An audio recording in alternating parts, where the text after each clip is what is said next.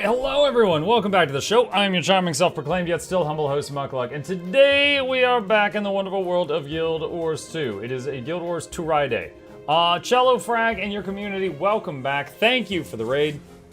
Little hiccup. Appreciate that. Cello Frag raided us during the intro. Thank you so much for that. Welcome to all of you. Locals, defend yourself from the baguettes. Still humble indeed. We are continuing the Guild Wars 2 week of craziness with the Twitch drops are still in effect until the end of Sunday night. If anybody wishes to partake in those, that option is available to you. We got some cool stuff lined up tonight. We got some cool stuff. Gonna be working on some of the new content, the legendary backpack, and also starting in about 45 minutes, gonna be getting on a call with Noxxi the Noxian and Lorana T. We are going to be joining with them. Now I of course love this expansion. Loranity is my, my debate partner. Loranity hates it. She just despises it, hates everything about it. Noxxie's probably going to be like a referee or something. And we're just going to talk about it, share our thoughts, and figure this out. And hopefully, together, with all our brains combined, we can find out what the hell happened to the Eye of Janthir. Because nobody has seen it. Nobody knows where that thing went. So, let's see. Someone in chat says the Elder Dragon collections are 50% off now as well until the 9th. Really? Give me a second. Hold on. I'm pulling my own referral link up, and I'm going to go check to see if that's on their website. Let me see. Let's see. Collections. Wow. Wow. Yeah, they are. Holy smokes. Oh, shoot. I'm going to have to do another news video. A nose video. Yeah. Okay. Let's see. Hold on. Go back. Janthir Wilds. Collections. What about the previous expansions? End of Dragons is 40% off. Soto is not discounted. Janthir Wilds is the same. Path of Fire, Heart of Thorns, $11.99, 60% off. $11.99 for two of their biggest expansions. Oh my gosh, Guild Wars 2 is free. Well, that is pretty crazy. I wonder if Steam is having the same deals. Let's see. Guild Wars 2. End of Dragons, $17.99. Let's see.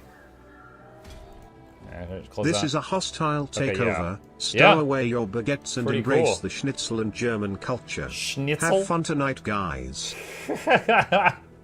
Thank you, Bench. Appreciate you. If I want End of Dragons now, can I get the dragon mount? No, End of Dragons is where they ended them. That's when they stopped giving out the mounts. The dragon mount, the sky scale, is included in Living World Season 4 and Path of Fire, like combined, and Secrets of the Obscure offers another way to get it. End of Dragons, they kill the dragons. There's no dragons to be found there.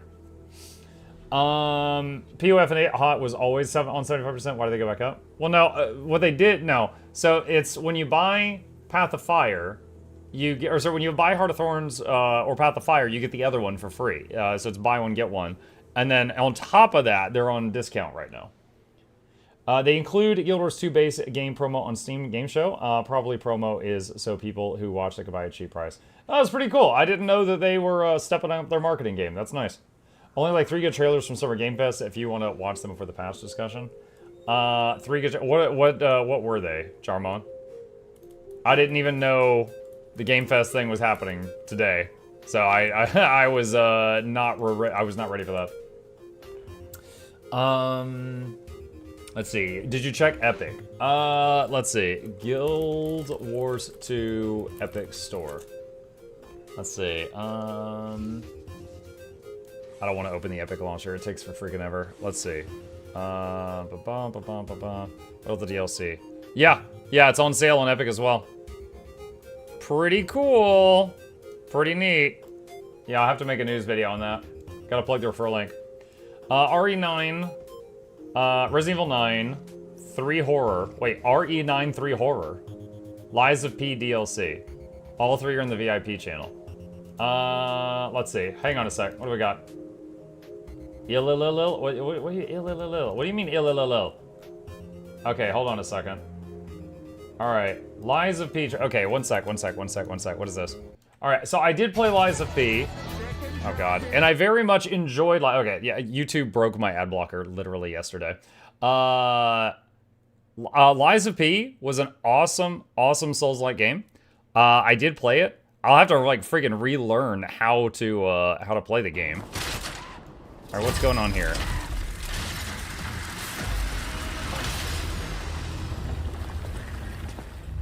It's like a giant hand up there.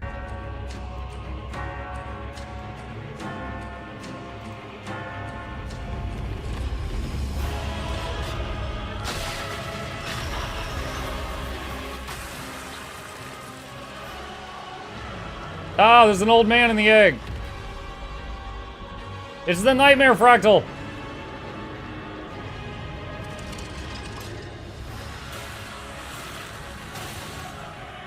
Wait, what? Wait, okay, he's got a bow and arrow now and claw weapons. Those he didn't have those before. He's got a gunblade. Wait, hold on. Wait, what was that? Dante? Hold on. All right, he looked like he has a Dante costume.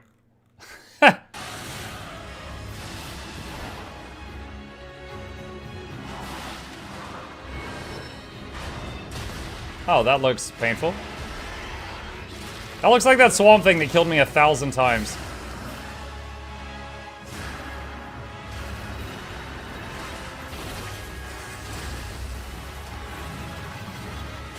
They're like, buy our game. Look at all these glorious new ways we made to kill you.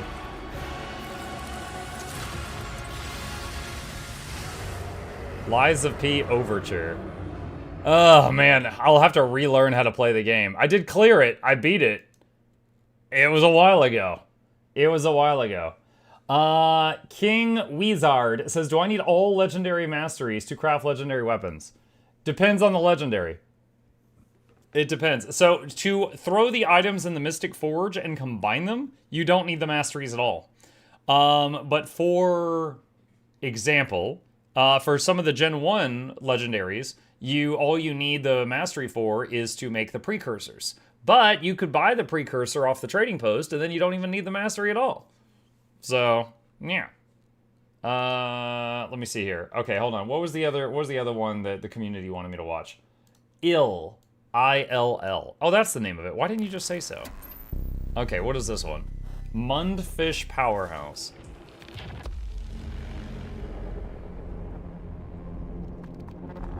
Nom nom nom nom nom nom nom nom nom nom nom. Ew, the fingers, they're leaving. Okay, what? It's like the new Silent Hill or something? What is this? Okay, you seem like you have all the time in the world to hit that thing while it's climbing out of the wall. Alright, so everyone's really tall and really naked and they running weird.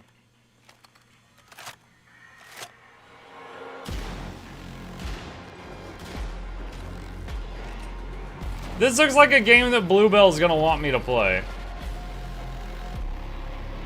This looks what the heck? No, no, no, no, no, no, no, no, no, no, no, no, no, no.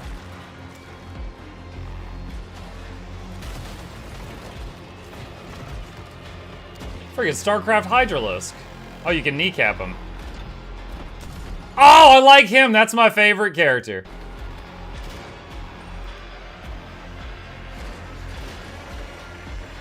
That's a big baby. Okay, and then there's some kind of spooky after credits here. Alright, yeah, that looks horrifying. That looks like nothing I want to play, and it looks like something y'all will probably make me play. Alright, what's the next one? Resident Evil 9. Oh my god. Wait, this one is 3 minutes long. Alright, I don't want to devote 3 minutes to this right now. I tell you what, I'm gonna leave this one open in another tab. I'll watch this later. I'll check that out. Watch the end. What? Is it just gonna be a freaking jump scare? Hang on.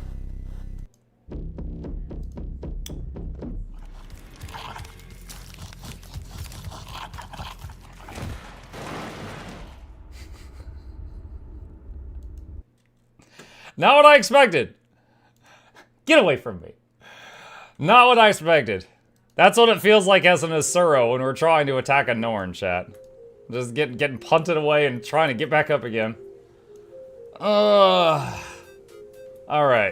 It's your favorite character because it's the only one that doesn't have its dangly bits. No, it's not looking horrifying. You can kick babies. Great.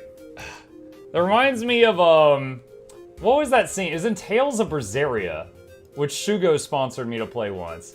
And there was a scene that was basically like that. Hold on a sec. Hold on, here we go. As I remember, I made a YouTube short of it. Okay, hold on. I gotta wait for this ad to play. It's an ad for pizza. I had pizza for dinner, chat. Okay. All right. Hold on a sec. Just gonna show you guys this. This is very similar. All right, so we're playing this anime game. Do it, number 2.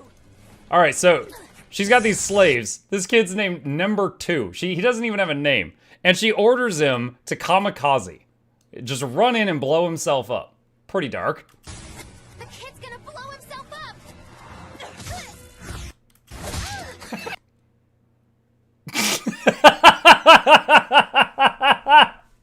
That was the solution. So seeing that clip you guys showed me a second ago, I immediately thought of this. The kid's gonna blow himself up. Dude, she just nails him. She's just like, stop it, get out of my face. Just kicks him in the head, and then she kicks him away. Kick all the kids all the way. Yeah. Oh no, it's a kamikaze. What do we do? Kick it. I made pizza for dinner, but had no mozzarella, so no pizza for me. Oh no. Oh wait, I made pizza sauce for dinner. So you usually got jar pizza sauce. Velvet, don't care, kick. New game from the Yakuza guys looks awesome. Last preview I saw of a Yakuza game was the one that was like Pirate Yakuza, which did look pretty neat. Noted solution, kick it. Yes. All right. Let's see. What do we got? Mr. Monsters Convergence. Let's see. /wiki et. The new one's not on the event timers in game yet. Actually, wait. Do I need to update it? Module repo. Events table. No, it's up to date. There's not a new one. Titanic Voyage. So the Baba Nisos one should be happening right now. There we go. When's the new Planetary Annihilation game coming out? Wait, what? I didn't ever hear that Planetary Annihilation had a new game coming out. I know they're working on, what is it, Industrial Annihilation? Is that what you're talking about? They were trying to do a Kickstarter for that one. And then Beyond All Reason is very similar. Did you ever check out Threads of Time? That's the one. I don't know. I haven't heard of that one again since then. Let me see if anyone's doing this one right now. I don't see Livia talking. Or Lydia. Let's see. Janthir, Bava, Meta. Oh no. I mean, I gotta try to join, I guess.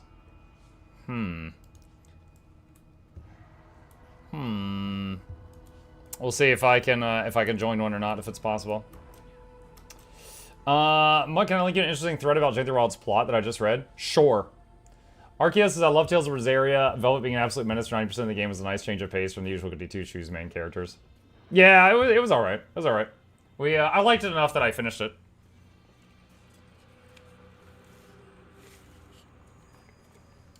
Let's see. Plag has linked me a Reddit thread. It says, I feel the storyline of this expansion could have been improved if a certain character were present. Okay, so, chat, I've already played the game. I don't know if this is going to contain a spoiler. There's a spoiler warning here. So, if you need to close your eyes, you've been warned. Alright? Alright. Alright, consider this.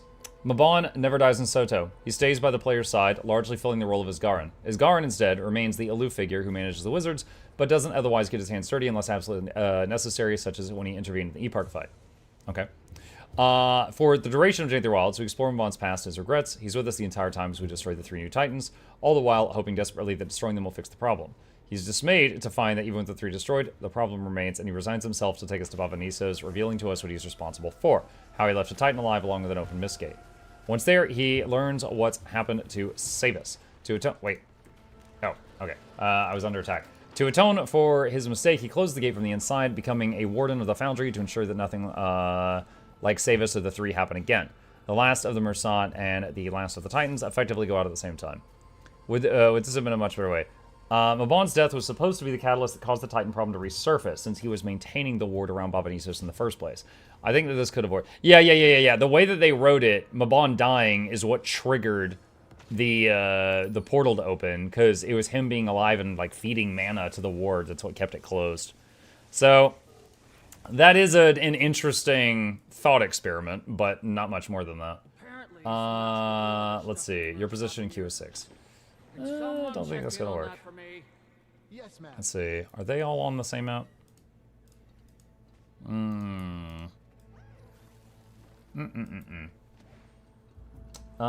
He has a name, but she didn't give him one of that Velvet you're talking about. Tales of Zestiria is supposed to be a sequel to Tales of Berseria, but Tales of Symphonia is where it's at with Tales games. I like how it's so easy to figure out which game comes in which order with names like that. Sure don't hear her talking. Just catching up on chats. Alright. Well, I guess all I can do in the meantime is just knock out some events and stuff. Let's see what's going on here. Here, let's do your thing. Magic with the Skywatcher, but I still don't understand it like he does. I trust my instincts, though. A rift opened up near a piece of that. A lot of the stories have a problem with characters dying too early on for it to matter the way the story feels like it wants to. It somehow. Please follow me. Yeah, I mean, Mabon dying was a part that, like, really sucked. Like, he was a character that was kind of likable, and then that was, like, a driving force behind Zoja making the decision she did. And it was also, like, what made, it was part of what drove Isgarin to finally, like, work with others and not trying to do everything himself. And then it also is the catalyst that opened the gates, as mentioned. So, like, they had a reason for that. Could it have possibly been done in a better way? Sure. But, you know, there was, like, cause and effect from that one. This area will be overrun. Handful of summon fixes among Tainted Girls patch notes today. But... Oh, there we go. My thing just found. Summon fixes? Hold on a sec. Where's the patch notes? Hello? Big patch live. Yes. Good. We've entered the mall. Oh boy. Beset by an All right, hold on. Let me help these guys with this meta. They need me to come save them. Then we'll deal with that. Okay. So they are currently fighting not Gorseval.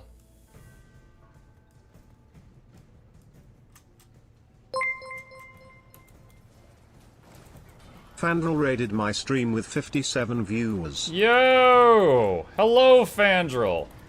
Thank you for the raid. Very kind of you. Ow. Thank you very much. Truly appreciate that. What's up? Welcome to Fandral's community. I just started my stream a little bit ago. We're kind of just getting started here. Just joined this meta. Plan for tonight, we're going to be just messing around doing new Guild Wars 2 content. Also doing a kind of a talk show. It's not tea time because I'm not teapot and I don't drink tea. I drink Coke, but if I call the show Coke time, everyone's going to get the wrong freaking idea. So I don't know. But anyway, I'm doing a not tea time with me and Lorenity and Noxxi the Noxxi in it a little bit.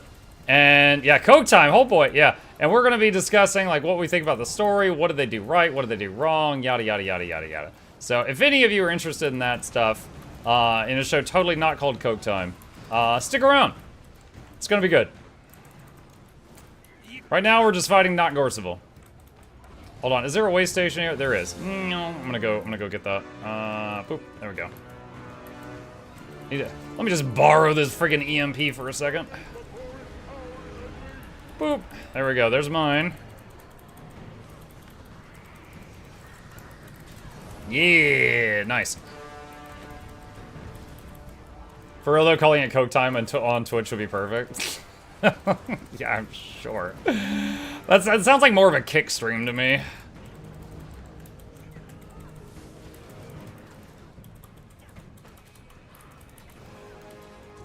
For a microsecond, I thought I saw Lorenity here, and then I remembered that you guys named my turtle Laura, because she's always late. How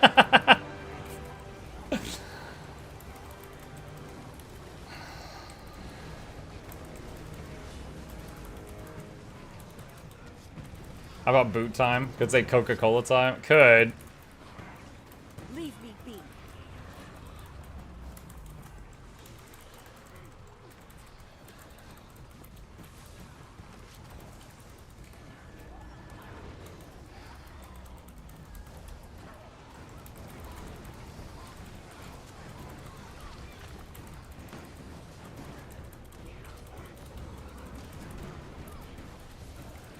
Coke time or bust. I don't know if it's needed. When is Guild Wars 3 coming out? There is no official evidence that they are working on a Guild Wars 3 at all. It's possible, but there's been nothing official about that. And if they haven't even announced it, then if they are working on it, we probably got like another 5 years or something. Don't think it's going to be out by Christmas.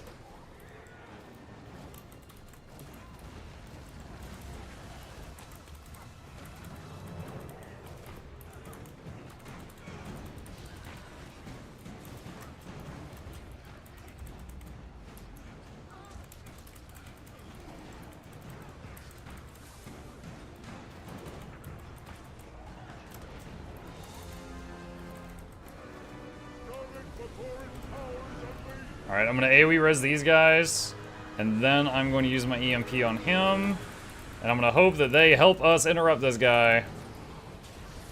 Turtle, you slam! Yeah! We slammed him so good. Welcome to Japan. Come on in, slam, and welcome to Japan. How many WoW expansions before Guild Wars 3?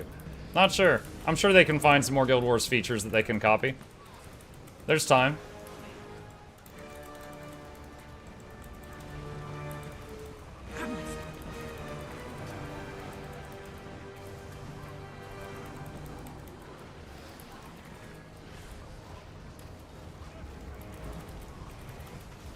So Mike, I bought 4K glacial slivers and upgraded them into 1K glacial shards. My wrist hurts.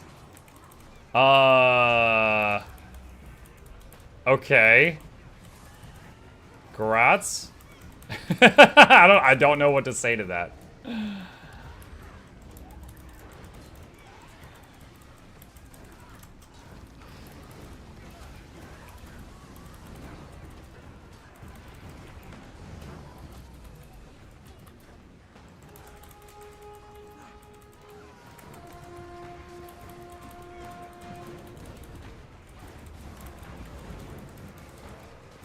It's 86 silver profit per.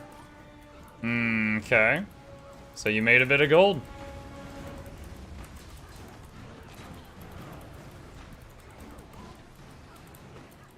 Yeah, there's quite a few ways to make money right now. Buying and selling your 20 shards of Bavanisos per week. Buying and selling your 20 shards of Mistburn Barons per week.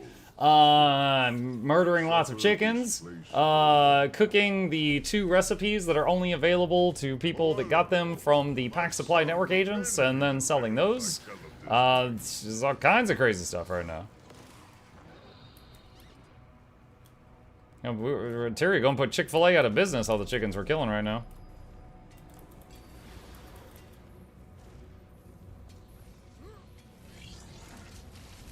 Guild Wars 2 is now twice as old as Guild Wars 1 was when Guild Wars 2 released. And it's doing very well for itself. Which recipes? Hang on.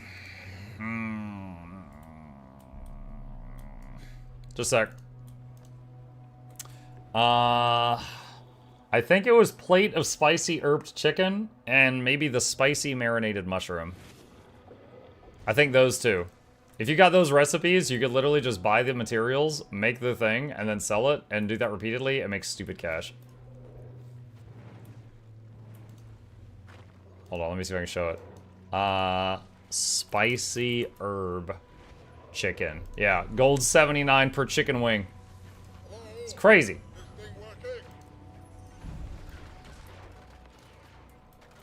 Is the Janthir Wilds backpack sellable or account bound? Pretty sure it's account bound. Is there a tooltip for it?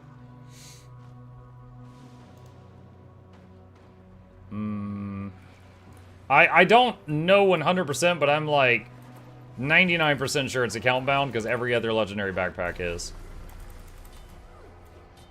10k gold, you rich? I'm lower upper class. There's people that play the game that I know that are gold capped, and so they had to make a new account. Like, this is nothing to them, but it's rich compared to many of the younger players. It's so freaking weird and stupid they added cooking requirements to the backpack. I think it's kind of funny, Plague, because it's like cooking was one of those recipes that wasn't really needed for anything too crazy other than having one for feasts in your guild. And they made it make sense. The demon that we're trying to entice to become our backpack wants to eat food. So we're gifting it. It makes more sense than any other, like, gift of wood? Who are we gifting wood? Don't answer that. But the demon wants a gift of feasts. It wants food. Like, that one actually makes sense.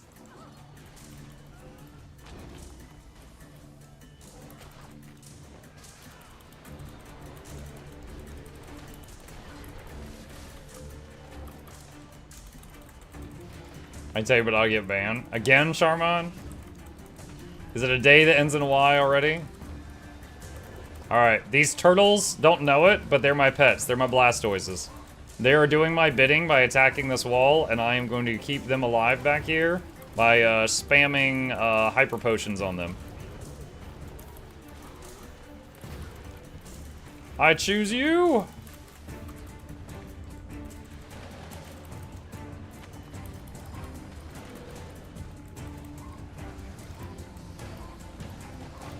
What's max mastery now? 633. I just got it yesterday.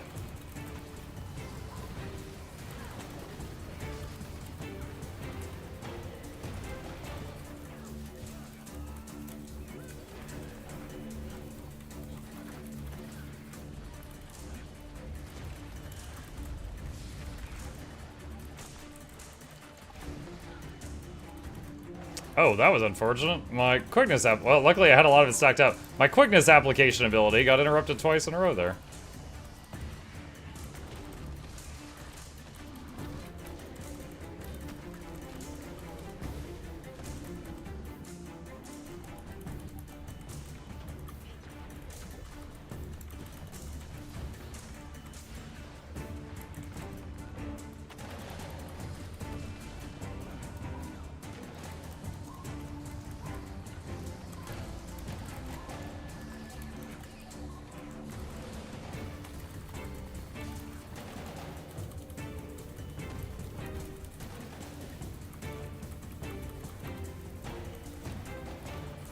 Mark, I'm trying to craft amalgamated gemstones. Is there a way inside the Mystic Forge to use the same item in 3 different slots? Or do I always need to do that in my inventory? The second thing you said. You've got to separate it out into 3 stacks. I will say that, you know, it may help you. There are dozens of recipes for amalgamateds. So you might find some easier than others depending on what you have saved up in your storage.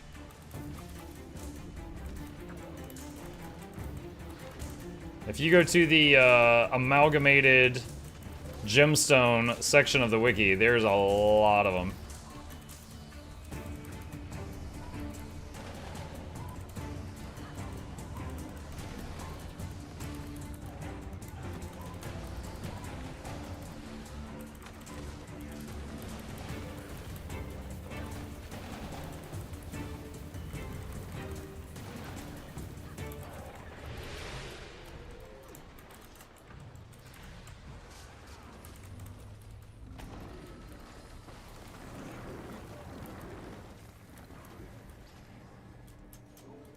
False announcement at Game Fest. Wait, what? What was the false announcement at Game Fest?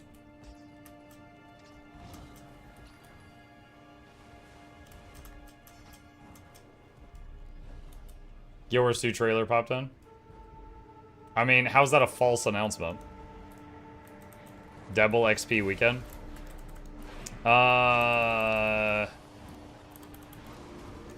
Bonus event Summer Game Fest. To ensure summer growth, enjoy boosted experience gains during Summer Game Fest for 2 days. Oh, cool. I don't understand how that's a false event, though.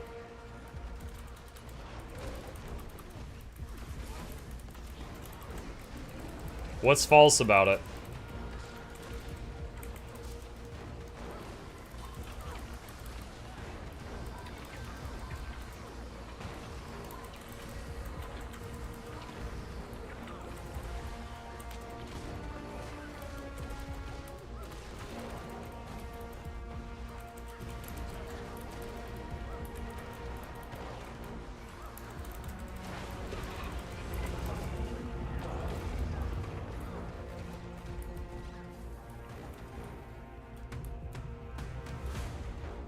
Where's the next one, y'all? Where are we going? That one's shielded. That one's shielded.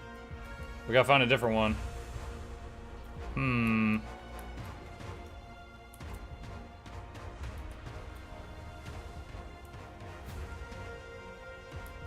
Ah, there's a macrophage up. Okay. Oh! As soon as I got there, he's like, sit down. Yes, sir. Sorry.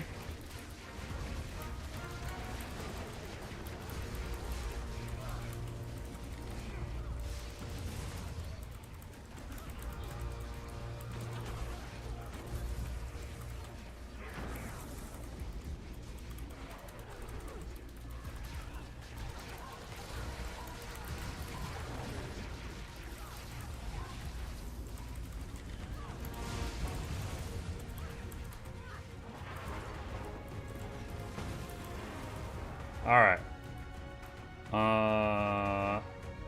Maybe this one down here? Let's see if some people join me.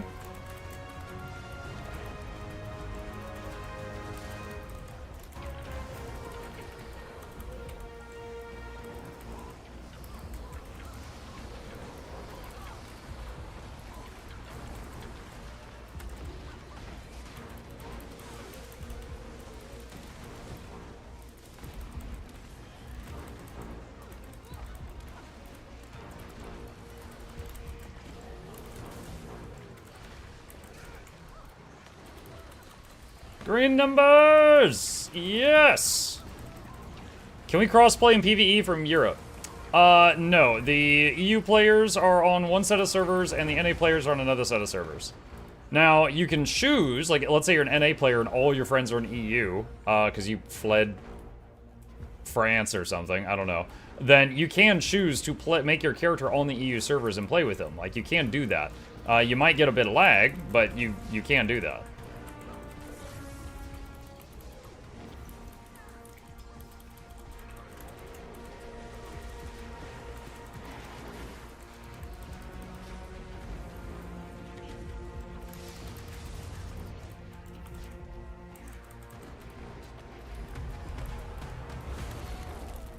I'm gonna AoE res these two. I think I missed one of them.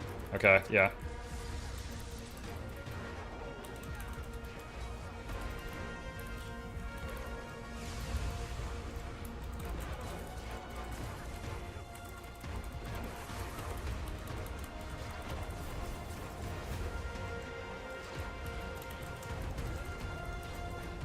Oh my gosh.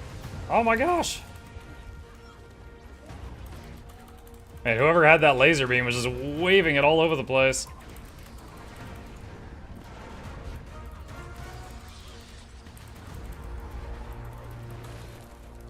Ow.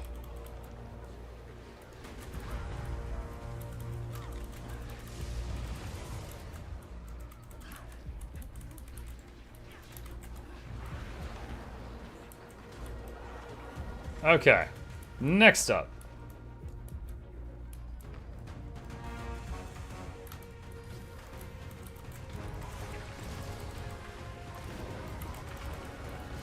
Why is it so quiet? I can't hear the game, anyone else. You can't hear the game? Chat, is my volume messed up? I frequently am told that my stream is a little quieter than others, but are you guys able to make an adjustment and hear me right now? Or do I need to mess with something? I do appreciate being told when something's broke.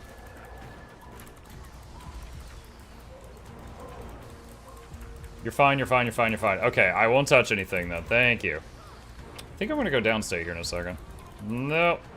Had a moment there where I didn't have any way of cleansing, and I had a lot of burn stacks.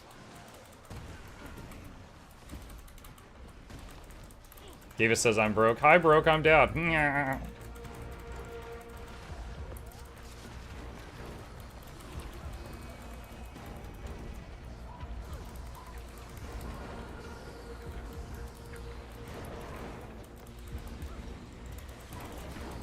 Hearing muck is fine, game is quiet.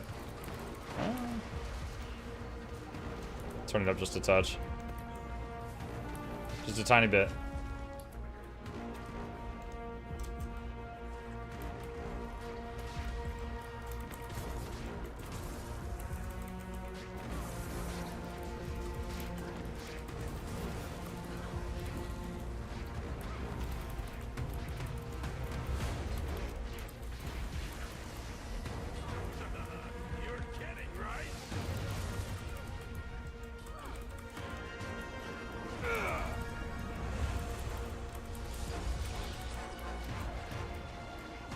Res there. Got one of them. Search and rescue that guy. I think someone else got him. You got me.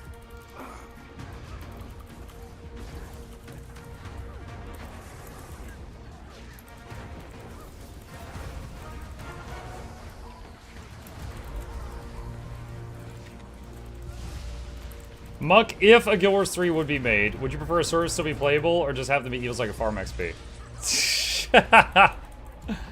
I mean, I'll say if Guild Wars 3 has Asura, I would probably play Asura.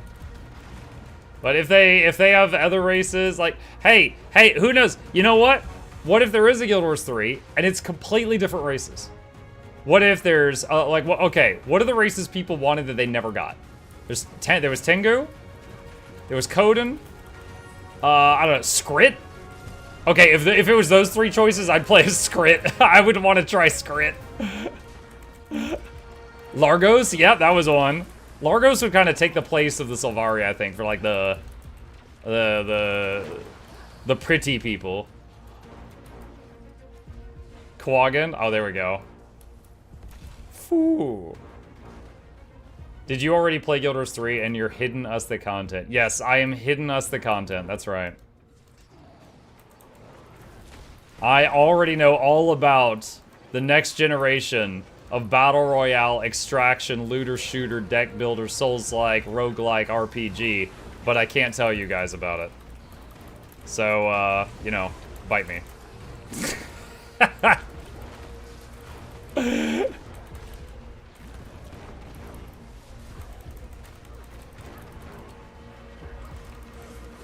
You forgot Open World Alpha? Oh, my bad. The MMORPG PvP DVD for kids with ADHD.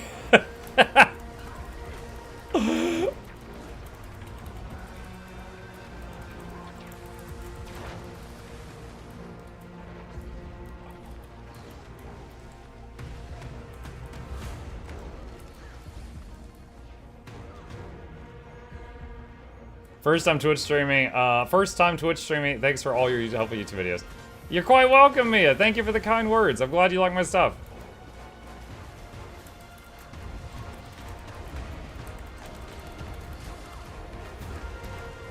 Ooh, I threw down Aegis. A second too late there.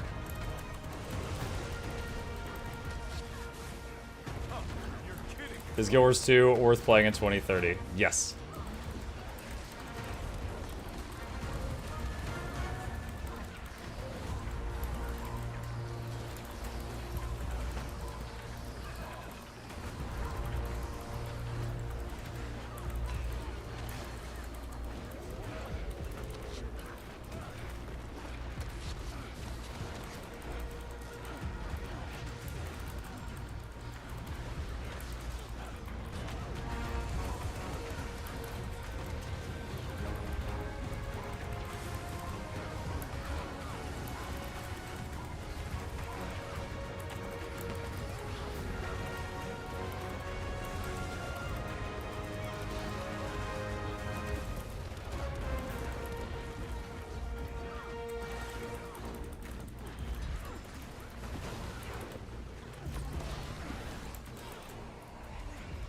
Run.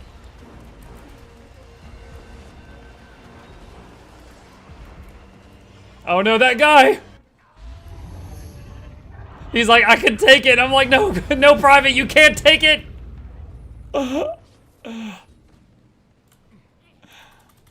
Oh, man. Alright, let's see. Map meta event progressed. I never know when this meta's over until I see completed here. That's it. That's one of the things I'm going to bring up in our talk chat. I think this meta needs a better end. As I can't tell, when I win in the mid lane, I have to read the treasure chest to see if the other lanes are still going. I don't know, it's just such a just deflating balloon of an ending. I don't know if it's over without reading the treasure chest. Mug, stay here and hear Livia. Stay and hear Livia. We talked to Livia last time. Being serious, did you already get some news about Guild Wars 3 that you can't talk about in public? if I can't talk about it in public, then how would I answer your question? If I say no, then you'll be like, he's lying. And if I say yes, but I won't tell you, then you'll be like, he's probably lying. Like, I can't win. You've put me in a situation. Wink twice if you know. There you go. Is he winking, or does he just have really irritated eyes? This isn't a private stream for your adoring fans? No, you're here. I've started this meta is really good. I'm British, we downplay stuff. Isn't it over when everyone gets blown up for no reason? No, that's later. Let's see. Alright, it's about that time. Let me go. There's luck. Ouch. Love you. Watch them skip to Guild Wars 4 in a couple years. Yeah, so what if Guild Wars 3 has already come out? There's like some really obscure game that's in Tyria, but it's just like a mobile game that's only in China or something. And we don't know that that's Guild Wars 3, so when Guild Wars 4 gets announced, then we're all like, wait, what?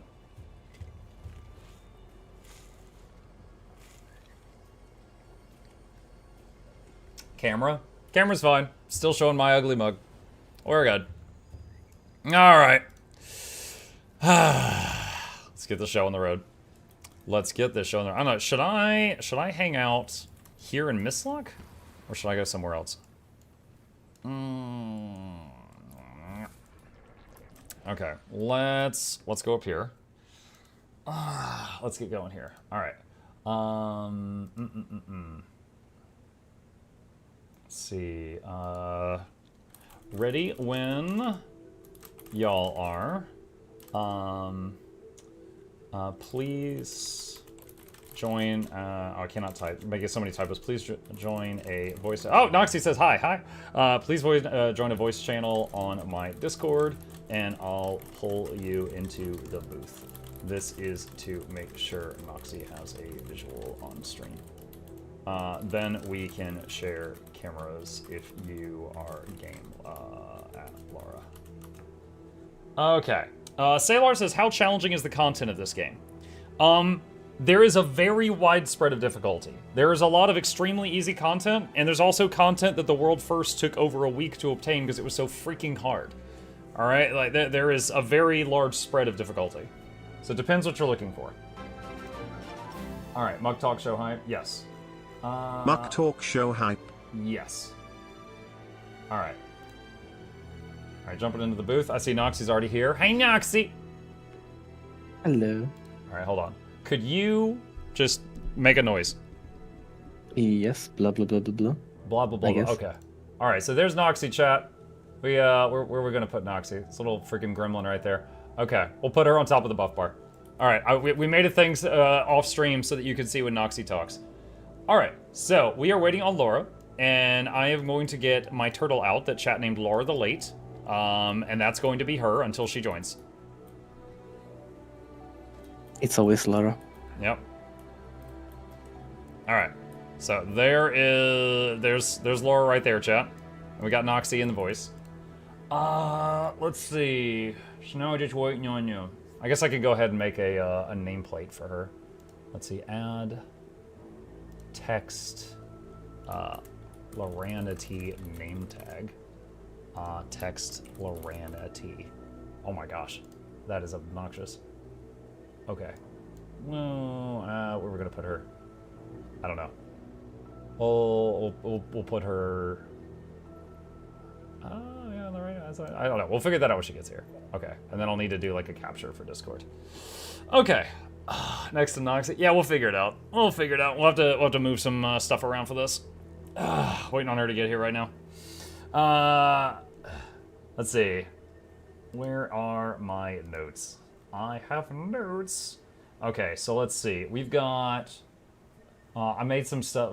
Notes. I have map meta, map events. I have Janthir. Story. Let's see. Story stuff. Let's see my mail. Convergence. Okay, so let's see. What are our topics of conversation? I've got some bullet points for the map meta, for map events, for the story, for the I wrote like one thing for the convergence. I guess this thing would be more story. Do that. Okay. And then whatever they want to add as well. Alright. Is she here yet? No, she's not. Well, she's got 3 minutes before she's officially late. You could make this podcast while you guys are fishing. Call it Fishing with Muck. But then I have to fish. I don't want to fish. I don't know how Noxxi feels about fishing. I don't want to fish. I don't like fishing. It's boring. Yeah. It's chill, but it's boring. Yeah, I've gone fishing in real life, and I think that Guild Wars 2 did an excellent job of capturing how mind-numbingly boring it is. I had a coworker who was fishing every single day after work for 6 hours. I wonder if they just like hated going home to whoever they had there. I don't know. But I will say, like, if they enjoy it, like if it's their hobby, if it's their peace and tranquility, you know, power to you. I find it just so dull. Noxxi's too loud? Okay, I'll turn Noxxi down on my side. Am I too loud? Well, you know what? The last time I had you on here, you must have been too quiet because I had you at 170%. Yeah, I am quite still IRL, but I turned on in Discord this automatic gain control, so I guess it pumps up my volume a bit. Oh, I remember the last time I talked to you on here was when you were playing way past your bedtime and your family was asleep and we were playing Vermintide. So I kept having to make you louder and louder and louder as the night went on. Yeah.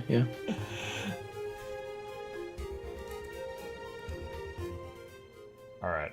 Yeah, when we played Vermintide. I remember see Laura. that day. I see Laura. Hang on. Hi, Laura. Hello. Hello. Excellent. Look, everybody in my chat is being like, Lar, you're late. But I'm like, no, I'm not late. I'm still like 2 minutes early. I have the turtle named What's Laura happening? the Late next to me in the center of the screen, just taking your place until you get here. I don't know what you're talking about. Oh my gosh. Give me 1 second while I set up my camera. Can I do will that? do the same. Yeah. I'll turn mine on as well. Oh, I'm not allowed to use my camera in this channel. What? I think you gotta You set up need the permission. Oh my god. Yeah. All right. You know what? Hold Make on a me an sec. admin on your Discord. I am okay? going to do No. that. Please don't break everything. Just a moment. Let me see. You Where's can the... unadmin me after. Where? Hold on. Technical difficulties. Yeah, I know. I'm trying to find the button. I think because we're like in voice that I right click on them and the buttons are different. Let me see. Is that good? Right. Options. More options. Time to kick everyone on Mook's Discord. Oh my gosh. She has to be an admin if she's the only one left, right? Let's go. Noxxi, do you know how to do it? I'm Like, excited for this. I thought if I just right click on her, inviting me. there would be an option for like give new permissions, but I'm not seeing it. I think it needs a role permission.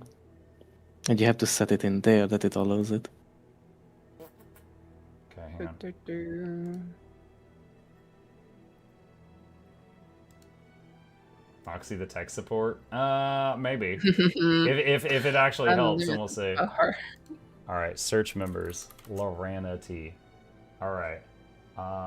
Add role. Oh, here we go. Dude, I have never seen this screen. I think they changed this since the last time I had to do this. See, I have minions for this these days. It does I haven't feel had to like do this they in changed it ages. constantly, doesn't that?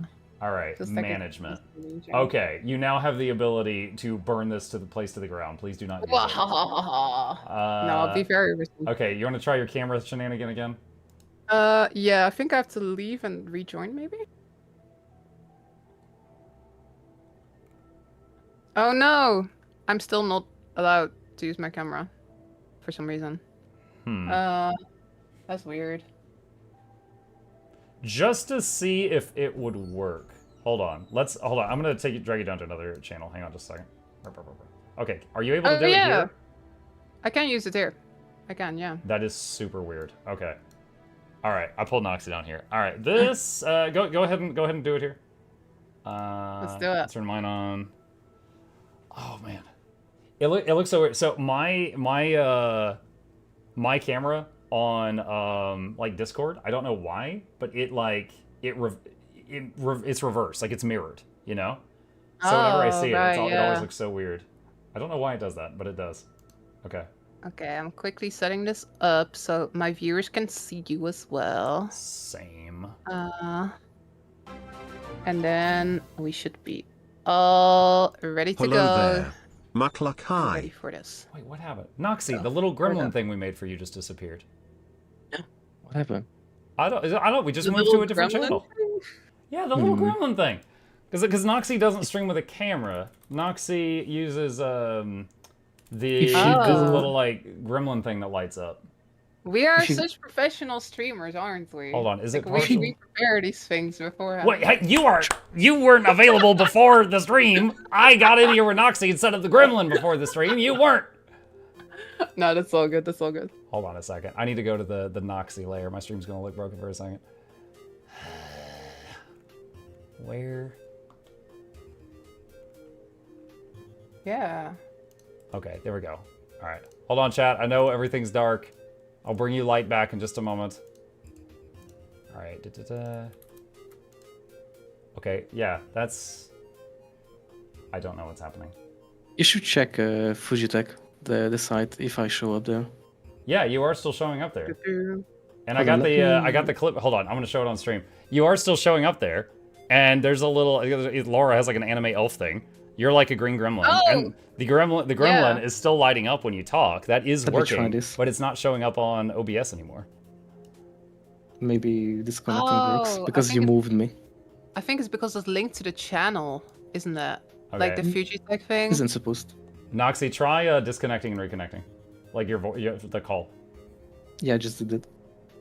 You just did? Okay, wait, that didn't work. Mhm. Oh no. All right, so somehow Laura's camera, by chain reaction, broke Noxxi's camera. That's I'm so sorry, Noxxi. That's what I'm getting from this. All right, that's fine. You know what? I'll do a Man. screen capture of your Discord thing because that thing lights up when you talk. We'll just make do with that for now. Ah, perfect. So,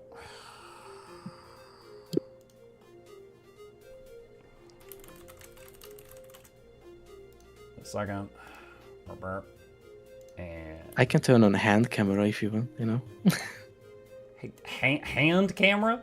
What is hand? Why do you have a hand camera? Because I'm painting minis. Because you're painting. Oh, like the Warhammer minis and stuff?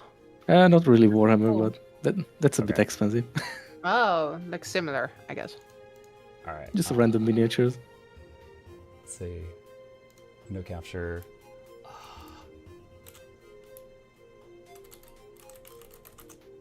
Oh my god, I'm gonna have so much cleanup to do after this. I'm just slapping this together. Duct tape and prayers.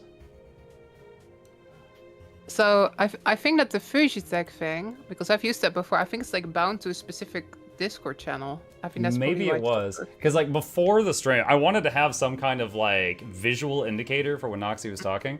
And so I set this up before the stream, and we had the little light up icon that Noxxi put in, you know, and it would light up whenever they would talk. However, as soon as we changed channels, it went away. Yeah. I think maybe the best bet then is to somehow get the camera working in the other channel. Just like I mean, channel it's okay. permissions or whatever. I think you need to set up the channel actually to allow camera or something, because I don't think Yeah, I it's think so. it might not be a role, but might be the channel setting that it doesn't allow. I gotta I check can't for really that. check We'll, 'cause I have we'll no figure permission. that out later. Give me permission. Figure that out later. All right, hold on. I gotta get your name tags. I made name tags for you guys. So Whoa, people are that's like, so who's professional. talking? There, that they know. Okay. All right. Nobody move. It's working. No I will one move. touch anything. I Wow, will wow, run wow. away. We've got something here. All right. Okay. So we're gonna make this the official start time. So if you guys want to record it, you know, go for it. All right. Awesome. Here we go. Okay, so welcome everybody. We've got a bit of a podcast here of sorts. I am Mukluk Douglas Bartholomew Reginald Esquire the Fourth, joined by Noxxi _ Green Rose, and also Lorena no _ T. And this is very similar to one of you moved. One of you moved. Who is this? What the heck? Someone just joined the call. No! How do I Right, kick them out because of the this call? it's a public channel, I think. You... Dude, So who is this? people- They're muted. People can just pop in. Who is this white lady? Get out of here. I think somebody just went like, "Hey, I see people in Oh my voice god. chat." Honestly, what do you like, think? Egolina, leave. Hold on a sec. oh my god. That's gonna be Duct good. tape That's and so prayers. I'm funny. telling you, duct tape and prayers. All right, man. Do we actually need to go to another channel? I don't know. At this point, we're not even using the thing that I originally set this up on this server to do. Oh no. So why don't we just go back to the private call? All right. Yeah. Let's just do that. All right. Disconnect. Friggin', I hate people chat. I hate human beings. I hate human beings. All right. There we go. All right. Let's go back to here. The whole reason we were in that channel was to fix the thing for the Noxxi Fujitech thing, but it ended up not working. So I guess there's no point in being there. All right. All right. Turn on camera. Sure. Okay. I'm here. Are y'all here? Yes. Yep. Okay. Let me redo game capture. I'm so mad at Egolina, whoever the hell that is. No, that was funny. That was good content. That was my viewers enjoyed that. Oh, I'm sure they did. All right, hold on. I'm resizing all the mucking capture windows. I almost slipped. PG stream. Okay. Wait, Noxxi, now your freaking thing's working. What? Yeah. I don't even know. Oh, that's okay. good. All right. By the way, Mark, do you know that you don't have to zoom in? I think you can just drag down this like black background in Discord in the group chat, and it will be enlarged for the camera and everything. You can just grab the edge. You can teach me that later. It would take more time for you to teach me that new skill right now. Just grab the edge. The edge of what? I don't know Just about the the edge. bottom of the entire like camera. You should have known place. about the edge. Okay, look. I'm almost done here, okay? I'm almost done here. No need for all that. Do you see the bottom of that black bar? Literally just grab it with your mouse. I see many buttons.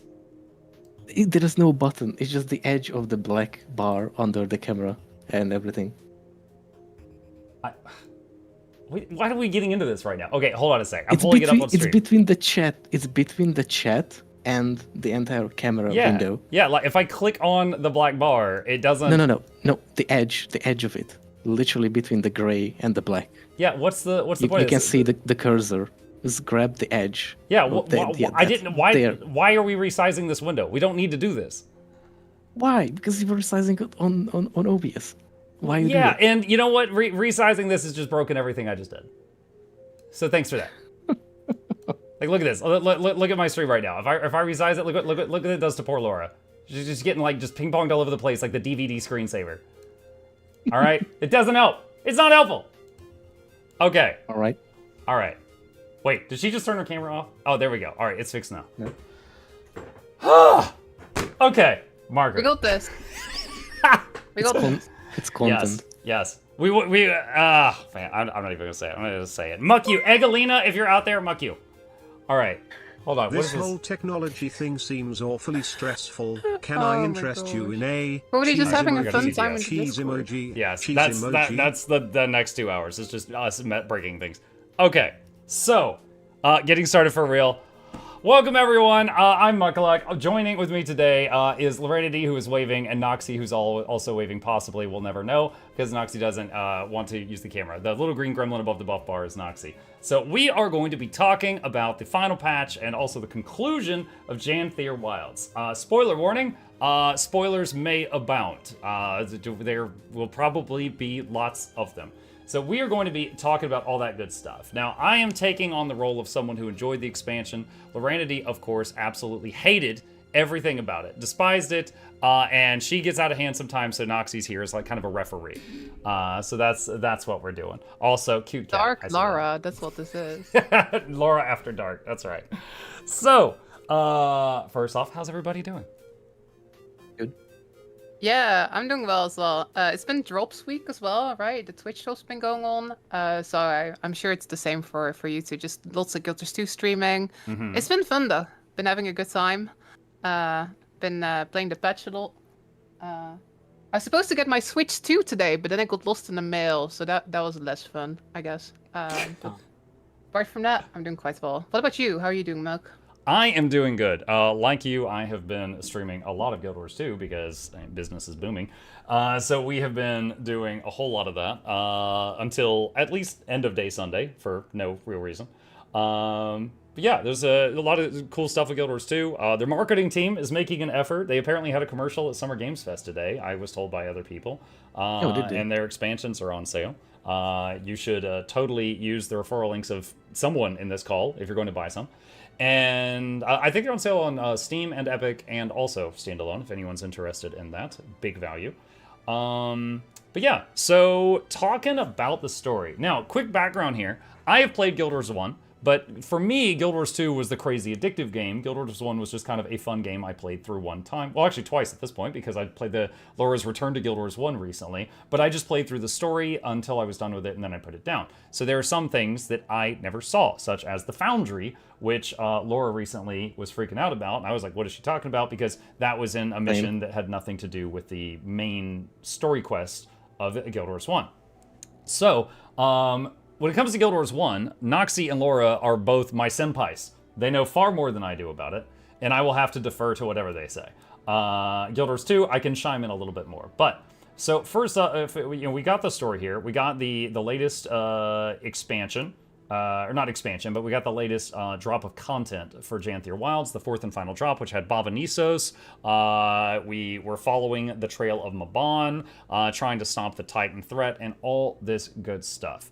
So first, just a very general question, and we'll start with Laura. What did you think about it in general? About the whole patch as a whole, I guess? The story chunk. Let's focus on story. The story specifically. I think for me, I was really into the story as I was playing it. We talked about the previous patch quite a bit before, right? We talked about repentance and now absolution. Yeah, you I was very hated that excited one to sort too. of see. Yeah, no, I really liked repentance. Actually, there were a lot of like Guild Wars 1 references and cool Mersat stuff and everything.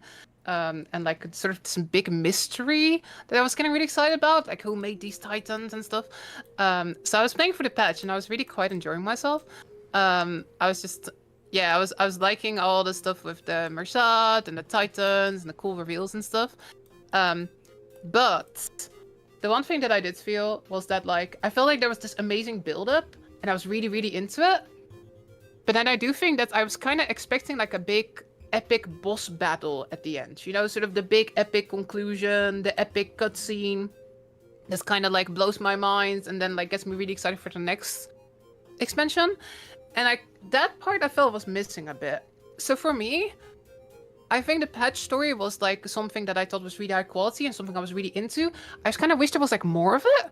I kind of wish that there was that big epic sort of like cherry on top, you know? Like it's like I had a cake and I really enjoyed the cake, but I was like, oh, but I kind of wanted the cherries as well. Now if you hadn't yet played the content that we just played and you were guessing what that big epic boss battle was going to be, what were you thinking? Like another Titan, like Ura, or like something else entirely? Well, I've been on a big, I guess, like conspiracy theory for the past year or so. Like, not to get into the lore too much, but like my whole theory was that like Menzies was the one making the Titans. Menzies is the evil half-brother of Balthazar, who's been we've never encountered Menzies, but like he's been mentioned throughout the franchise, sort of like very rarely. Yeah, I know almost nothing about him. Yeah, because again, there's not even much to know about him. He's kind of like this enigma, this like mystery inside of the story. So I was like, oh, that would be so cool if that's like the big reveal, and then we go to the Foundry, and then we encounter Menzies, right? So I was sitting here and I was getting so hyped, and then right before. This is a spoiler, but right before we went into the Foundry, this group of like shadow creatures shows up, and like Waiting Sora goes like, "They're shadow creatures." So I was like losing my mind. I was like, "Holy shit!" My conspiracy theory, it was real, because the one thing we know about Menzies is that he's called an army called the Shadow Army, and these were very clearly like Menzies minions, and they showed up right at the end before we went in there. So I was like, "Oh, we're gonna go into the Foundry, and then Menzies is gonna be there." So I was Nope. getting really hyped up. And then we went to the foundry, and then Menzies wasn't there. so I was kind of missing that big epic reveal boss battle a little bit. So to verify, you're talking about the part where Livia tried to use the Staff of Ore and it didn't work, right? They were like, use the staff, and she's like, I'm trying, it won't work. I'm actually not. I'm talking about like right before we went into the portal. There's like one part where like these like creatures come out of the portal, and there's a bit of a battle in front of the portal. And again, I think that if you're playing through that and you're just like, oh yeah, some creatures coming out of the portal, and you just kind of don't think about it. But again, as like me being like on this conspiracy theory, I was like sitting here like, holy shit! Oh my god! It's the Shadow Army! It was Menzies all along! Whoa! And then I was like, we're going into the foundry! It's happening! And then it didn't. So that was a bit sad. However, I still think I'm onto something, because they clearly showed these shadow creatures, right? So I think Menzies will maybe show up in the next expansion. I think that would make a little sense, right? That this is sort of a Maltese, like the lore nerds are like, whoa, Menzies, whoa, whoa. You think it might be a breadcrumb they might build on? Exactly. In the same way that they showed the Eye of Janthir in the final Soto patch, right? But we're going to talk about that. Give me time. Yeah, we'll talk about that. But I thought that, like they gave us like a breadcrumb. Like, I was sitting here like, oh, this would be so cool. And then like Menzies reveals himself, and then you hear the voice, and then it's like, you get really hyped. You're like, the next expansion, we're gonna fight Menzies. But they didn't really do that. So it's like they gave us a little breadcrumb, but I kind of wanted a big epic moment and a big epic cliffhanger, you know? So to me, I really enjoyed the story, and I was really into all the speculation and the stuff with the Titans. I was like having a blast, and I was playing it, and I was like, I think this is one of the best story patches I've played. But then it felt really anticlimactic at the end. I was like, so I was having a really good time, but I kind of wish there would have been one more epic moment, reveal, boss battle, like War Eternal, end of season 4. There was this epic boss battle. That's kind of what I was missing. So in my opinion, the story wasn't bad quality by any means, because I really liked it, but I would just like to see more of it. I'd have just liked to see one big epic moment, and so I think that sort of affected people's response to the patch a bit, because it felt a bit anticlimactic. It was cool, but we kind of missed the epic boss battle. Noxxi, do you kind of agree with that view of it? Yeah. The expansion kind of felt like the story of the expansion was okay, but it felt like it was missing something? Yeah, quality-wise, to me, it was pretty alright. I don't think it was really, like sort of bad. It did a little bit fell flat for me at the end, a little bit, because I too was kind of expecting maybe, a bit of a reveal for Menzies or something, because I had the same thing at the end when I seen the shadow creatures. I was like, oh, okay, that's where we are going. At least I was glad that we could actually see the foundry, which we seen in the trailers too, or the teasers. I'm actually very happy about that.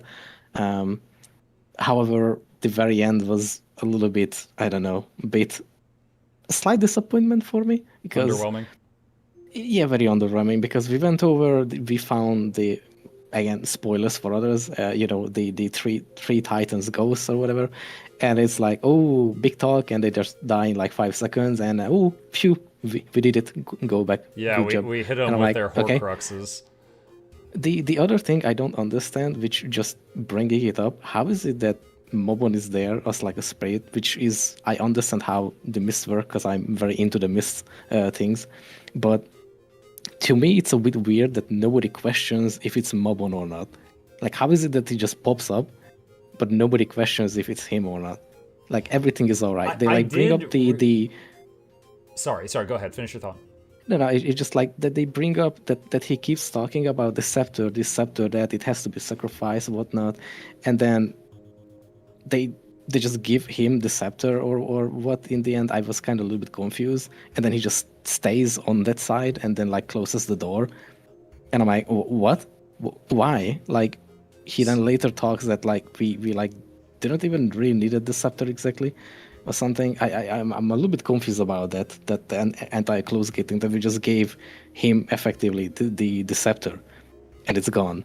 So and nobody questions it. my understanding of, because I kind of liked the well, I say excuse, but the storytelling choice that they did with Mabon's ghost being there was they said that while he was alive, he had linked his life force to use it as a battery to like keep that place as it was.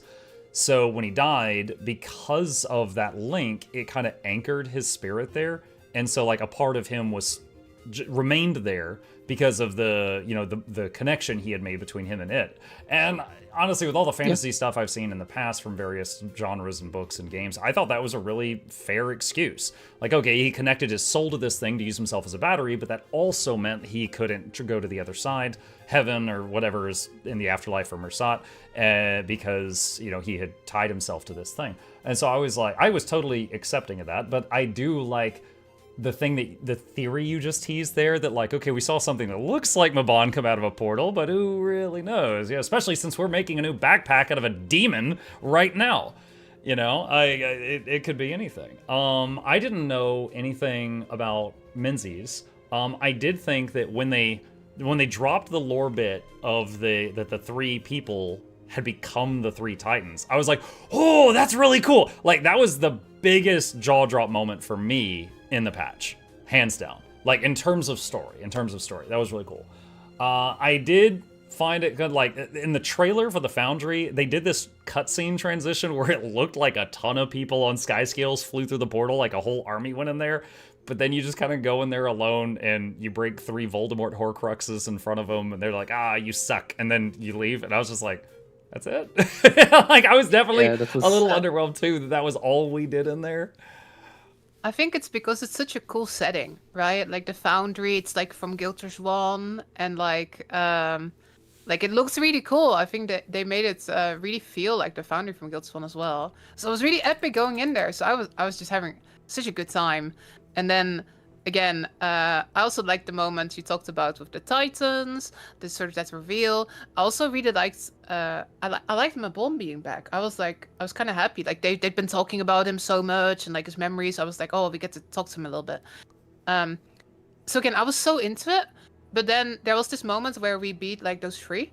And then I was like, now there's going to be the boss fight. And then we were leaving. And I remember just sitting there and being like, no, let me stay. I don't want to leave yet. I want to like go kill something cool. So I think it was a bit of whiplash there. Oh, also. You know, because it was like so epic. And then it just ended fast. So yeah, again, for me, it's really, I just wanted more of it. Yeah. I just wanted like it to keep going and have some cool bulls. That's what I wanted. So to one thing, Noxxi was saying that there was some confusion there. Now, I don't know for 100% that I was reading it into it right, but my understanding was like Mabon's connection to that thing, because of the connection he had made between his spirit and that thing, is if the door was closed, he had to be on the other side, or he would get like severed. So he had to be on that side. So he could only close the door from that side. He couldn't close the door from our side because of that. And then he needed an object of stupid amount of power to be able to do it. And the only thing that met the criteria, those qualifications, was the Scepter of Ore. So he's like, you got to give me that, and I got to use it from this side, blah, blah, blah, blah. Yeah, but I was like, it's, you know, how convenient. Yeah. And then he said, and then, you know, they said that they can't just leave the door open because for whatever reason, the Foundry would just churn out more Titans if we left that gate open. I don't know if the big Titan that is in Baba Nisos, or that is Baba Nisos, I'm not sure the right phrasing for it, but I don't know if with the portal closed, if that thing can wake back up again. Like, obviously, in terms of the meta, we'll just keep doing it as much as we want, but in terms of the lore, I don't know if that thing is supposed to get back up again in time, or if it's cut off from the Foundry, so now it stays down. I don't know. Do you guys? Yeah, my understanding, or at least the way I interpreted it, I guess, was that it was sort of like, I guess, like siphoning energy through this mist portal, right? Like infinite energy coming in through this portal, basically. So my understanding was very much like, now that the portal's closed, like now it's gone, right? It won't be back. It's dead. It's very much what I thought about it, at least. Noxxi, anything to add? For me, actually, one thing was very exciting, though, to say. Actually, 2 things that is kind of interesting. The first thing was that it was cool to see the other side of Door of Komali, effectively, because the Foundry has that the big yellow bubble that we could see. In the first teaser, when we first seen that, or in the second one, I can't remember, I was immediately jumping up like, no way, that's that. But I really question, why does it keep having that spiraling thing up to the sky? Like, does it mean it's active? Does it mean it does something? Because we don't really know. The second thing that I find very funny is that I don't know what the Titan called, the entire Abovenissus, but it has a voice actor. When did it talk? I don't think I heard it talk, did I? Does it talk? Because I don't remember if it talks. Does it talk? Yeah. In chats, you guys can yell at us if we remember missed something. I don't immediately remember a time when it talked. Because No, I don't it's remember weird. either. And I was playing with voice and every audio on very loud, and I never heard it, apart from the growls, of course. Yeah, one chatter said. Right, it maybe growls. that's what it Yeah, is. maybe it's just some guy growling in the voice box. Yeah, it's like, whoa, whoa. Let's see. Elsenlock says it does a roar at the end of the meta. Maybe it's just the guy screaming. Right. All That right. might be what it is. Okay, so let's rip the Band-Aid off right now. One of the big things that's bouncing around the subreddit and like Twitter, specifically Noxxi's Twitter, Noxxi's made some excellent memes on this topic, is what is the deal with the Eye of Janthir? Now, let's start with Noxxi. Noxxi, what do you know about the Eye of Janthir? Like, just in anything. Honestly, at this point, it's kind of weird because we never really knew what it was. Like, it is an entity, an artifact, an item. Is it a spell, like a magic or whatever? Honestly, I still don't know. There is no clear explanation for it.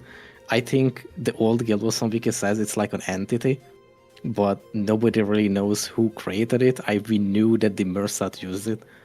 Apart from that, I'm still interested in it. That's why I'm a little bit wanted to know or wanted to see it during the expansion, but then that never really happened. Now we see it in like just knowing what I know I've seen it in multiple raids, and we saw it at the end of Soto. And just because of the name Eye of Janthir, I always kind of thought it was like Eye of Zaitan, where some entity was looking through it to view what we were doing. I never really thought that the Eye of Janthir was itself an entity. I thought it was like a looking glass, like a crystal ball type thing.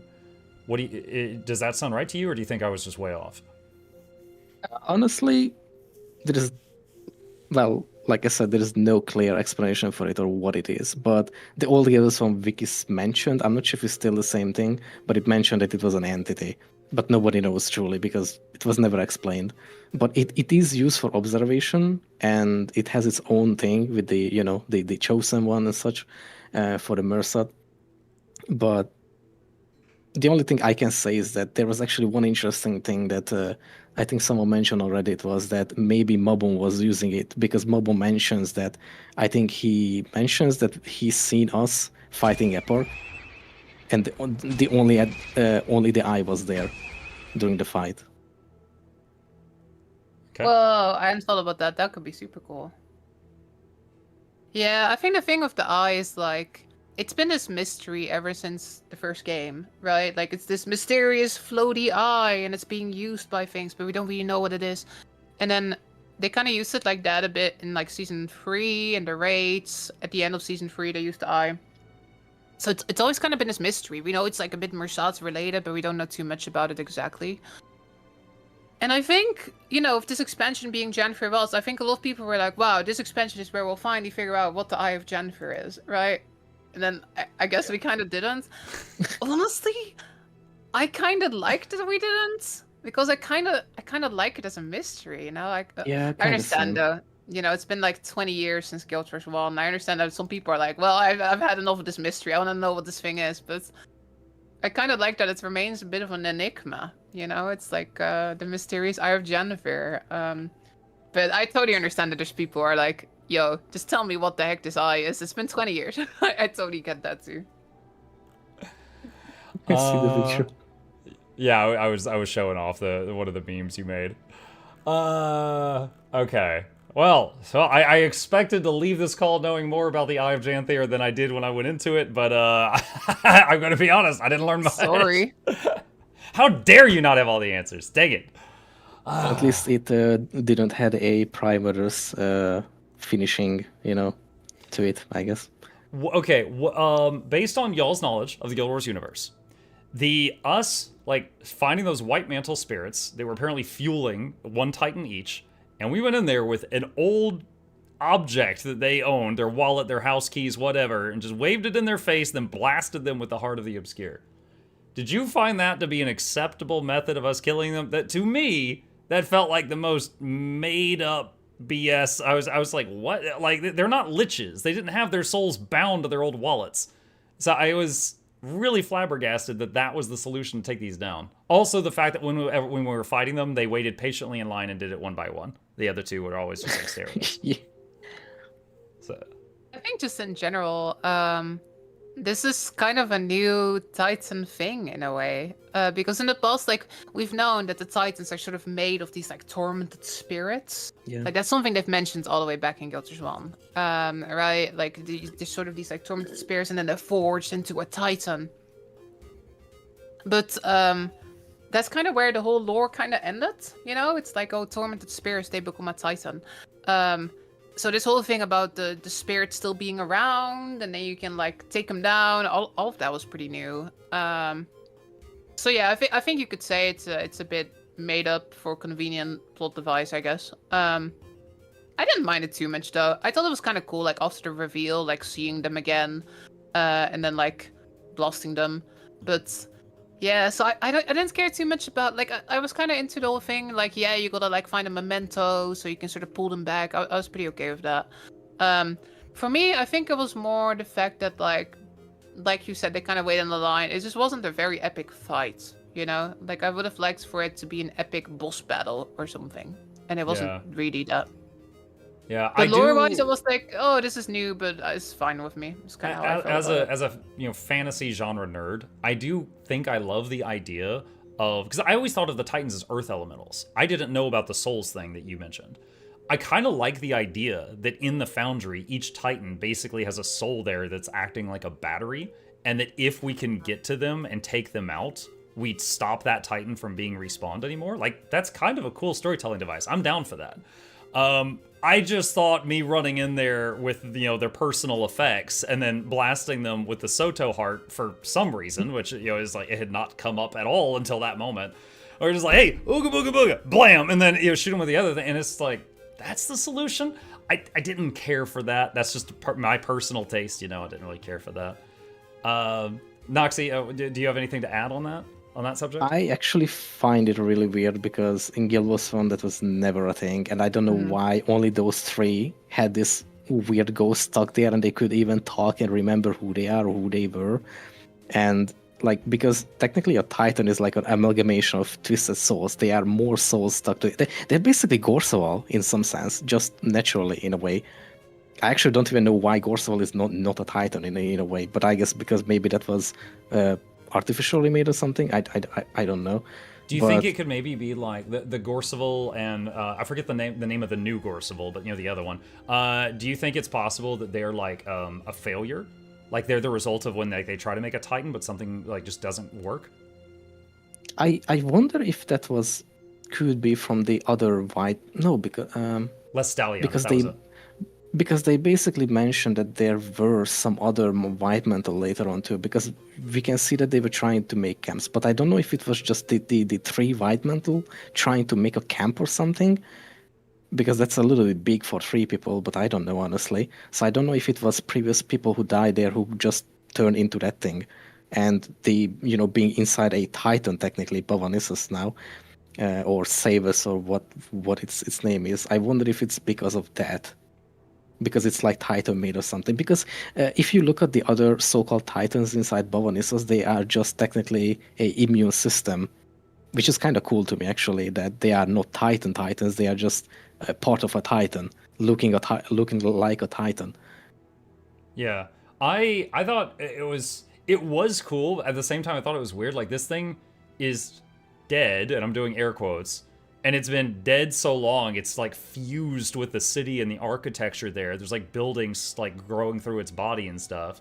Or his body is fused with the buildings that were already there, I guess. I don't know which way to say it. but at the same time, it's alive enough that its like organs are pumping and it's got these immune systems running around. And I'm just like, dude, make up your mind. Are you dead or not? I wasn't sure. And also, I was going to ask you guys what you thought about the Lestallion.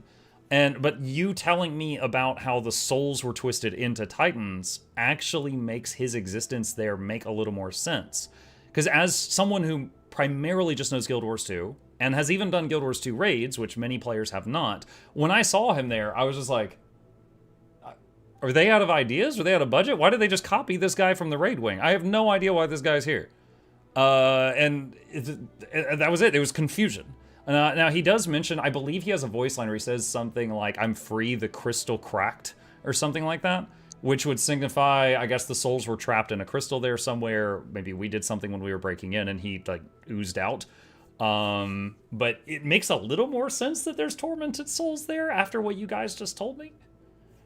Yeah, I think there was actually a line about, I think I've only heard this once, but I remember hearing it and being like, oh, I think there was a line about the Bloodstone Keystone, which is kind of fascinating in and of itself. But, you know, there's these Bloodstones, and, like, the White Mantle, they've been sacrificing people on top of these Bloodstones. Right. The Keystone is, like, one specific Bloodstone, one specific shard of the original, I guess. So the way I read it was like, oh, I guess they've got a Bloodstone around here in Bavanisos, and all these people got sacrificed. And, again, the lore for Gorseval was kind of like, there's all these, like, twisted spirits, and they can't move on, and then they've sort of formed into Gorseval. So to me, I was like, oh, that makes sense, right? Like, it's the same as in the raid. In the raid, there were all these innocent people being sacrificed, and then, like, the spirits couldn't move on and became a Gorseval. So I was like, oh, that's also what happens here. But it's interesting how similar it is, right? It's interesting how, like, the way I see it is that Gorseval / this one, I don't remember the name, but my sort of interpretation is that these are sort of like almost like naturally occurring ones. There's a lot of like twisted, tormented spirits, and then they form a Gorseval creature, and that the Titans are specifically like forged, right? The Titans are specifically like made. There's a forge, like somebody has this forge, and then they use a bunch of magic stuff, and then they twist the spirits into a Titan. So I guess the difference between like I don't know, if you're going skiing on a natural mountain or if you're going skiing in the hall, you know? Like one occurred naturally and the other didn't. That was a terrible analogy. That was pretty awful, yes. It's also honestly why Titans are kind of scary in lore, because they are highly adaptive to the environment. That's why Savus turns into technically entire Bavanissos, because it had nowhere to go. It just adapted so much that it turned into Bavanissos, sort of. Interesting. Yeah, I thought that was so cool as well, because I guess this is going away from the story a little bit, but I really thought that this map was going to be Mistborn Barrens Part 2. Because originally, when this expansion was first announced, they said that there was going to be one map in the patches split in 2 parts. And then they went like, well, actually, we've decided to like do these 2 halves as separate maps, right? Like, they sort of like changed the plan. So I was very much thinking that it would be like Mistborn Barrens Part 1 and Mistborn Barrens Part 2, right? Because originally, at some point during development, it was going to be one map. So I was kind of positively surprised that it felt so different. And I thought the whole concept of like being in this mountain and then you're sort of inside of this Titan, I thought that was incredibly cool. You know, so for me, on that subject, if you look at the map right now, Laura, for Bavanisos and Mistborn Barrens, and look at like that one waypoint that you start at in Bavanisos, there's like a chunk above it and below it that are still empty. There's room for a tunnel. Oh my god. I would say something, but because it involves map breaking, I don't think I should talk about it, but I would enjoy. I know what you're hinting Phase at. 2. Let's not talk about stuff like that. Yeah. Let's not. By the way, Laura, just asking you because you might have more thing about it. What do you think about the, like, okay, how to bring it up? So, at the start of the story, they brought up that these Titans that we met, you know, Decima, Greer, they are kind of sucking on these Bloodstone stuff. Where did that entire idea go? Like, what was up with that? Why? why were they after the Bloodstone and then not doing anything with it at all? I don't understand that part of the entire story. It made You no mean like sense to just me. in base Janthir Wilds then, right? I guess like not in the patches, but just like in the base Janthir Wilds release. Well, sort of, because like the Titans have nothing to do with the Bloodstones. Like, why were they after the Bloodstone at all? And I don't understand that part of the entire story of this expansion. The way I interpreted it is that it's just magic, right? It's just like raw power inside of the Bloodstone, and like you take and you get stronger. But yeah, I guess you can totally say that. Like, why exactly did they do that? Did they need more power? Couldn't they just get out of the mist gates? You know? I don't know. To me, it felt like, I guess, like you know, convenience writing. Like, oh, there's Bloodstones. They gotta go out there and get some magic. You know? Yeah. But yeah. I mean, yeah. You're totally right that that specific thing didn't go too far, I suppose. Yeah, it was kind of random to me. Yeah. I just I see Muck has IT tech issues again. No, it's okay. I tried to resize something. I broke everything. I fixed it. We're good. Okay, so let's see. I think the only other story note before we move on to something not story related that I had written down, unless I'll give you guys a chance to like bring up your own topics if you want. Did you guys see the thing with Ellen, Keel, and Logan at the end? Oh yes, that was so yeah. funny. Oh my god. And It's so at the end, for anyone who didn't see it, because we're past spoiler warnings at this point. There's a meeting, and there's an achievement called Introvert where you just pet the cat and leave, and there's an achievement to talk to all 32 people there. If you talk to all 32 people there, you see something happen. If you talk to the queen, she's like, "Oh my God, Logan's here! Oh, let me freshen up. You know, Anise, how do I look?" And she's like, "You're flushing quite well, Your Majesty." And it was cute. Okay, so she has she wants to look good in front of Logan, right? That's made abundantly clear if it wasn't already in the past. Then you go to Ellen, and she's like, "Oh, Logan's here?" And she's like, "Let me go talk to him." And she walks up, and her character goes like, "Wave," and then her character goes off and goes up to a door and despawns, presumably goes into the room. And you talk to Logan, and you do his talk and exhaust his dialogue, and then he walks away and goes into the same room and locks the door behind him. Now, I don't know the layout of that building. I don't know if that was a rear exit to the place or what, but it's sure a very exit. moment. Next X-Pac teaser. You know, yeah, the queen burns down support Divinity's Logan Reach. in this. You know what? I'm happy for him. Like for so many years, Logan has like chased after Queen Jenna. You know, and it has never gone anywhere. Like he needs to move on. Like it's not gonna happen. Like Jenna is just like keeping, you know, just like keeping him like, I guess like, what's the right word? Keeping At him on the arm's hook, length? I guess. Yeah, but then also it she's seemed like they always interested, liked but each she's other, not, but- like, you know what? Logan needs to move on. You go, Logan. Find somebody who appreciates you. Hell yeah. Oh, okay. So that was funny. Okay. Did you guys have any other story-related notes that you wanted to bring up?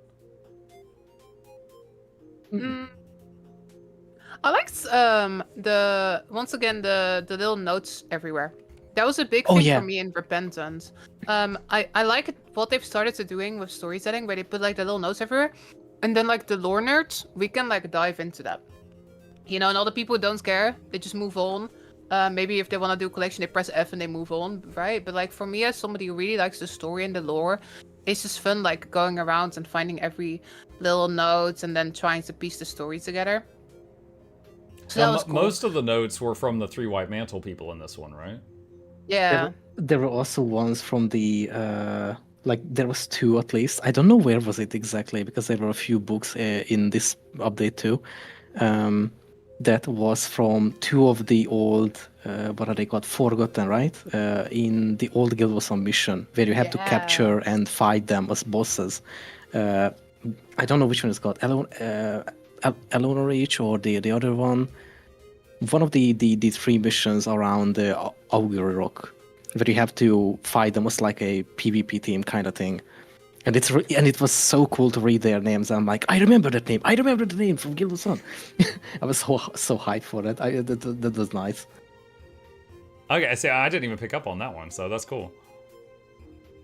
Yeah, just like those little like thingies that make the lore nerds happy. There was a bunch of that. I do think though that overall for me the story was something I quite enjoyed. I also really think it's interesting where the story is going.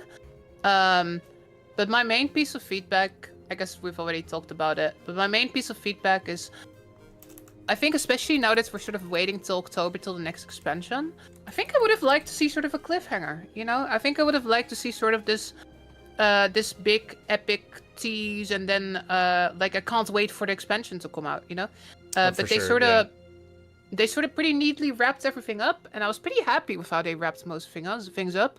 But I think especially if you're gonna I think it's currently in the vault 140 days or something till the expansion comes out. Yeah, and it definitely feels like it could be about anything. We could be going to the Tengu homeland. We could be going to the Mist. We could be punching Cormier in the face. I have no idea. It's kind of up in the air, and part of me respects that they're sort of not trying to cliffhanger you into the next season, but I don't know. I think a lot of people kind of like cliffhangers. So yeah, my main piece of feedback really is I would like to see sort of a cliffhanger into whatever comes next to get people excited. Yeah, we've already talked about this, but I would have liked to see a cool epic boss fight in the Foundry. Menzies.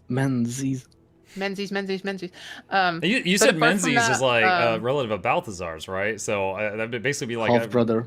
Us going to fight a god, not really prepared for that, right? I can't imagine that would go well. But yeah, I don't know. The commander's punching way above their pay grade at this point. I envisioned this. Yeah, so the way I envisioned this is you go in there and then suddenly Menzies shows up and you have to run away or something. You have to run away to the Mist Gate and you're like, oh my god, what is this thing? And then you close the gate, but there's something out there. So something like that, sort of a epic tease for what's coming next. I thought it was sad that they didn't go for something like that.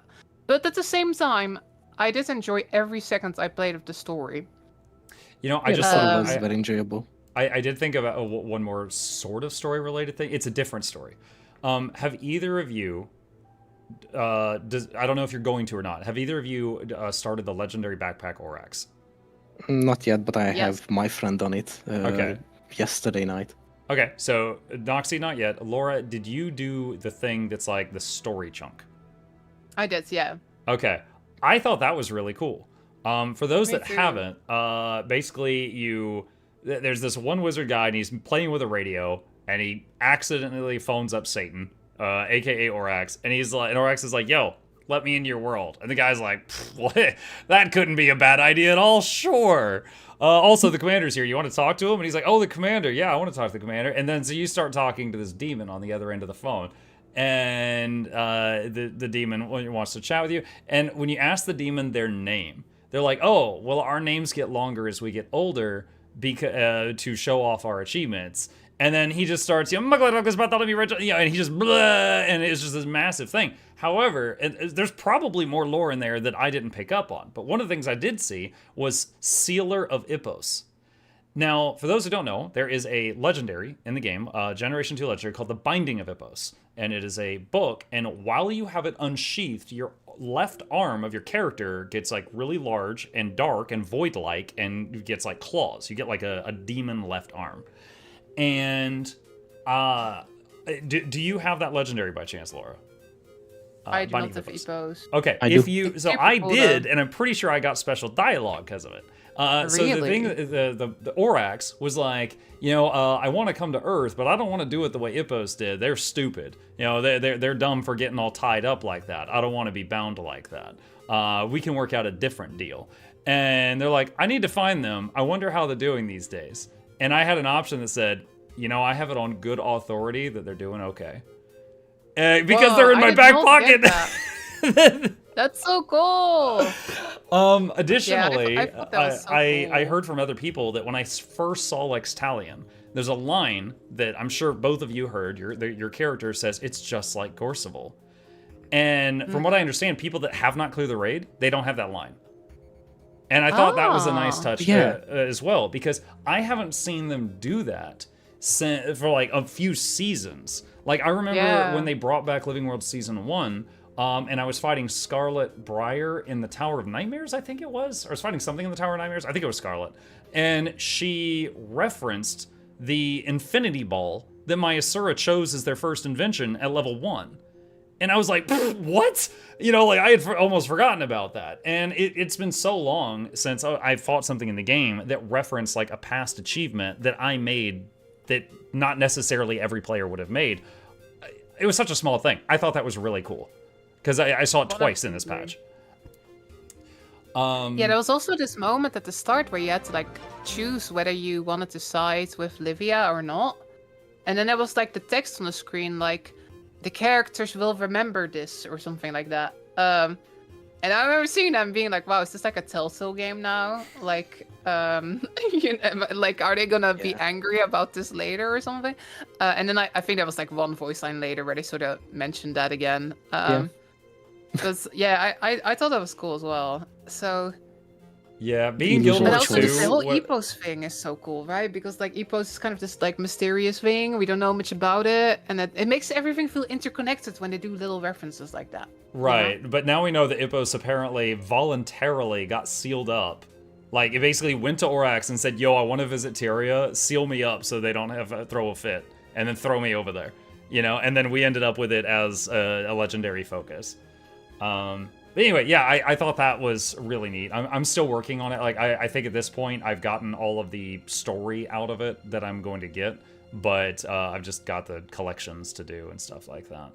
All right, so you guys mentioned you kind of wish that the expansion ended with more of a bang, bigger fight scene at the end. I feel that way about the meta. The meta, not bad. Not hating on it. Yeah. Totally don't mind it. However, the hardest part is the first fight. Well, not the first fight. First, you defend Livia for like a minute. Then you fight Lextalion. And Lextalion has... I've just started telling people, look, you have to bring CC. When you see his cast bar, he's casting, you all die now. You got to interrupt that, or we all die now. It's that simple. And people have kind of started understanding it. But it's like, he's the only threat. And then, like, you beat him, you split up, you go down 3 lanes. And I kid you not, when I finish a lane, I have to click the treasure chest on the bottom right of my screen to see if one of them says meta event ended, because I can't tell if it's over yet. Because I don't know if it's simply my lanes ended and the other lanes are still going, or if I'm the last lane and we're done. And I've had so many times people are like, is that it? Like, and they can't tell. What do you guys think? Personally, look for the red skulls at the end, if they are done with the lanes. Because it shows the bosses. That's it for me. If I'm in like middle lane or something. Yeah. I actually like the meta.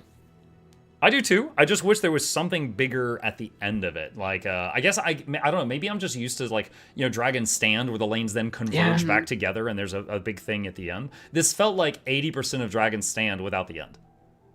Yeah, it's kind of weird.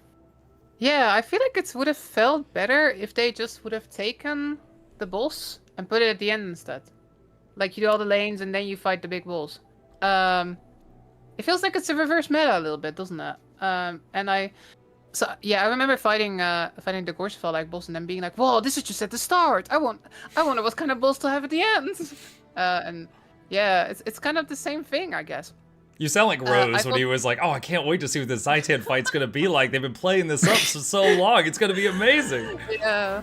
I'm totally with Noxxi. I like the meta. I think it's a like I actually really like that fight against the Gorsefell like creature. Because like you actually have to CC and like it's very clear feedback, right? So like everybody's kind of like I also think that people have gotten way better at it now. Like most maps I go on, like people actually manage to do it now. So I think that's actually a really, really fun boss fight. And I like the parts where you get on all the mounts and you gotta like break through and stuff and you split up. And then I think the middle lane is very fun. Because you've got like you gotta kill these nodules and there's these oozes. The other 2 lanes are less fun because you just kind of hit stuff and you keep find those stupid zits that keep kicking you off the cliff. Yeah. Dude, after visiting all 3 lanes for the achievement and seeing them all, I go middle every time. Yes. I have to say that on the sidelines, like north and south, I kind of like one thing in it, that the longs have different phases and at least they don't just respawn the same boss. Like the first one you get the boss, the second one you have to do something else, and then you have a secure the area around it, and then you can continue. Like it's not just like, oh yeah, spawn again, boss spawn again, boss spawn again, because good job guys, go on. Like it kind of always a different thing, sort of, not RNG, but it's always a different thing.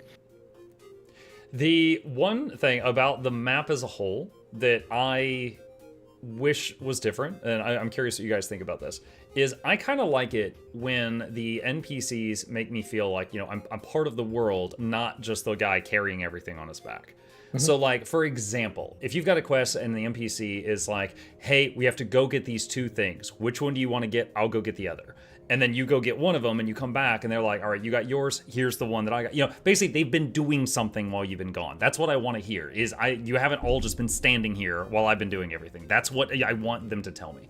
And in this map, oh my God, dude, all of the little NPCs for the different events around the map, they're just standing there the whole time. And one's like, okay, take this lotion, rub it on the door, circular motions. When I was a kid, I scraped my knee. And I'm like swarmed by titans. And I'm like, I'm busy. And they're like, also, it's delicious. Don't ask me how I know that. And I'm like, and then like there's the part where you're like in the stomach or whatever, and you're fighting the stomach acid, and the bear and the Canthan lady are like, yeah, keep up the good work. You're like melting in acid, and they're like, so are you single? And they're just flirting the whole time. And look, like I'm like okay, I appreciate finding love under pressure, but could you please help?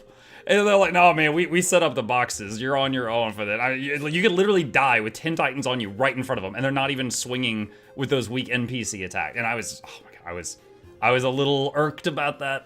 Also, side note, that one thing in the north lane where it's like the mirrors, I hate that thing. It takes too long. Yeah. It's I kind of skipped weird. that after doing it once. Oh, by the way, for like getting 4 of them, and it's really hard. Supposedly, it's very difficult to get that. Yeah, I tried. By the way, jumping puzzle, I love it. It's very old school. It's high. I love it. I love it so much. It's very simple, but it's very fun. It was good. Yeah, I think enjoyed it's that the best jumping puzzle since EOD. I really like it. Yeah, that was fun. I agree with you on the meta though. Again, I think it's one of those things where I'm having a cake and I really like the cake, but it's just kind of missing the thing at the end, Or again, maybe if they would have done it in a slightly different order and put the boss at the end instead, maybe then it would have felt better. But I like what's there. I do like. There was also like new music for like the final phase, which I really liked. It was cool. Yeah, it might have been cool. Just expanding upon what you just said. Like maybe while you're attacking the organs, you accidentally break a crystal, or like when an organ ruptures, it destroys a nearby crystal, and then he comes out of that, and then he has that line about the crystal was broken, blah blah blah blah blah. That might have been cool. Yeah, and then somehow and then maybe the whichever 2 lanes finished first get like just like a portal that pops over to the 3rd lane that's fighting it. I think that would be good. Yeah, because it does feel a little bit like. It feels a bit like Dragon's Stand, but then there's a boss at the start and there's no boss at the end. That's kind of what it's kind of like a reverse meta. I don't know, a bit weird. All right, and then let's see. I think the only other thing I wrote down was like the convergence. Have you tried the Ura convergence? No. Yeah, yeah. So just like most of the others where they took a raid boss and made it a convergence, they simplified it a bit because you can't expect 50 people to be so organized. And they took out a couple of the mechanics for Ura. And the end result is she's kind of just a big target dummy now. You go in there and it's like I think she's now, even though she was the final boss of the raid, I think she's the easiest convert. I think they got to give her something back. Because she's literally you just like auto attack her. It's not even much. There's not even much red circle bad. It's just hit her till the health goes to 0. I feel like they need to give her something back. Cause I almost feel bad for her right now. I'm just like, man, she has no self-defense. Yeah, she still jumps around and you just follow her, and she occasionally bubbles people, but you don't have to like pick up the thingy and use it to free them from the bubble. It's like she bubbles them, and after a second they fall back down. But it's literally everybody, you just zergs her. That's it. Yeah. So, I feel like poor Ura. There is a thing with like, I did the challenge modes a little bit, which I actually quite enjoyed. The challenge mode, like if you want to get gold, you gotta like kill the boss quite fast. that actually felt reasonably challenging. I thought that was pretty cool. And like also there was something with having to stand behind Ura because otherwise you'd get bubbled and stuff, but I didn't really figure that out. There was just people in my chat being like, yeah, there's a mechanic you gotta do. So I feel like there might be more to it than we realize. But that's only really relevant if you're trying to get gold on the challenge mode, I think. Yeah, like, I think the thing you were mentioning bubbled. is when she does the bubble, she like leans forward and it hits anyone in Yeah. the cone in front of her. So I think the reason that they were saying staying behind her is just to try to dodge the bubbles. I think so. I definitely want to go back and do the challenge modes a bit. It did actually feel reasonably challenging, but I agree. Out of the mechanic ones, I do think Ura is definitely the simplest for sure. I agree. All right. Oh, there is actually one other thing about the patch that I think we should talk about. Yeah. Not sure if you want to talk about the convergence more though, Noxxi, before we talk about that. I haven't done them since Greer. Oh, that's all good. I want to talk about my absolute favorite thing of this patch, which is all the QOL changes. Oh, thank God! I thought Like- you were going to mention Bram in some fashion. Okay, yeah, let's do it. Let's do Ram was QOL there me. for 5 seconds at the end. Oh, God. This is my favorite part. Yeah, he was. I think his No, himbo beard the- has gotten worse.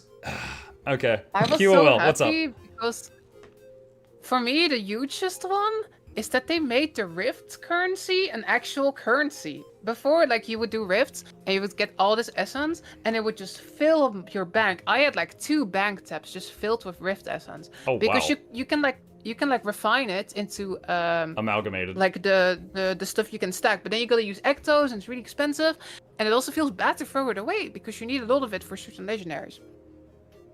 So I literally, because I didn't do the Sodo armor, but I've been doing Rift since Sodo, I literally had like 2 full bank taps that were wow. just like essence. Yeah, essence.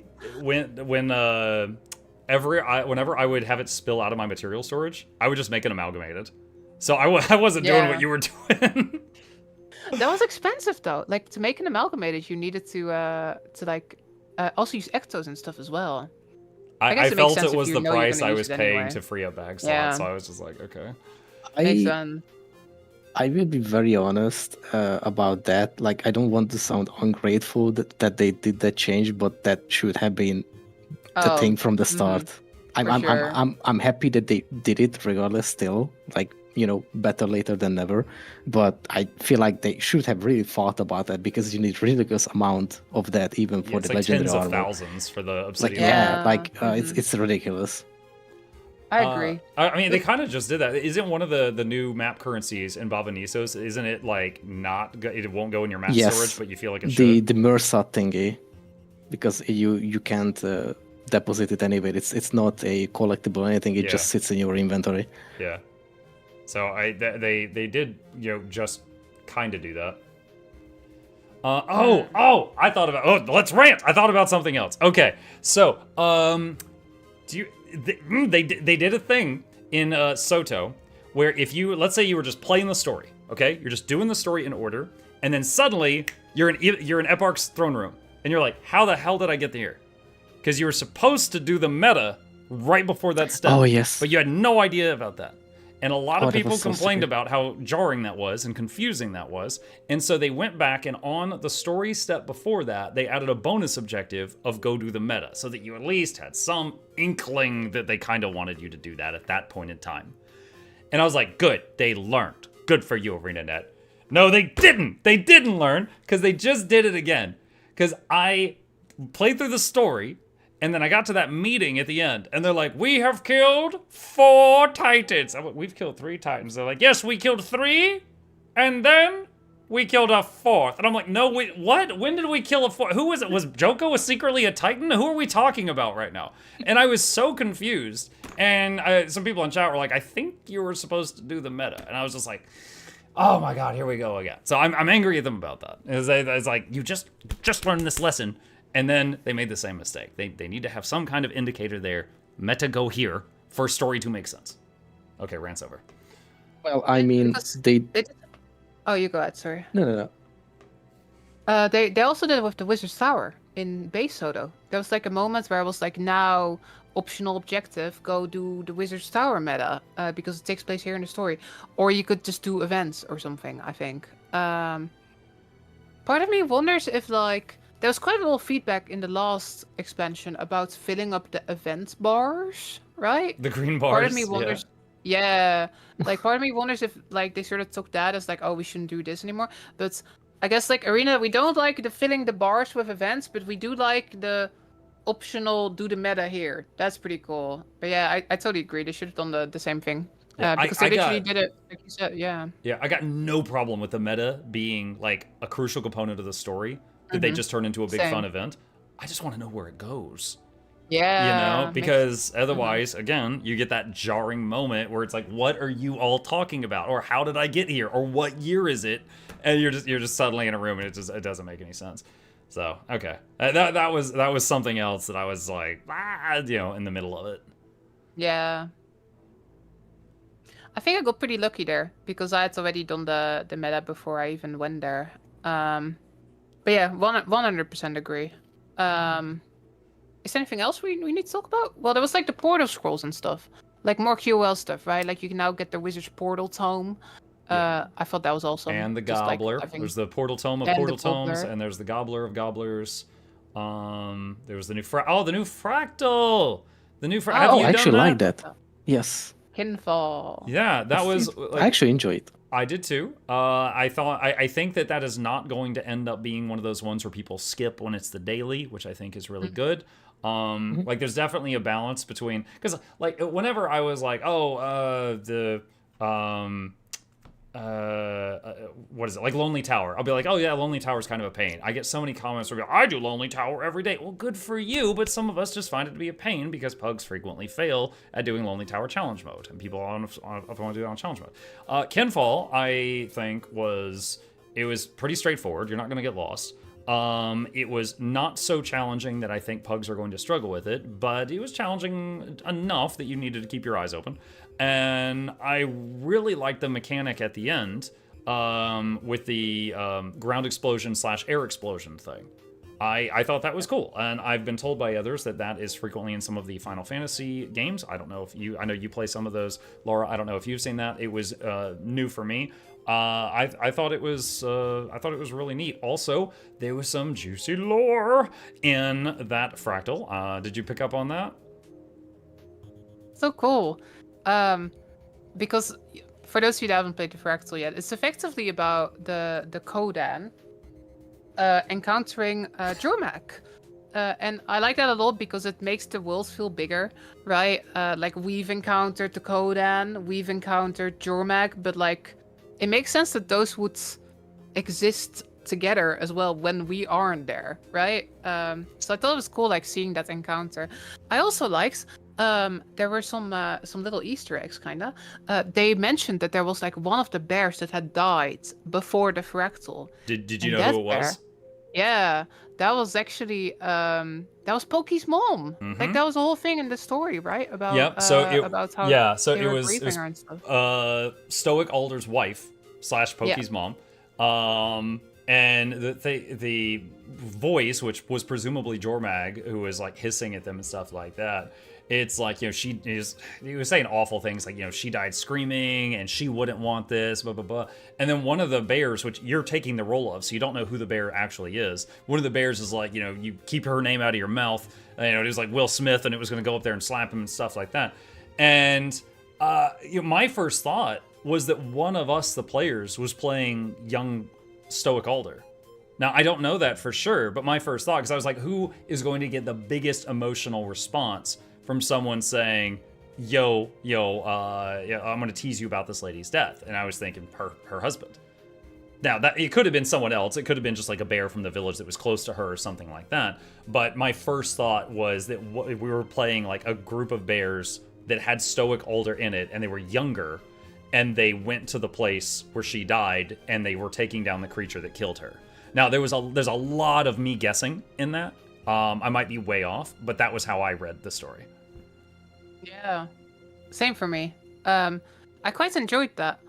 And also just like, it was cool, like hearing Jormak again, right? Like we've kind of been done with this whole dragon thing for a couple years now. It was cool, I guess, like getting to experience a dragon thing again for the first time in a couple of years. The way I felt about the fractal, I feel like there's very much been sort of, I guess, like 2 approaches to fractals. Of course, it's not that simple, but you've kind of got the boss fractals and you've kind of got the old school fractals. And recently they've been doing a lot of like boss fractals. And this fractal to me felt a lot like those old ones, like the ones at launch. It felt a lot like something like volcanic fractal. Pretty fast, not super difficult. You kind of go through it. And I think that a lot of people really wanted that. Like for me, I actually quite like a lot of the boss fractals. So like I think for me, it didn't hit as hard as like some of like Sunqua, for example. But I also like variety. You know, it's kind of cool getting a fractal like this again for the first time in a while. That just kind of feels like a dungeon. And I thought the final boss was pretty cool. Fun mechanics, in my opinion. I'm excited to see what the challenge modes will be on this. Like, is it gonna be, are they gonna supercharge the boss or something? Yeah, just because... One of my guesses on that, the challenge mode thing, is like, you know, the whole, like, purposefully get knocked into the air to avoid the ground shockwave, and avoid the knock into the air to avoid the air shockwave? I'm guessing those are going to be much more lethal. Because as someone who has joined that fractal on normal mode as a healer, it doesn't matter. Like, you know, people, the DPS is just like ping, ping, ping, getting knocked around like pinballs. I just keep healing them, and it's fine. But you know, if they ramp up the damage on that and people are having to do it, like, I'm hoping that is a minimum of what they do in the CM. Okay, sorry, I cut in. Please continue. Please continue. No, that's all good. But yeah, I'm excited to see what the challenge modes will be like. To me, the fractal is pretty cool. I enjoyed playing it. I think it's also good to just have, because they've been doing, I guess, like a lot of hard fractals, right? They've been doing a lot of fractals that people have found pretty challenging. But fractals are also like a daily repeatable activity. Not everybody always wants to do like a really challenging fractal experience. Like, you know how you get kind of happy when you get chaos in your dailies? You're like, oh yeah, that's fast and easy. So I think like it's cool to have a fractal just kind of fast and easy. One. Just get exactly. Yeah, I feel like the what is it? Sunqua, Silent Surf, and Lonely Tower. If you're in a group that's like, hey, look, we're gonna do the dailies, we're gonna do you know, CMs. I feel like half the time that I join, they'll want it when they say the CMs, they wanted to do like Nightmare and Shattered Observatory, and then they kind of stop there, you know. And it's like the ones that I do go to Sunqua with, if like we're not used to grouping with one another, sometimes it works out great and sometimes not. But my point is, it ain't 100%. But all the other stuff, I can pretty reliably 100% blast it out with any pug, and it's no big deal. Sunqua, Lonely Tower, and Silent Surf, if I'm with people I don't know, it feels like there's a chance of failure here. And it's like, do I want to deal with that today? Yeah, exactly. I feel like it might end up being a pretty easy challenge mode. But yeah, we'll just have to see, I guess. It's coming out in 2.5 weeks, I think, with the next balance patch. Oh, yeah. Yeah, Noxxi actually helped me with the figuring out the mechanics, because I did it once and I was trying to figure out all the stuff for a future get to the point guide for that one, and then Noxxi sent me this like freaking portfolio that they had made with all of the you know, like, this is explosion in the air, stick your head down, this is explosion on the ground, jump in there, and I'm like, oh, got it, okay, and it all clicked. I think the fractal is a very good spot in terms of difficulty, because I feel like if someone, like, you know, groups who know what to do, they will breeze through. But people who might be just new to the game, or, you know, just new to fractals, I don't know how different it is on lower tier fractals to do them, because they usually have less mechanics going on. But I think it's still in the spot where like newer people to fractals could struggle a little bit with it, but not, you know, just outright being punished by just, you know, being insta-killed by a mechanic, you know.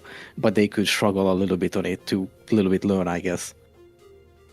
Honestly, I don't know either. I would hope that if on tier 1 of that fractal, I would hope it's the exact same, just lower damage. Yeah. I think that there's actually a champion that only spawns on tier 4. Like the champion that you fight sort of in the middle. The Goliath. I think that champion only spawns in tier 4. Is what someone in chat told me. I haven't actually tried it. That's good to know. We were I did the fractal, and then we pulled up my stream and rewound it, and we were like analyzing the footage to look for every ability. Like, you know, at 70% he does this, and et cetera, et cetera. That Goliath, we were watching him like a hawk because I wanted to write down every skill he did, and he was like, bonk. You know, he had like a baseball bat, right? And he's like, bonk, bonk, bonk, bonk. Thinking about bonk?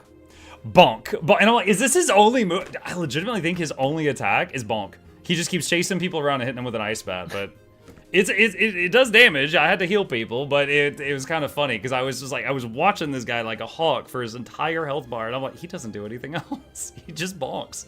He just lives to bonk. That's it. I think the way I see it is, like, I think my absolute favorite fractal is Nightmare. I really like Nightmare Challenge mode, Yeah, where you go from like boss to boss to boss. I don't think this is quite that, right? But it feels a lot like something like Volcanic or Chaos. And it's been a long time since we had those, so it was fun getting to experience a new fractal like that, because it's been a while. So yeah, I enjoyed it. 8 out of 10, I think. There's actually one thing I'm a little bit confused about. Is this story-wise before or after they get to Lowland Shore? I mean, you know. Oh, way after, I think, right? Oh, it's after. Because I think it takes place during Guild Wars 2. I might be wrong about that, but there's like one specific voice line from Jormak, where Jormak talks about grieving Their brother? like a brother, which I think is Zaitan.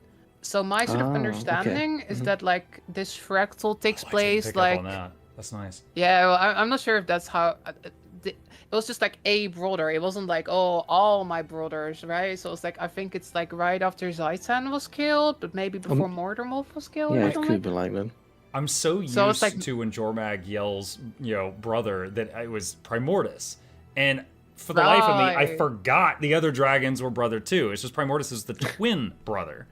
And so when she's like, I grieve for my brother, my first thought was like, okay, well, obviously if Jormag's alive, Primordius is alive. So maybe she's like grieving for his intelligence. She's like, oh, he's so stupid. He was basically dead to me. You know, I thought it was like that. I thought she was just being a mean sibling. You know how y'all could be.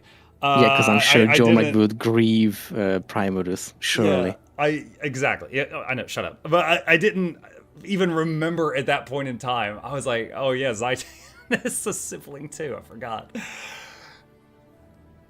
Yeah, that checks out. I like that. I like that theory. I'm sold on that one. I'll subscribe to that theory. So it's Kinfall is during Guild Wars 2, but after base game, at some point in time. Yeah. So between base game and the end of Iceberg Saga. And it kind of checks out, right? Because the real life years kind of match up with the in-game calendar years, right? So Pokey being like a younger Lowlands Coden, having lost his mom like a couple years ago, kind of checks out with this fractal occurring a couple years ago. So sometime after base game, sometime before Iceberg Saga, somewhere around there is the way I interpreted it, at least. One funny thing I had happen in that fractal is, you know, when you're playing the role of the bear and the bears are yelling at the voice bubble is above your head, the player's head. Yeah. And one of the players in my group, you know, their bear was like, you know, you shut up. And then the player was like, what was that? And then the bear was like, you keep her name out of your mouth. And the player was like, what's happening? And so it was just like, I was watching someone with like multiple personality disorder screaming at themselves through like half of the fractal. And I was cracking up. My character is being hacked right now. Somebody's typing in my chat. Call the police. Let's see. The obnoxious creature. Yeah, I saw. Yeah, I've got some people dancing in the background. They want attention. They always yeah, dude, that's awesome. So yeah, so I think overall, I liked the patch. It wasn't my favorite thing ever. I liked the quality of life features. I liked some bits of the story. I definitely felt like some were lacking.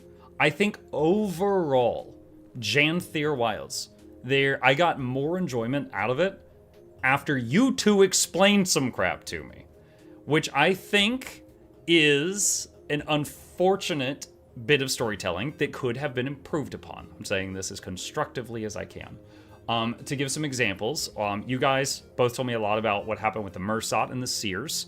This whole thing, like, now after this conversation, I'm not gonna be like, oh, Gorsevold, it makes no sense that he's here. They were just like, oh, we're out of budget, just take this boss, put him here. Like, that's what it was to me until we talked about the souls and the titans. I didn't know before this talk that, how the titans were made. I learned more about that.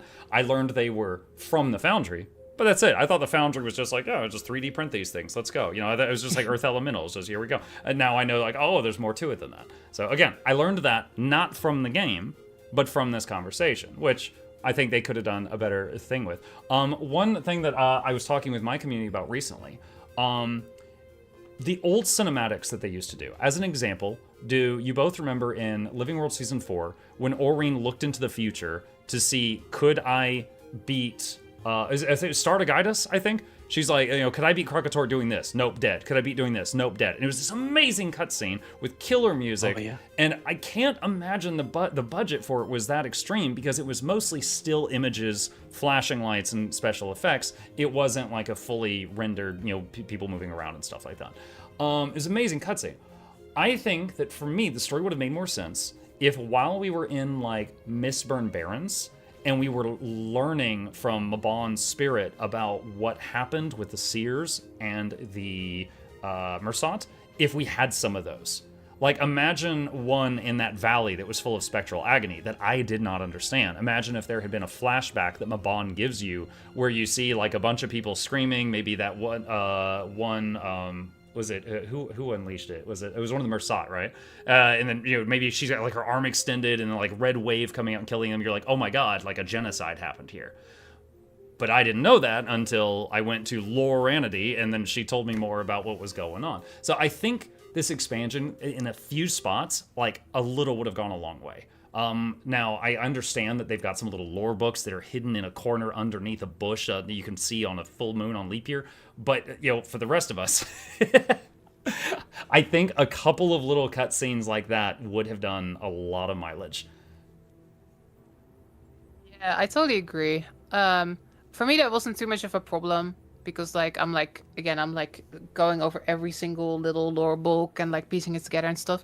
But yeah, like, I mean, I also had some moments where, like, I sort of misinterpreted things that were happening as well. It was pretty easy to sort of, like, because a lot of the story was sort of pieced together. It was easy to piece it together incorrectly or in, like, the wrong order or something like that, right?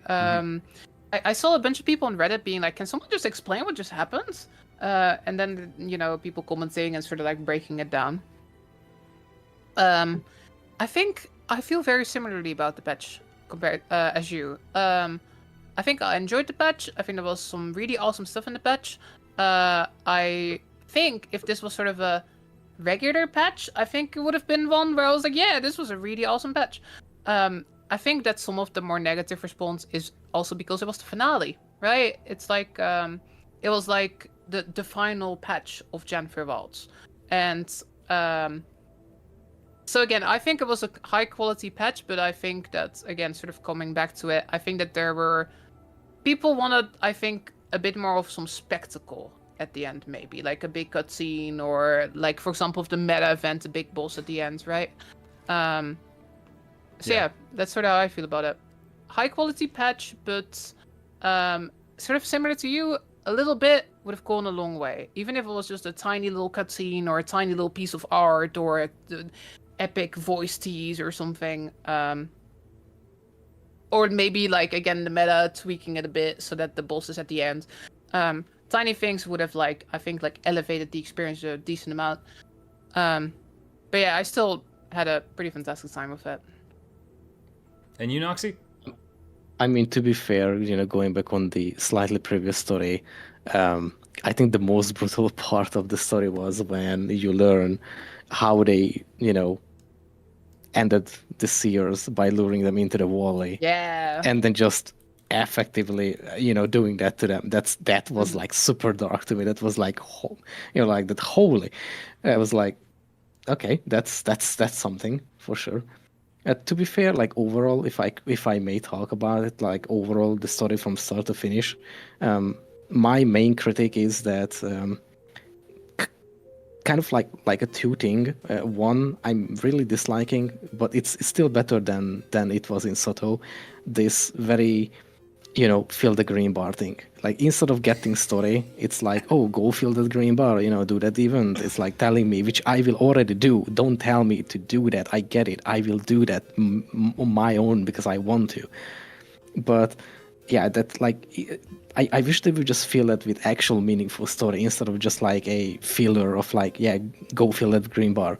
The second thing is well, I kind of forgot.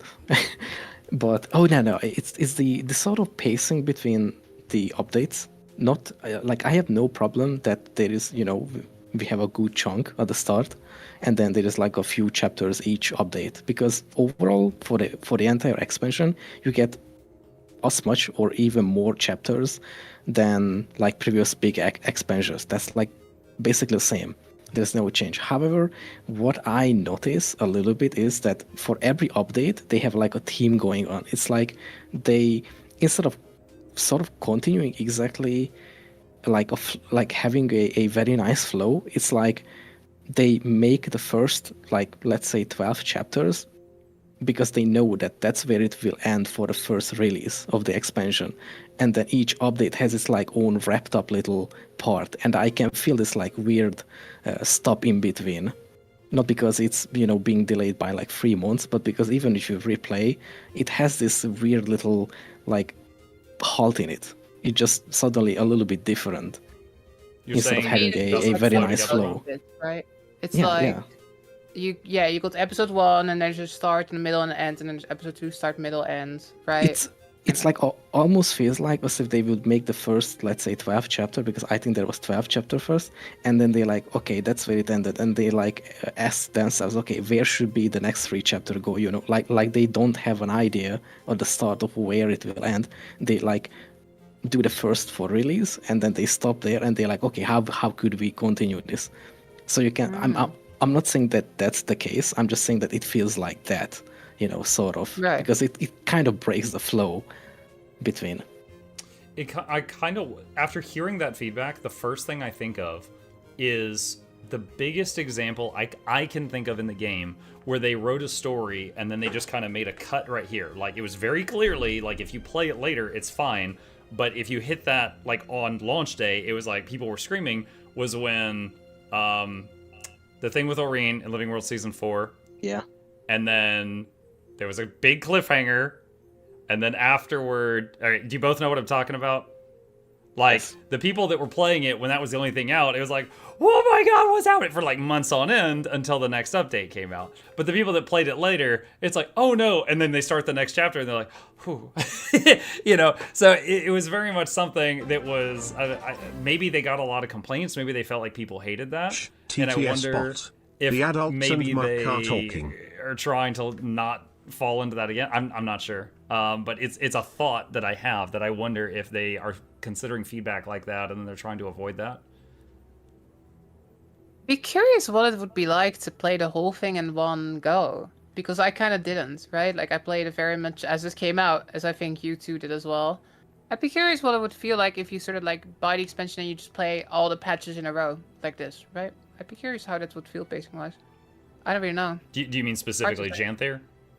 Yeah, exactly. Okay. Like, so in like, I very much like played each episode and then I waited 3 months and then I played an episode and then I waited 3 months, right?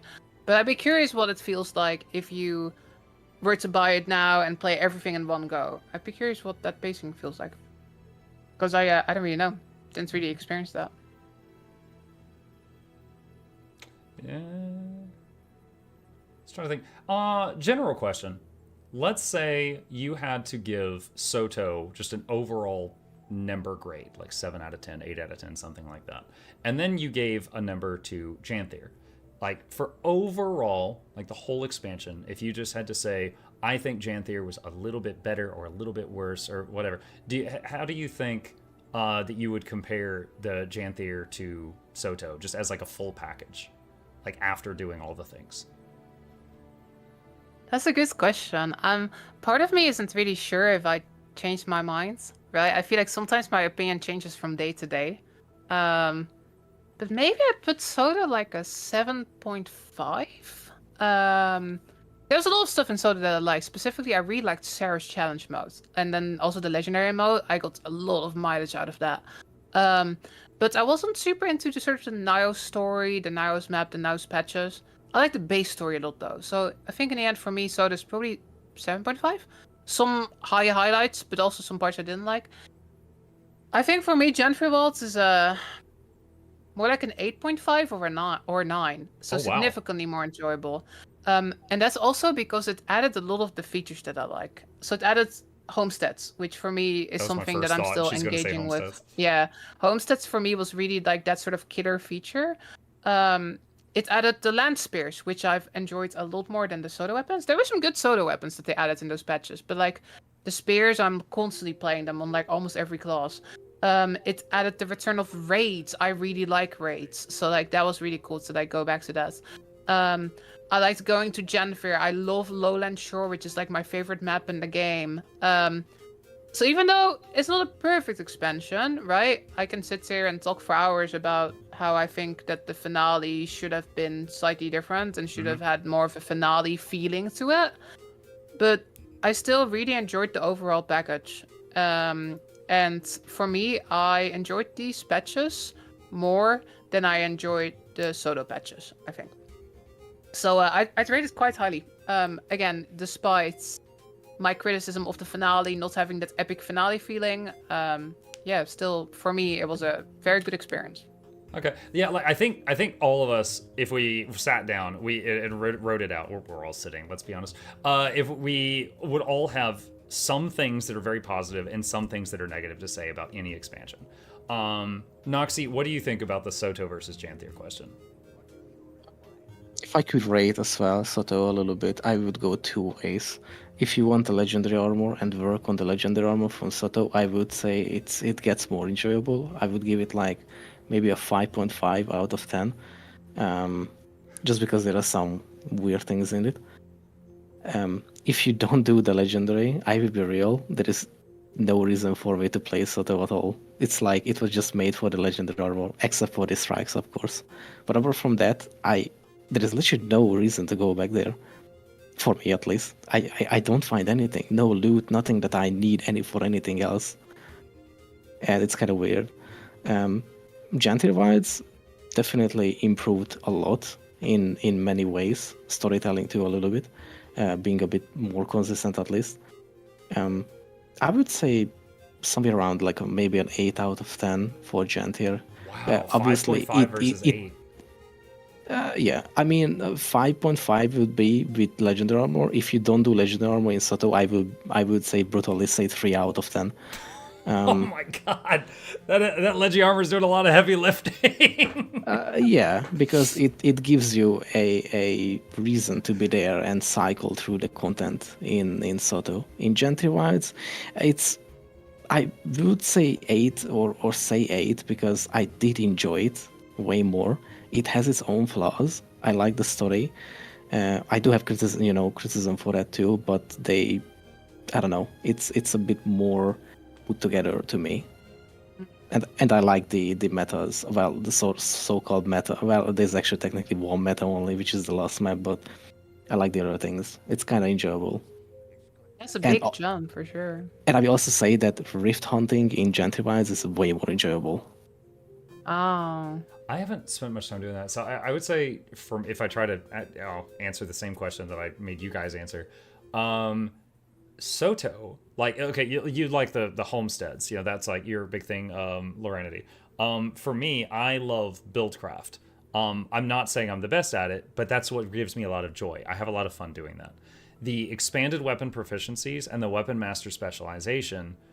Oh my god, I have gotten so much mileage. Like, I've gotten as much mileage out of that as probably you have with the spears.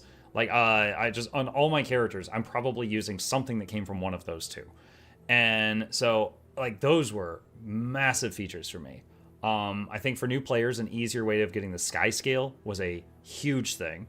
Whereas, like, a day of grinding versus a week or more of grinding, like that's a pretty major thing as well. I love the strike missions in Soto.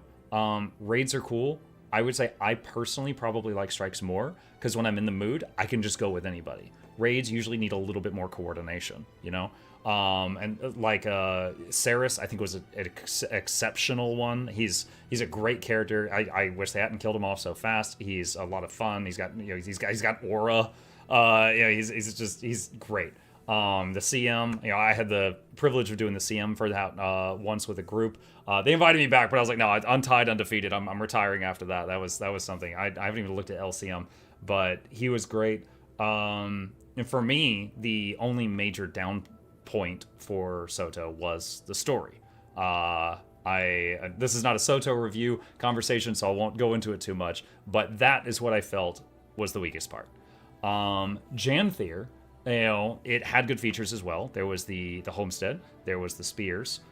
For me though, those did less for me than the stuff I listed for Soto. There was raids, but I like strikes more. There was the spears, but more of my characters are currently enjoying expanded weapon and weapon master training stuff than the spear stuff. So that's just luck of the draw with the builds that I enjoy playing. And then I will say I do absolutely love the map metas, all of them, in Janthir more than the Soto ones. The Soto ones made heavy use of encouraging people to be on their sky scale and spam fireball. And it was just like a million multicolored beating wings were in my face all the time. And it was just like people were throwing Skittles in my eyes. I hated it. It was laggy, and I was glad to get away from that. Plus the fact that in Interneos, they had like that depression fog all over the place. That was also great for my video card. So Janthir, Lowland Shore especially, like it was beautiful. It was a literal breath of fresh air going there and seeing what was that place after Interneos. And then even in like the metas that came after that with Janthir Century and Mistburn and Bavanisos, I really like that they encourage you to get off the sky scale and get on your feet and fight stuff. Also, I really like what they tried to do with Mistburn, where it's just basically like meta, and it's kind of like Silver Waste. You can go there, you can go for as long as you want, and then you can get out any time. You can hop on or off that train. So I think meta-wise, I think they did a much more improved job in Janthir Wilds than they did in Soto. So overall grade, man, I don't know, for me, I think I might say that like Soto is like a 7.5, and the reason it's not a 10 is because story. And then for Janthir, probably a 7. Still really good. I still really enjoyed it. But, there was, other stuff like, again, story and some other stuff that, I felt was like a little bit lacking. But overall, I don't regret all the time I put into either one of them. Yeah, I think that's it. I think that's all I got. It's interesting seeing, like, I guess, like, how different types of players sort of vibe with these different things differently, right? Depending on, like, what sort of content you play in the game. And how you two are kind of the opposite way around in that sense. It's cool. But yeah, you all, like, I guess, like, use good arguments, so it totally makes sense. Yeah, for sure. Yeah, because I didn't even remember the obsidian armor. Yeah, I made one piece of obsidian armor to make the guide. That's it. I didn't even need it. I already had it. And I don't really do rift hunting, but I still like doing strikes a lot, which includes the Soto ones and the weapon stuff that I already said, like buildcraft and stuff like that. So it's like I still feel the effects of Soto with all the character builds I play every single day. And then like anytime I'm in the mood of doing strikes and stuff like that. Yeah, you're exactly right. Noxxi and I definitely got different mileage out of the two. It is also one thing, if I mention, sorry for interrupting, just one thing. I love the books, this like side lore. I want more of that. I'm just asking if any dev or story dev ever would hear this, please just don't put super crucial explaining things in them, because they do that so much in this expansion. But I still love the books because they have so much cool hints in them and so much cool stuff in them, like background stuff. But I'm kind of sad that a lot of players miss it or just don't care, and everyone's like, why is this there? Why is it here? Why is this here? Why is this happening? And they're like, well, it's in the books. And like, I don't read those. I'm like, well, okay. Yeah, like I like read the those books free I white found. mantles. Go ahead. Right, like those free white mantle, right? And then it's the big sort of twist with the Titans. Like you mostly get to know those through the books. Like Yeah. if you're not reading the books, you're like, oh, are these free? If you read the books, then you're like, oh, I've been reading about these guys for like a year, and then it's really cool. But if you didn't, you're kind of like, oh, where did these free people come from? Yeah, for sure. Yeah, but those I'll say, like I always do the optional objectives when I do the quests. But like for example, during this talk tonight, you guys mentioned some people that you fought at Augury Rock in Guild Wars 1. I didn't pick up on that because I don't remember that. I might have done it. I'm not even sure. During the Return to Guild Wars 1 playthrough, if I just played through the story, did I hit that? Or was that an optional thing? So. No, that was the doppelganger, you mean? Okay, so I remember I went to the doppelganger, and I was playing a ranger with a pet, and he was a ranger without a pet, and I was just like, pink, because I overwhelmed him, because I had a pet and he didn't. And then that was it. I was just like, oh, wow, this guy got a lot stronger in Guild Wars 2. And that was it, and then I left. I didn't remember any 4 people with names or anything like that. So I completely overlooked that. So, yeah, the crucial information being upfront, I 100% agree. Like, even I try to read the books, but I'm just stupid some days, so I totally miss out on some things, but not for lack of trying. And then, as you said, there are many other players that, you know, just click them and move on.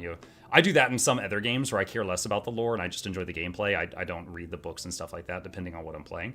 In this game, I try to, and I still miss some stuff. So I do agree that crucial information should maybe be in a cutscene or in a conversation that has voice acting, something like that, where it's and also earlier in the XPAC. Okay. Well, I've definitely picked your brains on everything that I had written down. Do you guys have anything else that you want to throw out there? No, I think we kind of covered everything, honestly. I would just say one thing personally, that nobody ever gets happy everywhere. By the way, if you just read Reddit for a moment, I love it, just as like a complete side mention because of the new meta. Just wanted to mention that when Dragon's End, the meta came out, and everyone was whining that it's very long, it's hard. Don't take it out of context. And now... Someone clip that. That'll be a new Patreon sound. Now for this meta, it takes like, 20-25 minutes? It's pretty straightforward. It's kind of easy. I mean, if you can CC. And now people whining about how nothing and very short it is. And I'm like, so it was a problem when it was long, and now it's a problem when it's very short. Don't take it out of context, please, again. But yeah, it's just... You can't please everybody all the time. All you can do is try to please most of the people most of the time. I don't remember who said that, but I'm stealing it. I will say, I complained about Dragon's End, but that was after I joined 16 failed maps of it, and I was like, I just want my freaking turtle so I can leave. So, that was a whole different conversation at that time. But yeah, you're never going to please everyone is absolutely true. Also, I don't encourage you reading the Reddit. It's, what is it? A hive of scum and villainy. I think it's similar with the fractal, actually, right? Like, when we had a lot of these, like, really hard boss fractals, there were people like, I want the old fractals! And now we get a fractal that's like the old fractal. Now there's some people going like, no, I want a boss fractal. It's just different people like different things. So, no matter what, I do think that's always... Again, you can't please everyone, just like you said. Yeah. There's a lot of Guild 2 players out there, so lots of opinions. Kind of makes sense. And honestly, I'm a firm believer that the majority is silent. The majority are not complaining on Reddit. They're not even writing on forums. And I try to encourage people. Like when I do my little patch note videos, I'll be like, they've got this forum post. I'll link it down below. If there's something you really don't want them, like if you don't want them to nerf Spectral Grasp, you better go here and whine. This is your only chance. Yeah, stuff like that. Because I know that most people, self-included, on most games I play, I don't go and complain on their forums. If they nerf something, I'll just boot up another game if I really don't like what they did. It depends on the level of attachment you have.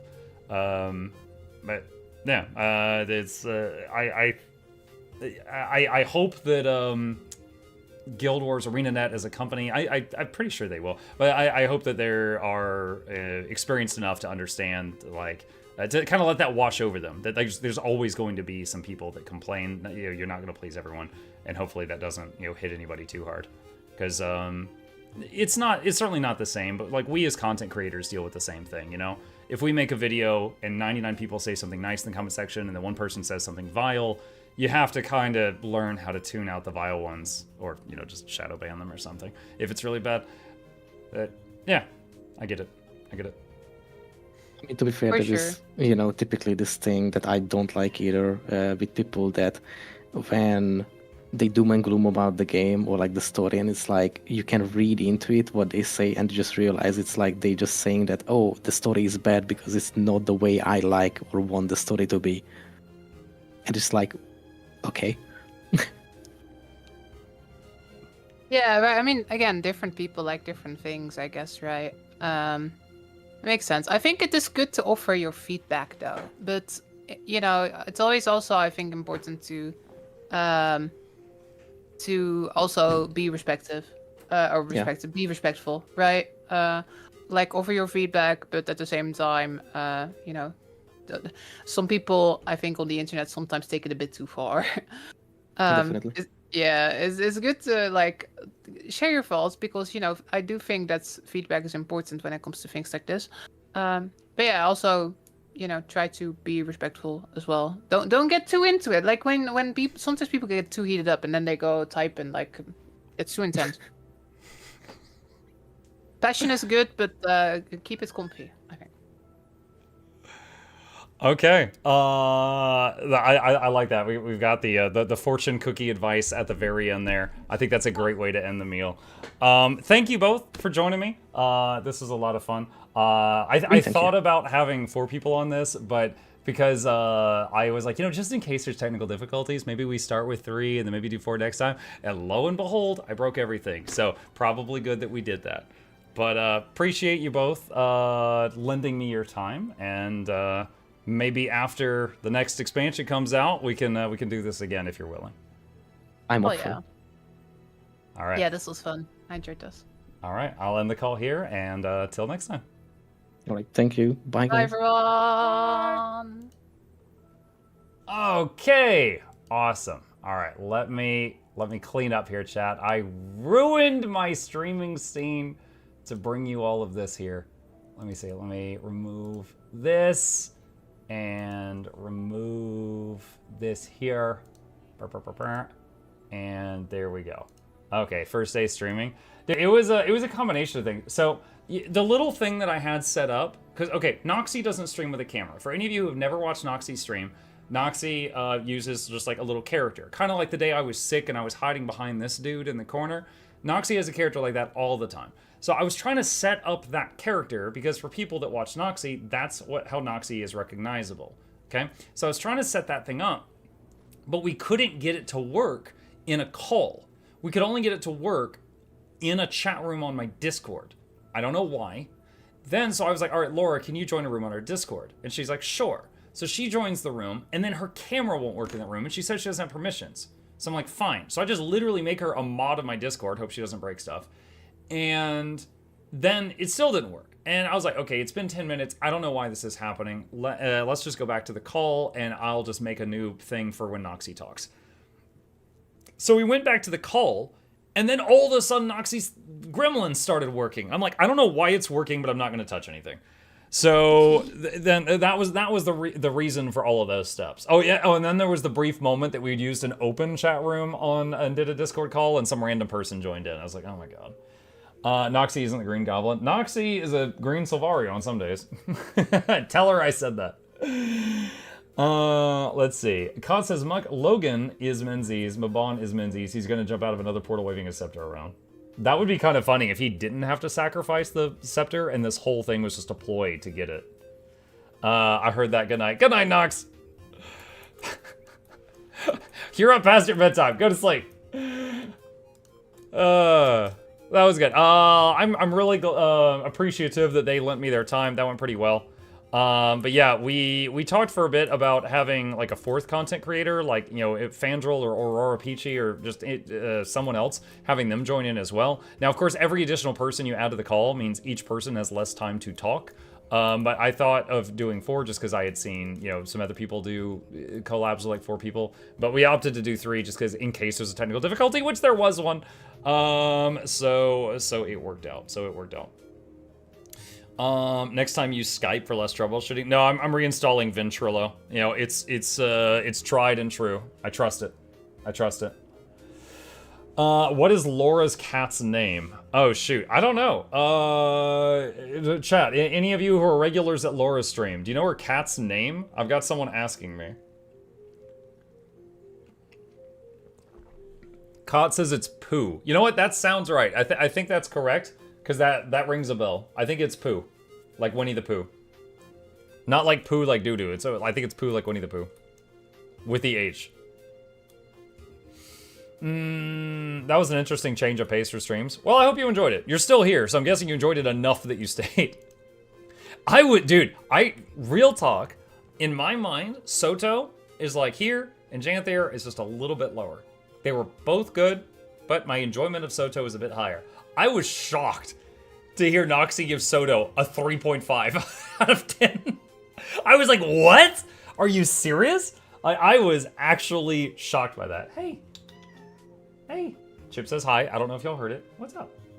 You were very cute. Thank you for coming to visit earlier. You want to lay on the wizard hat? He's sitting on the wizard hat, John. Covering it with his red cat hair. He's out of camera shot, but he's under my desk right now. Let's see. How can you be shocked if sought? I would rank Soto lower, but not that low. I'm not shocked at all if you play Guild Wars 1.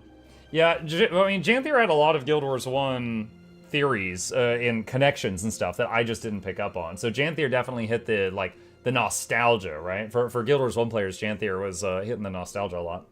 I mean, I guess Soto also had the Wizard's Tower, but then they just went off the rails. Loranity raided my stream with 716 viewers. Loranity, what a surprise that you are up this late. Why are you up so late? What have you been doing with your stream, you mad woman? Thank you for the raid. Appreciate you. I don't even. Long time no see. I know. I was just answering questions about your cat. My YouTube audience was like, "Wait, what is Laura's cat's name? We need to know." And we were educating them on Laura cat lore.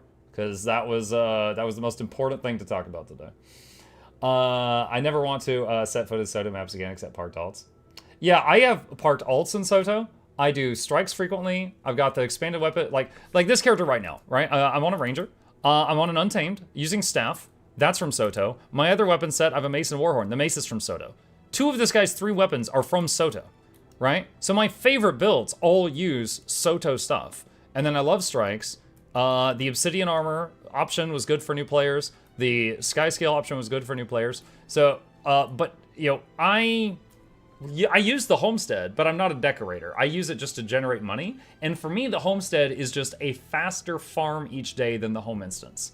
So, you know, I totally get how like Laura gets more enjoyment out of the homestead than I do. For me, it's just a faster way of farming. But I was really surprised hearing Noxxi say, "Oh, Soto, that was a 3.5." I was like, "Oh my god, wow." Nox threw Soto in the bin. Yeah, understand the reasoning. That city armor is really nice. Yeah, I will say I'm not a fan of the Soto story or the Soto maps for like doing the metas. I mentioned the sky scales constantly beating me in the face, stuff like that. Hey, Mocha Chat, how's it going? Hey, Jackals. Chip Pat. Yeah, Chip is actually laying on the wizard hat under the desk right now. I'm on my last set of Legend Gear. That's the only reason I go back to Soto. Let's see, give him a coffee, sure. For the Soto, like, if you're working on the obsidian armor, can't you do the rifts anywhere? Like, I don't think it has to be in Soto. Couldn't you do them in any zone? But it's been a bit. Janthir maps are beautiful and lively. The characters are actually likable. The story was just way too short. Soto did have the, what was the Skrit's name? The Skrit and Gladium? I liked them. There was the Skrit and the Mute Char that were like a 2-man team. They were really fun. It's like Ritchik? It's like Ritchik or something like that. I liked them as characters. But yeah, there's definitely quite a few others that I was like, eh. High dancing char. Wait, what? Oh, yeah, the green char has been there dancing for a while. They've been there for a good bit. They were roommates. Yeah, like Bert and Ernie. Ritchik, Gladium, and Maban were the good characters from Soto. Yeah, we're like, oh, Sojo, it's so good to see you again. She's like, oh, you too. Nuke her brain. Hey, who are you? I'm like, oh. Okay. All right. Secret Arena Project, Rich Chick Dungeon Crawler Roguelike. I would buy it. Would the objective be to get shinies? You know, if you like Scrit shiny stories, the Wizard's Portal Tome questline is actually all about that. Shockingly. Is a tearjerker. What classes do you think take the most advantage of the Celestial gear given by the level 80 boost? Literally any class in open world can use Celi gear and be super comfy with it. Hey, is it your bedtime? Chat, I need to tell my boy goodnight. I'll be back in just 1 minute.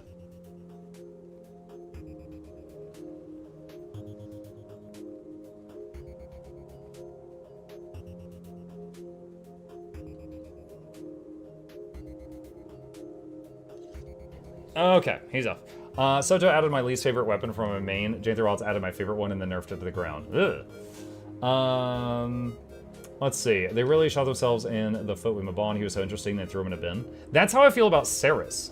I feel like Ceres, like, okay, if Joko was a 10 and most of their villains are 3s, I feel like Ceres was like a 7, right? He was pretty good. Like, how he looked, dude, that bit at the beginning where you're, like, crawling away from him while the agony is hitting you, and he's just, like Chad walking toward you. Like, oh my god, dude. He was so good, and then they were like, oh, he's dead. And I'm like, no, this is E-Park. I'm like, I don't care. They're like, he's dead. And I'm like, good, bring Sirius back. Oh, man. Like, he was so good. And they're like, all right, well, when's Paitha gonna betray us? And they're like, no, she stays good. I'm like, what? Let me fight her. Man. Ceres is just generic evil guy. Yeah, but he was good with it. He was good with it. Like, I don't need a bad guy with a redemption arc. I want a bad guy that wants to kill us. You know? Like, freaking E-Park was just like, I'll let you all live as long as I keep eating humans. Wait, you killed my wife! Blah! And then it's like, okay, so he's mad only because his wife offed herself. Imagine Ceres walking out of the gate in Bavanisos. That would, I don't know how that would work, but I'd be down for it. Let's see, Lines Arch for a second. Joko was evil and good at it? Yeah, exactly. I didn't like her change of mind. Yeah, I mean, I already mentioned I didn't really like the Soto story much, because it was basically like, we gotta go stop the demons. Okay. Can we call for help? I can get 20 blimps in here. No. Why? Because. Okay, so we get in there, we join the Wizards organization. They're like, we have one of these super powerful secret artifacts called the Heart of the Obscure. Okay, take it. Really? I just got here. They're like, you're in charge of that. Okay. Alright, so I joined the Wizard Ghost Busting Club, and now, like, we're fighting demons. You're like, yeah, they eat people. Ooh, that's bad. Alright, so we're gonna fight these demons. Oh, wait, but not those. Those are good demons. But they eat people. They decided not to. They can do that? Yeah, they just said, they promised they won't anymore. Okay, this is clearly a ruse. They're gonna betray us at some point. Nope, they're good forever. Also, we need to siege the Citadel. We're gonna go in a pincer formation. What do you mean a pincer? There's 2 of us. Our formation is hold hands and pray. What do you mean like a war? This is a 3v2. Like, what do you mean this is a war? There's 5 of us. Like, and then like, okay, we're in the Citadel and we're fighting E-Park now, and he turns into a big lobster. Okay. Do we fight Paitha now? No, she's still good. Okay. And she's not gonna eat people? No. Also, I know we've been at war with the Wizards for like 1,000 years. And it's been this secret behind the scenes thing. We got a lot of baggage, but we invited the demons to a pool party with our children on the floating island just outside the Wizard's Tower. You're invited. You were at war with him yesterday. You've got him in the pool with your kids. Yeah, they said that'd be good. Word? Okay. Alright, alright, yeah, and now you know the lore to Soto. You're welcome. Click these links. Yeah, I wasn't a fan. I wasn't a fan of how all that went down. Muck's still in the Coke party? No, I ran out of Coke. I'm drinking water. That's why it's a 3. Yeah, well, I mean, that's why for me it's not a 10. Like, if Soto was a 10 from the features, the story brought it down. I'm just like, what is going... Like, none of that makes any sense. Astro, we don't trust you, but watched you since years. Yeah. Do we have bouncy like that? What? No, I'm good. I'm good. Get my free stuff. Like I said, Laura's homestead is for looking nice. Mine is for making money. I'm just picking up all my free stuff right now. You sound hyper as hell. I'm ranting. Did you enjoy any of the Telltale game stories? I don't know if I've ever played any of the Telltale game stories. I am not sure. Come on. Give me... Wait, where did they go? Crap. I don't know how many Shadow Fruit I got. No! They went into the stack. Alright, hold on. We gotta watch over here on the right-hand side. We're gonna see how many Shadow Fruit we got. Wait. Oh, no. Is it buried? It's still scrolling. God dang it. I think I had 10. Choyas? Oh, there, 3. Listen I got to 3. this. Okay. Wait, what did that say? Do you like Choyas? Wait, Janthir Wilds and Soto have less Choyas, they make everything better. Oh, okay. Gotcha. If they make a Bram statue of the homestead, Laura will never have hers. Oh my god. I have considered doing a full playthrough of the Guild Wars 2 story and recording every time where Bram did something heinous and then making a montage and sending to her. And she'd still, dude, she'd be like, oh, this is AI generated. You know, she would make something up for why it was no good. So I was just like, all right, you know, I'm not going to sacrifice 200 hours of my life for this. All right, there's another Shadowford. All right, so I'm at 13 out of 20 if I just grow all these myself. I don't really like the basic enemies in Soto. For example, these flying invulnerable creatures are awful. Yeah, the flying thingies that you have to barrel roll your sky scale through makes no sense. Like, none of my weapons, nor this thing's fireballs, can hurt it, but me just slamming my sky scale's nose into it repeatedly breaks its shield. Okay. Yeah, I'm not a fan of that one either. Boop, boop. What day is the balance patch? 20-something? 20-something of June. That's why sky scale noses are all broke. Yeah, that's it. The plush sky scale boop nose. June 23rd, someone said. June 24th, someone said. Hold on, which one's the Tuesday? The 24th is a Tuesday, so probably the 24th.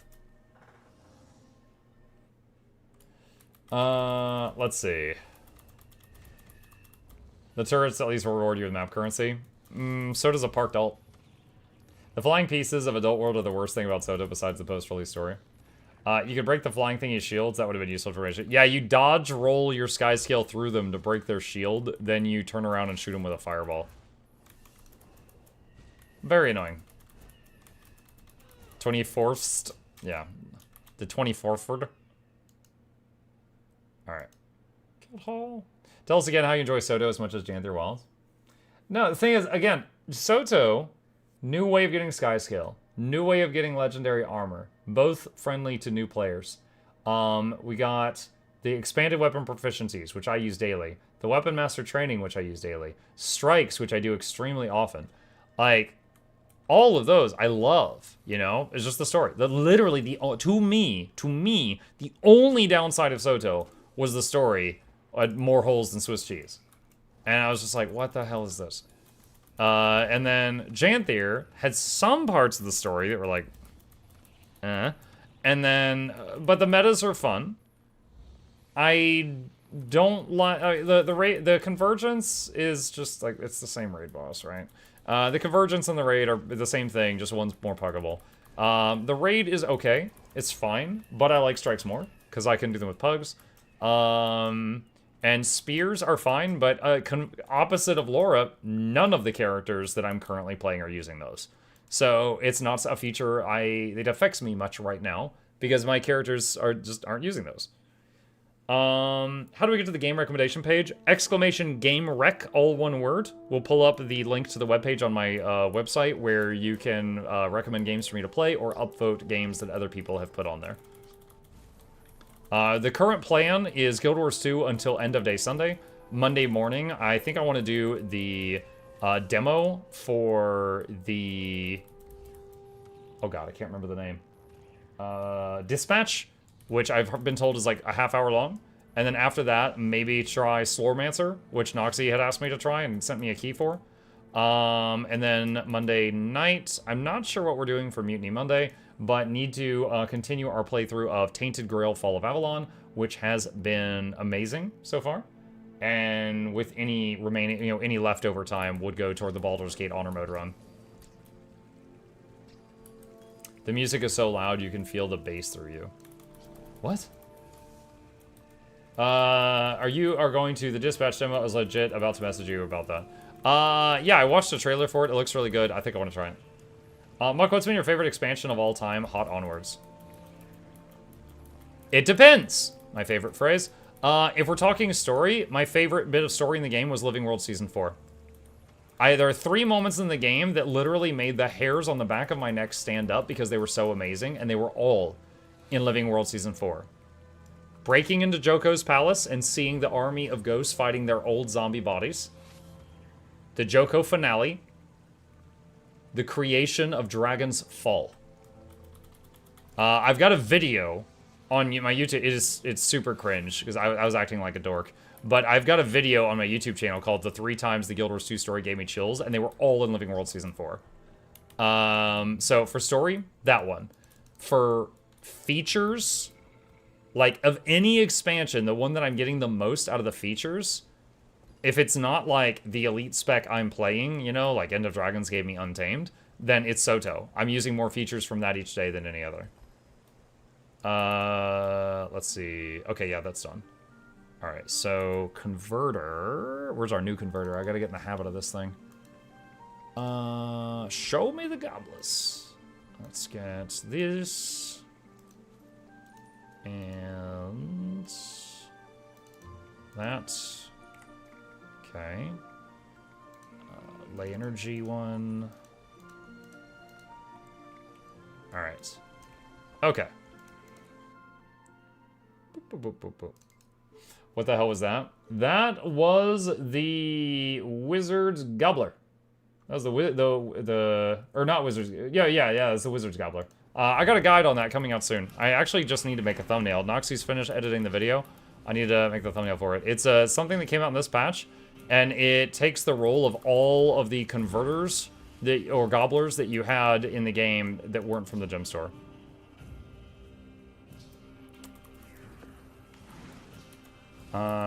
Hang on. Go back here. So, let me see if I can find it. Alright, so basically the Wizard's Gobbler has, if you have any of these, they go inside it. So it frees up this much inventory space. Path of Fire for Paid X Pack because of maps, metas, and mounts. Living World Season 4 has been my fave Living World. Okay.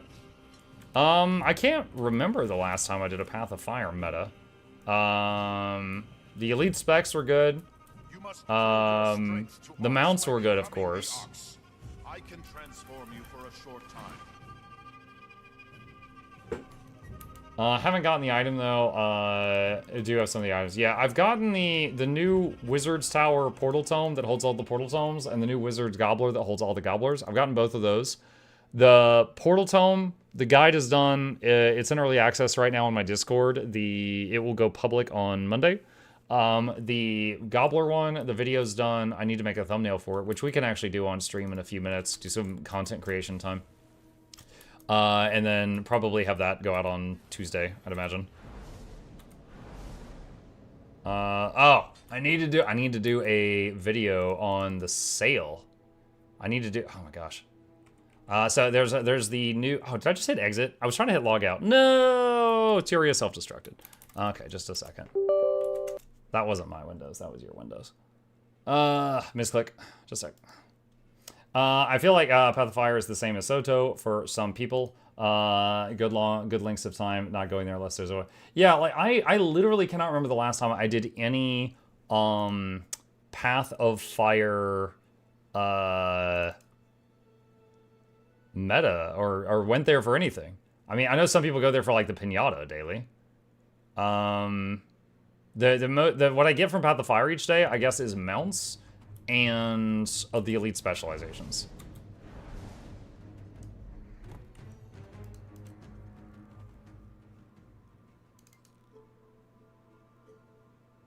Haven't been there in months. I love Path of Fire meta Serpent's Ire, but getting yeah, Serpent's Ire is one of the least done metas in the game. I remember there was that robot backpack from Sandswept Isles, and there was a step of it. You had to go do Serpent's Ire, and it was a nightmare getting it was like a month before I could get a group of that. FF14 and WoW have had the same issues of finishing big arcs and being unsure of where to go. Gave us a Dawn Trail and Cataclysm. I'm gonna be honest, Cataclysm, maybe it was because of the people I was playing with and the joy I had. Cataclysm was one of my favorite expansions. I really liked it. But I know, not everyone likes the same stuff.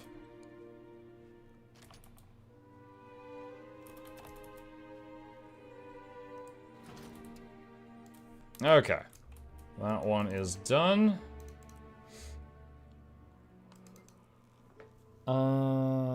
Shout out Caloran. Caloran is great. What's up, Brom? Callie still stops by from time to time.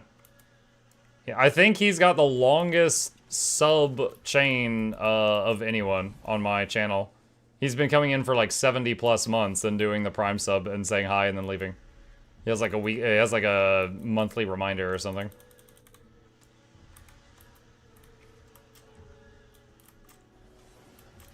All right, honey, and then the box. Sometimes the people you play with make a rated expansion. Yeah, I've told you guys before. I led server first in World of Warcraft. Some of them were in Wrath of the Lich King, and the others were in Cataclysm. So those were when I was with like the peak gamers. I played the entire expansion and was one of the top Hunter players on Outland EU with best in slot gear and stuff. Between course language and dispatch demo, old geezer swears frequently. Do you think I should do that in the evening stream? I still want to play it. Maybe you shouldn't do it in the morning stream when people are watching with their kids. I quit WoW for the first time because of Kata. It just didn't feel as immersive and a lot of my friends left. Came back to Deathwing and immediately quit again. I left. I played WoW from vanilla up until Pandaria, and then I stopped there. But it wasn't really cause of Pandaria. It was cause my kid was born. Like, that was when I became a dad. And I was like, all right, I need to stop streaming, or not streaming. I was like, I need to stop doing server first rating for 20 hours a week. Cause that's what I was doing. I was working 40 hours a week and I was doing server first rating 20 hours a week. And then, I'd sleep for like 2 hours, be a husband for like 3 hours. And that was it. That was my schedule. So I was like, all right, I need to chill on this. Oh, this guy is not at the treasure chest. Got to teach the kid to pocket heal Disc Priest. I briefly jumped into WoW for Battle for Azeroth and played it for a little bit. Lost a lot of my viewership. they didn't want to watch that. And then I think that's the last time I opened it was the whole Trolls battle in BFA.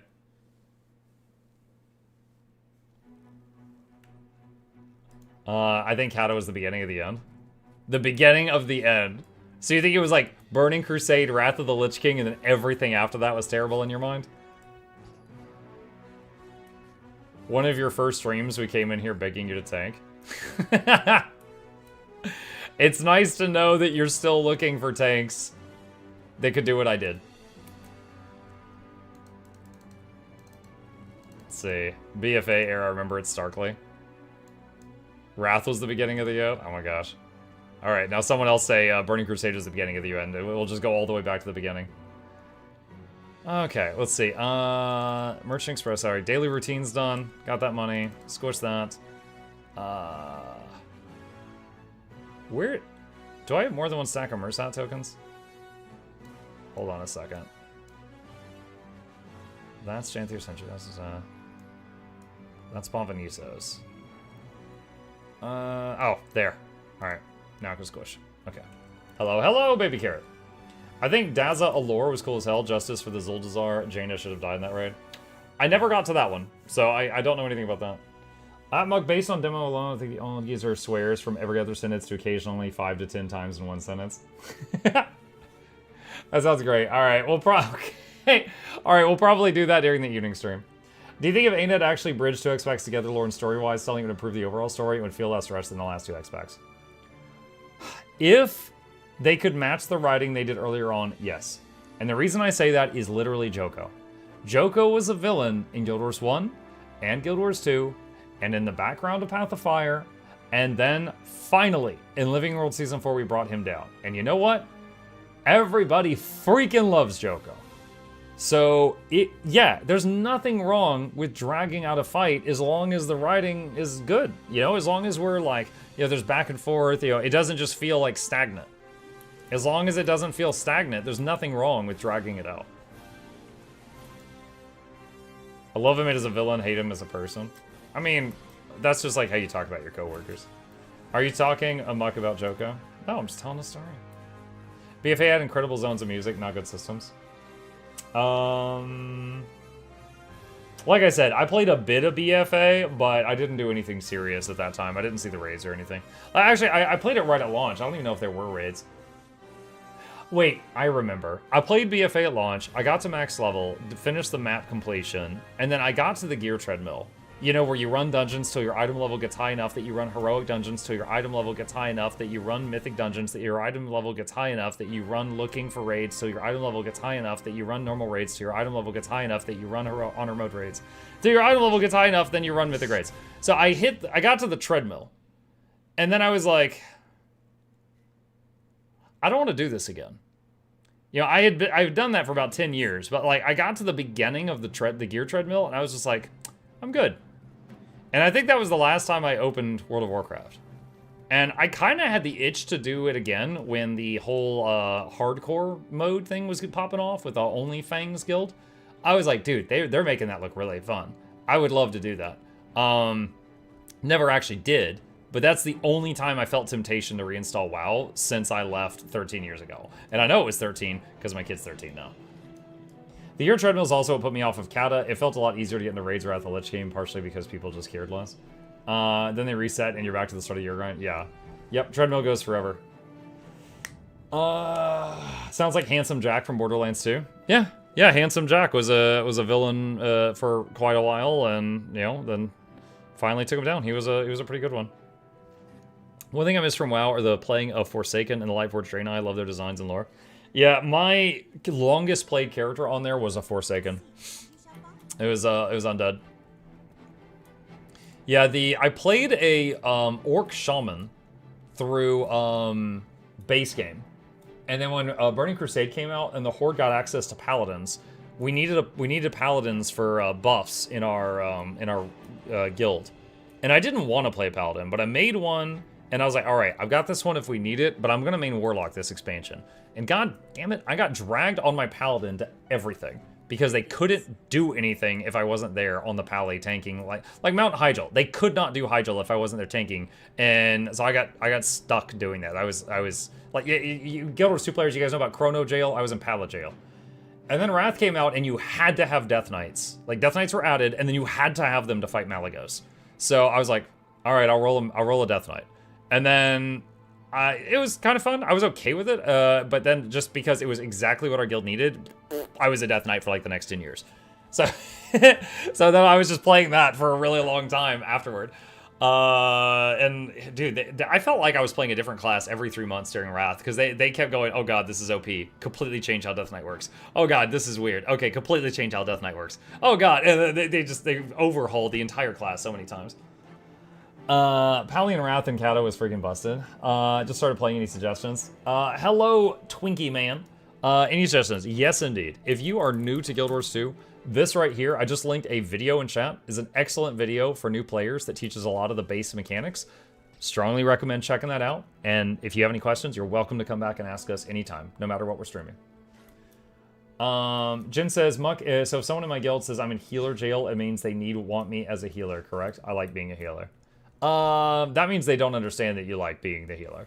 When someone says, like, I'm in Chrono jail, they mean I'm playing Chrono because my guild won't let me come if I play something else. They'll get a different Chrono. Like, they feel like they have to. That's what they mean by that. Any tips for returning players from the first year of the game? What's up, MTS? I was similar. I played the game during the first year and came back 5 years later.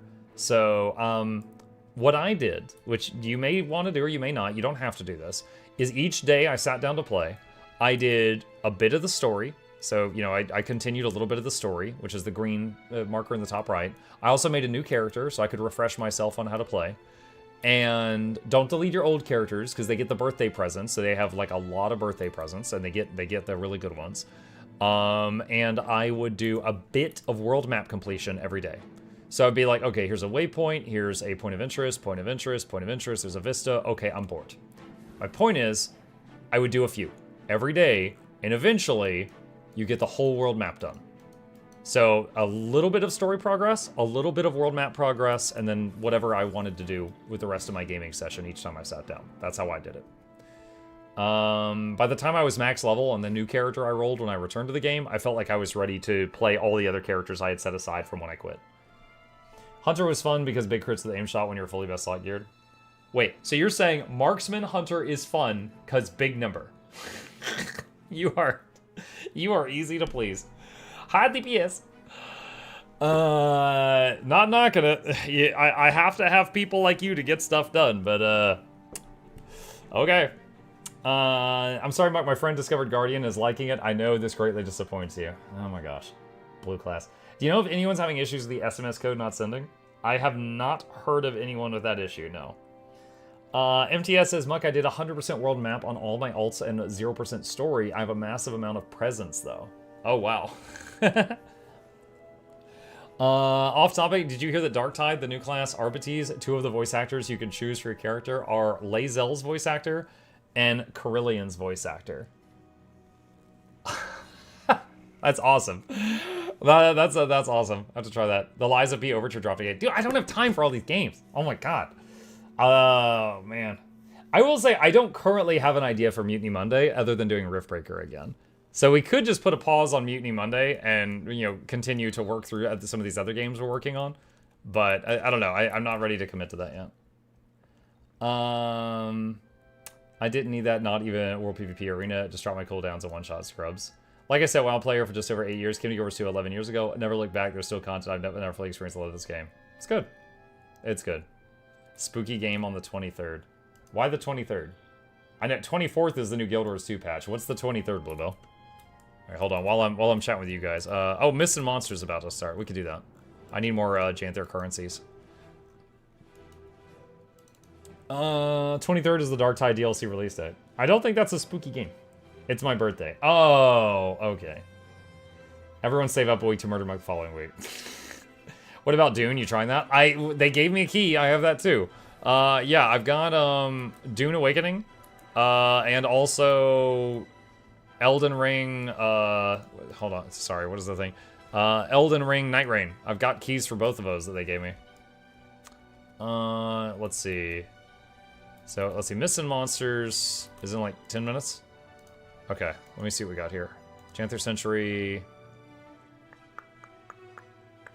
T1, T2, T3 meta. What? What does this mean? Okay, well, they're doing the meta.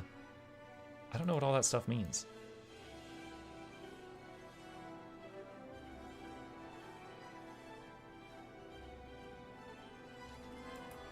Okay. Alright, I'm just gonna go to the tag. Rift hunting, and they're doing rifts, and then they're doing the meta. Oh. Gotcha. Okay, I just care about the meta. That's fine. I don't know if you like farming games, but Rune Factory, Guardians of Azuma just dropped. Reviewing well. Okay. I would say it depends on the game. For example, Stranded Alien Dawn. Loved that game. It's a game where one of the many things you did was you had people caring for farms. However, if you mean a game that's specifically like the whole main gameplay cycle is just farming, like, you know, Farmville, or Stardew Valley, probably not my jam. Just think it's not for me. What do people mean when they say meta in Guild Wars 2, by the way? Typically, they mean a meta event in a map. So, for example, this specific map, every 2 hours, two very large titans spawn. And if you can kill them both at the same time, they stay dead, and you get a massive pile of rewards. It happens every 2 hours in 5 minutes, so like 30 minutes after the hour on this map. On another map, a meta event might be like a small event happens. I'm going to make something up here. Like a guy's like, hey, escort my caravan. Okay, you escort it. New event starts. We're under attack. Okay, you fight off the attackers. New event starts. Track where they came from. You track them back to a bandit den. New event starts. Clear the bandit den. New event start. And it's a whole chain, and then it ends with you fighting God or something, right? So the meta events is sometimes one big event or a chain that leads to a big event that's fight a big thing. You know, those are the world bosses. So on this map, the world boss is 2 titans. They're spawned in 5 minutes. I want to kill them because I need the loot.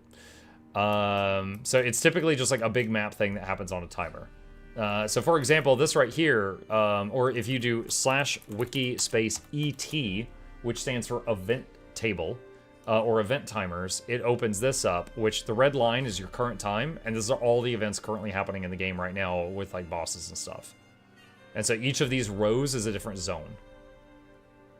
So like this zone here, Elon Riverlands, finished the Doppelganger event a little while ago, and in like an hour, it's going to have this thing start. I know it's hard to plan for, but it was a blast watching you enjoy Kingdom Deliverance like it was the first game you've ever played. KCD 1 and KCD 2? Though, I mean, if that's what you're talking about, yeah, those were great. Those were wonderful. KCD 2 is... I think it probably would have gotten Game of the Year. It or Split Fiction would have gotten Game of the Year if Expedition 33 hadn't come out. I think X33 might win it. KFC 2. KFC, yeah, Kentucky Fried Chicken. Meta is an episode of a regular show. You punch it. Oh my gosh. Build farm, make friends, romance, literally build 4 villages based on the 4 seasons, catch and ranch monsters. They also build farm, fight, and dungeons. What? I'd say maybe, Jen. I'd say not promising that I would enjoy it, but it's a maybe.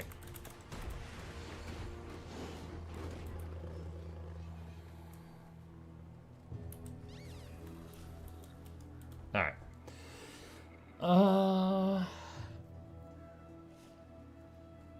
Let's see. First pick flowers, then fight God. Yep, like any anime.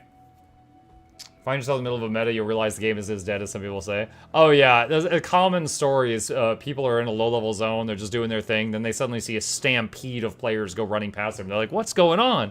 And then they follow the players and end up fighting some stupid thing, and they're like, oh! You know, it's like the low-level human seeing Shadow Behemoth for the first time. Expedition 33 is good. It is good.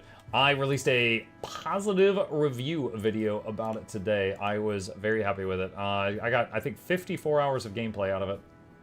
It was a very good game. Is Necro any good? It's the only thing that caught my eye. Yeah. Yeah, so every single class has builds in endgame that are extremely solid.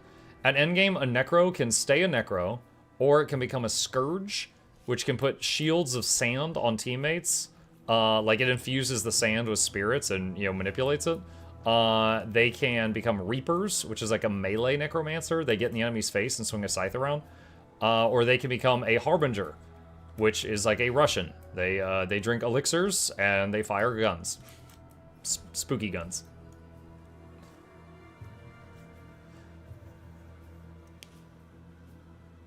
I still remember seeing my first HP train in Hot, and I was like, what in the Guild Wars 2 is happening right now? Pulling another storm to landfall.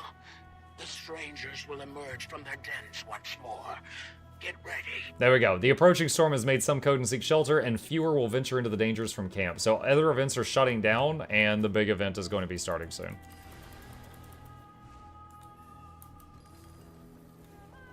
Didn't Shy draw something for that muck, or did someone just Photoshop it?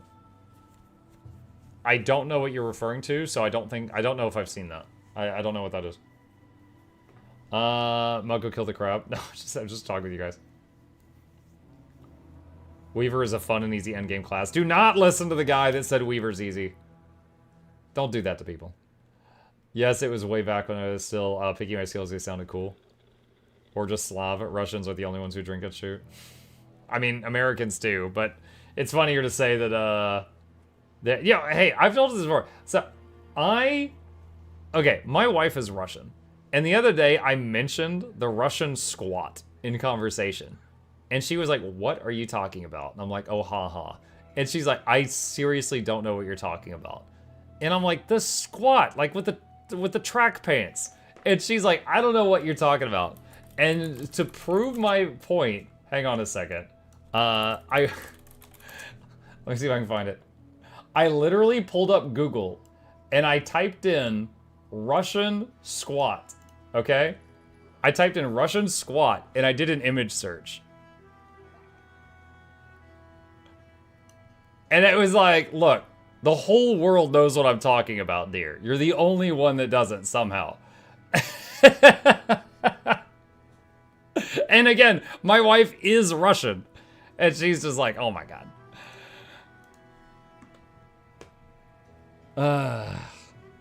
The Slav squat. Yeah. Yep.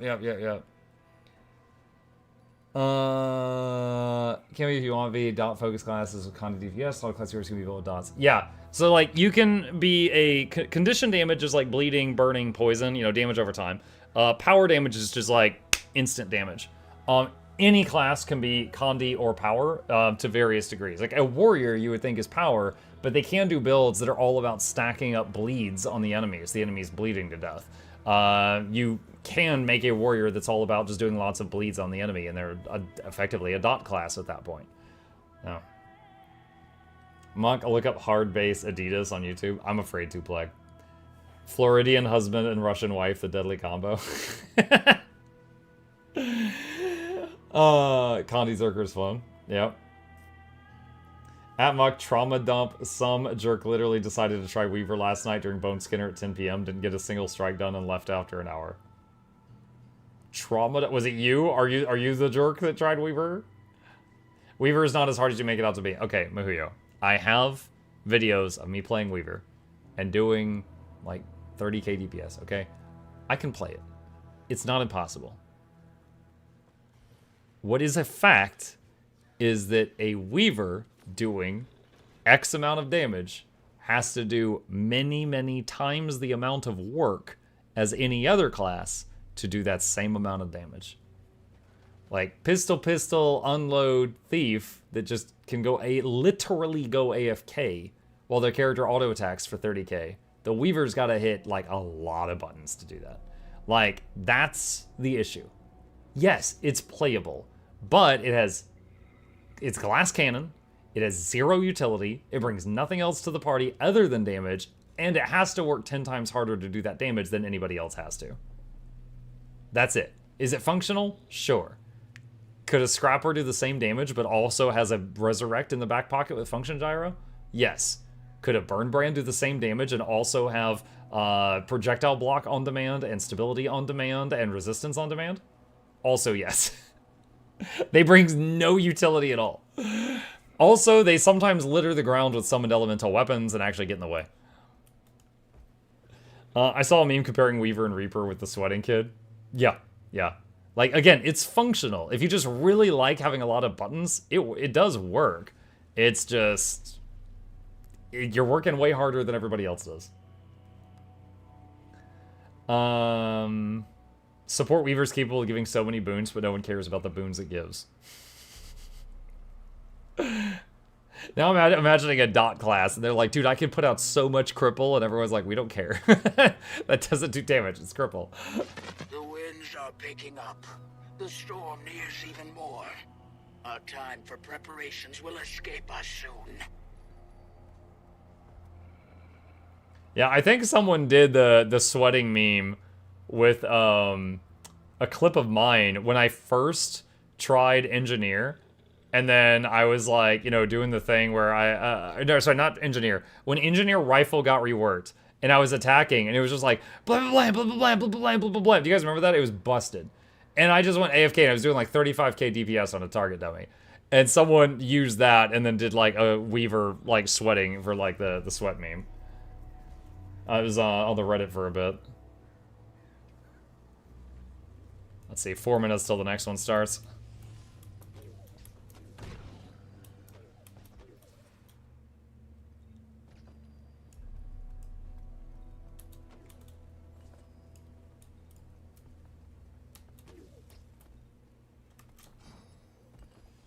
Let's climb up and get that. I actually used all of my... Actually, no, I thought this was something else. That's fine. I'm already up here. I'll get it. I was thinking this was a different resource. With that update, I can pull 30-35k real easy on rifle mech. Yeah. Like mech, Inji mech, Hammer, Guardian, Pistol Thief, they can all do the same damage as a Weaver, basically while AFK. While the Weaver is having to hit like 10 different keys. Like, the Weaver is not unplayable, or like bad. I just think it's not fair that they have to do so much more than everybody else.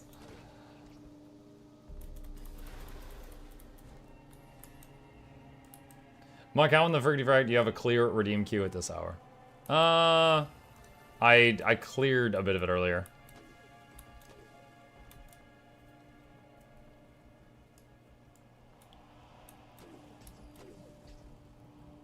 Why would you bring that to people's attention, Jackals? Now I have to turn into a potato. Okay.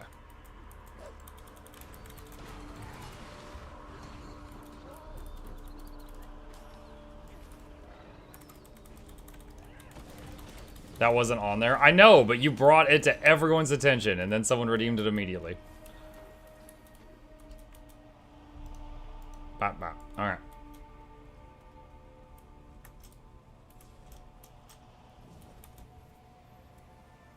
Chip still on hat. No.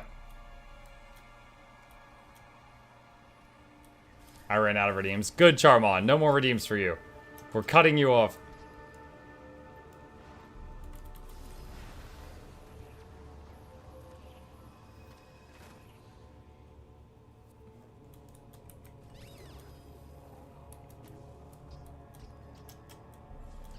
What, no sneef while you run around? I mean, I guess there's a thing right here. Honestly, I just didn't really think about it. I never really think about doing the sniff thing except for when I'm specifically trying to get more of those coins. Then I run around and do it, like, with purpose. But the rest of the time, I do not think about it. Like, I'm playing a Necromancer right now, wondering how much damage I lose if I play Alacrity Condi Shroud versus normal Condi Scourge. Do you know? There's a pretty easy way to get an idea. Hang on a second. Alright, so, snowcrows.com, benchmark. Oh my god, so, again, I was forced to turn off my ad blocker yesterday because of another website I use. I had no idea Snowcrows had so many ads. Holy crap. Damn. Anyway, Scourge. Alright, so Scourge. The best Scourge in the world on a target dummy can do 40k. The best Scourge in the world hitting a target dummy while providing alacrity can do 32k. There you go. So, that's a rough estimate.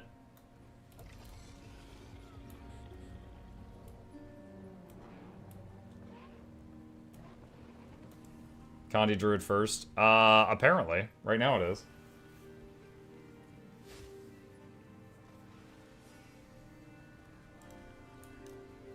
Alright, it's time. I'm gonna go heal Untamed again. I've been having a lot of fun with that in metas. Here it is. No time to quake with fear. Rigid we must remain. The strangers have woken. They've come to dance in the rain. Our one and only goal is to protect the camp. Every claw and spear. Would providing alacrity be more beneficial for most game modes over straight DPS? In PvP and in World v World, you can't keep alacrity up all the time because they don't want that to be possible, so they've nerfed it a lot. In PvE, groups will intentionally make sure they have an alacrity provider in their party. Otherwise, they won't go. Like, alacrity and quickness are considered to be essential boons.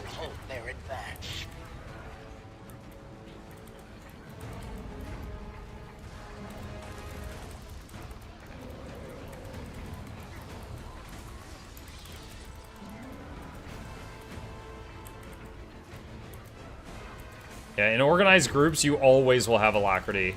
So, like, groups will join and they'll be like, hey, I can do alac DPS or alac heal, whatever. And you might be like, alright, you do alacrity, you do quickness, and everyone else go pure damage. Like, that's how most groups are formed.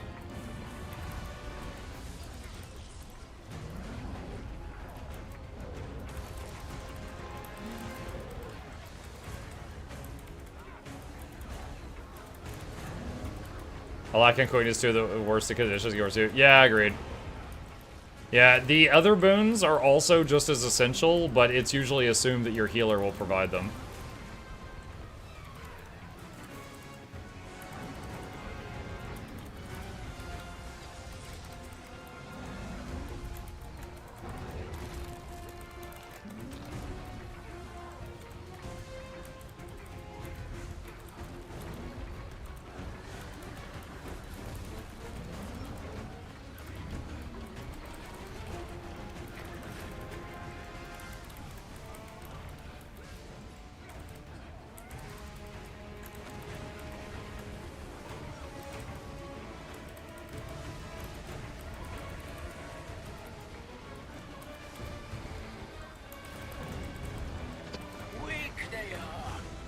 Journeykin and topple them. Reveal the core.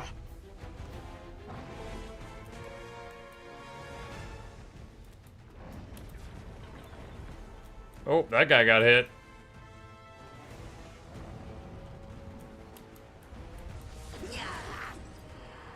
Yeah.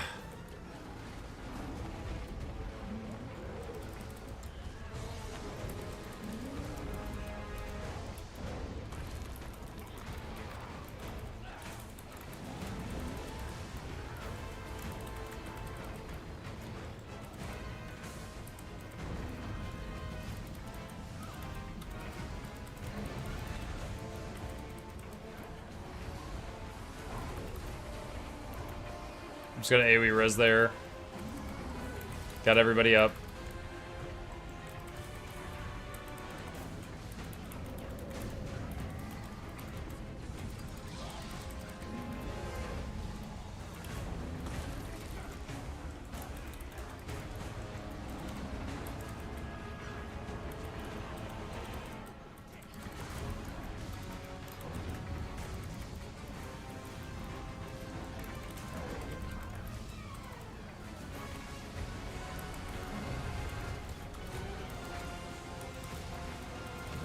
Got my pet resing one of them.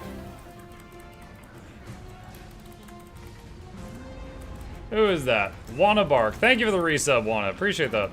Welcome.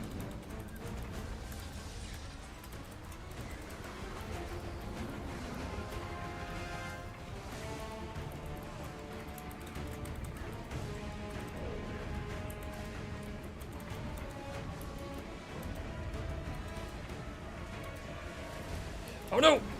Oh, I was animation locked. I'm gonna use my Jade bot. I was animation locked when that red circle appeared under me, and I'm like, oh no.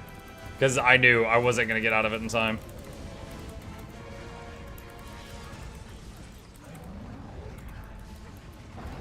Mace 3 doing me dirty.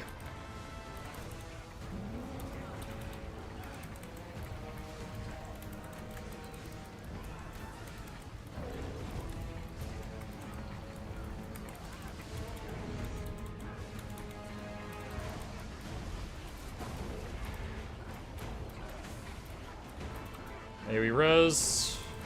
I think that actually only got one of them because everybody else was doing such a good job helping.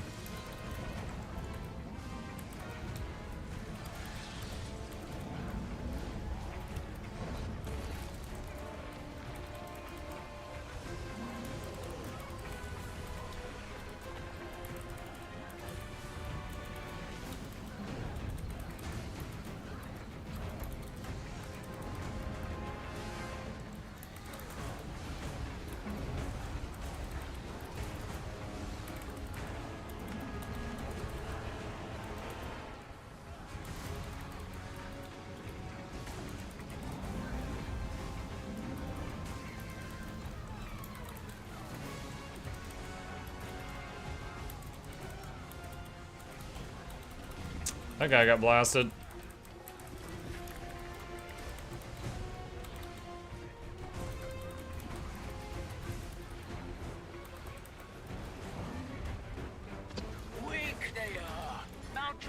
awaken and topple them.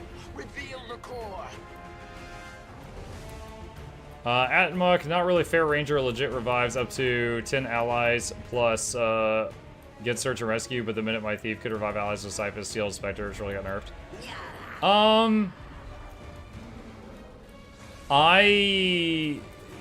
I agree that if Thief wants to be a support, it's fair for them to have good reviving tools. However, the res from Steel was insane and completely busted. It like if anyone went down, you just went zap, and they were up again. It was like instantly. Like it was pretty crazy, especially in PvP. It was like insufferable in PvP. Like anytime you get someone down, zap, they're up again. You know, like whereas other classes, when they wanted to like revive someone, it's like a massive cooldown, right? What was that? That skill should have stopped at the edge of her hitbox, but it threw me into the center of it. That was really weird behavior.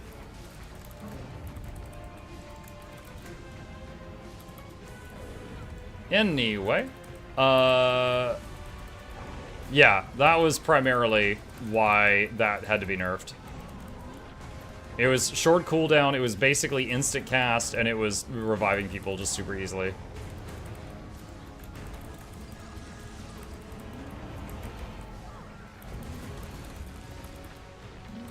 What's this crab boss again? This is a Titan, this is Decima, and at the other end of the map they're fighting Greer. You can see Greer's health right there. And both of them have to die at the same time, or they get back up.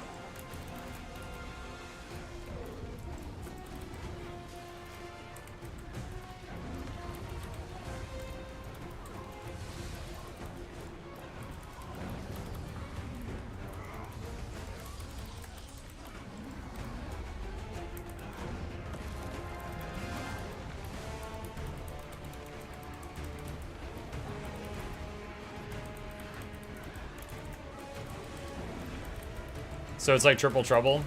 I would say it's easier than Triple Trouble because there's no build up to it. It's just they spawn and you immediately start going ham on the two of them. So it's like when the event's about to start, you just split up and get people at the two spawn locations and go, go, go.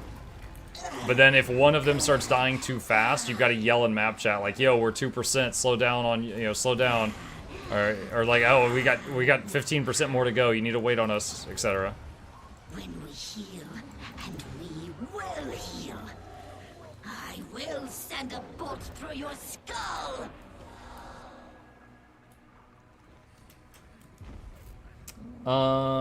Let's see. Does Midnight King still fail? I don't know. I didn't really enjoy the Midnight King meta, so I have not done that in a very long time. I do not know. And the Isle still. Finally. They could have changed it, not removed it outright. I agree. I agree. Celebrate we shall, but those celebrations must remain modest. The strangers will. I would say return with the for next storm. talking about that topic. Okay, this lady needs to shut up. Talking about that topic. So Spectres used to have the ability to instantly revive people that went down, which was busted, so they removed that. And someone in chat is saying, I wish they had just changed it. Totally fair. Like, for example, if a Guardian wants to revive someone, he has to give up a utility slot. Sorry, if a Guardian wants to, like, instantly revive someone, they have to give up a utility slot, and they have to take Signet of Mercy, and then that has a cast time, so if they get there's an opening where they could be interrupted, and then they use it, and it has a pretty lengthy cooldown. So utility slot, long cooldown, decent cast time. All right, so all of those to do a magical res. The only other class that has a res on a class feature skill is the function gyro on Scrapper. And when they send the gyro out, one, the gyro could be killed, which stops it. The gyro could be CC'd, which stops it. And it takes time. The gyro does resing per second, and it patches up the person. And so if it gets stopped, it do anything that time. So if you've got a class skill that's instant, doesn't take up a utility slot, and it's instant cast and it's instant revive, that's crazy compared to what the other classes have. So they could have made it like, I don't know, you zap them and then it starts like a heal over time, but any damage interrupts it or something. But it's just the fact that they were like instantly getting up, and it was an instant cast, so there's very little counterplay. It was too much how it was, for sure.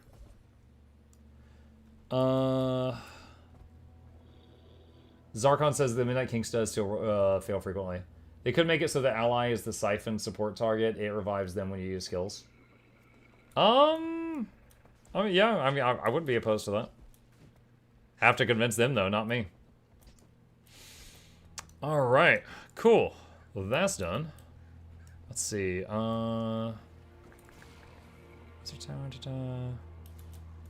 seeing what we need to do here.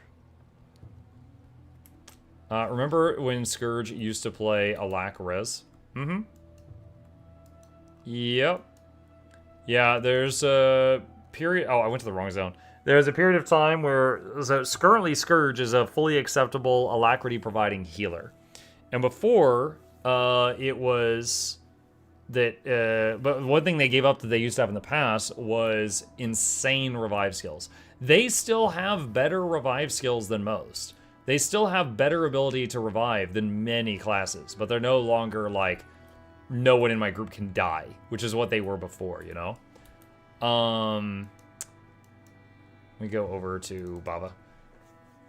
They're no longer that anymore. But there was also a period of time of many years where they were like, they're great at shields, they're great at reviving, they suck at healing, they suck at buffs.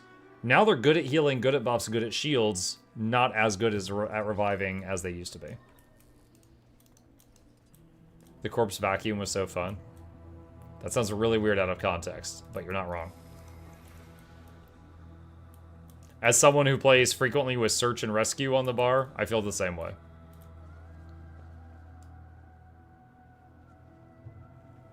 My guild used to have a Slothosaur strat where we took 2 Necros and placed the boss in the middle, just wrecked the boss while Necros kept everyone up.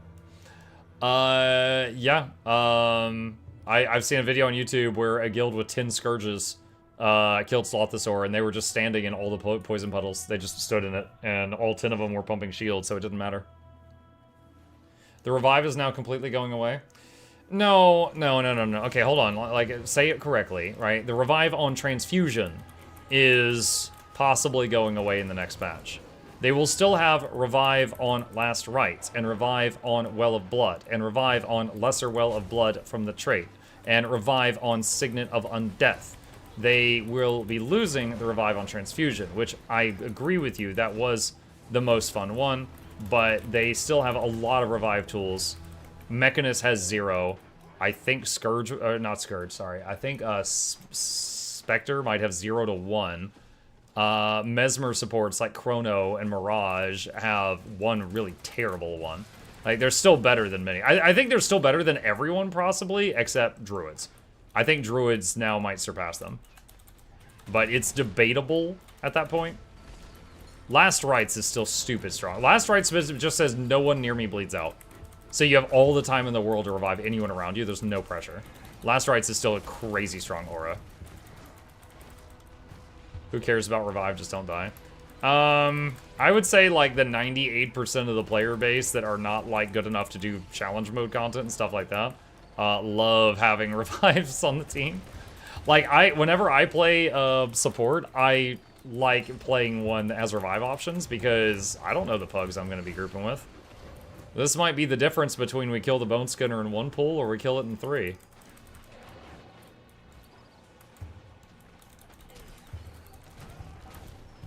Spectre has Shadow Refuge, which is 25% stealth duration, and it's not even properly listed in the skill toolbar. Headline from the wiki. What does stealth duration have to do with reviving? Unless I'm missing something from what you're saying.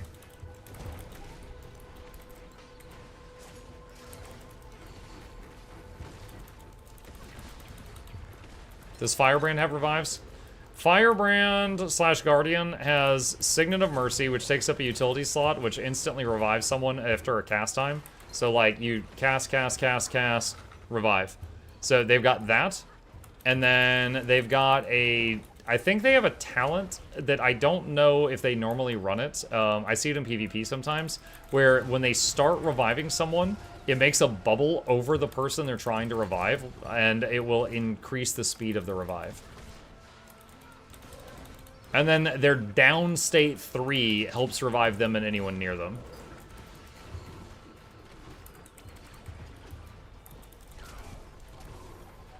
Just get good. Game starts dying because elitism is pushing new players away. Why is my game dying? Yeah. Yeah.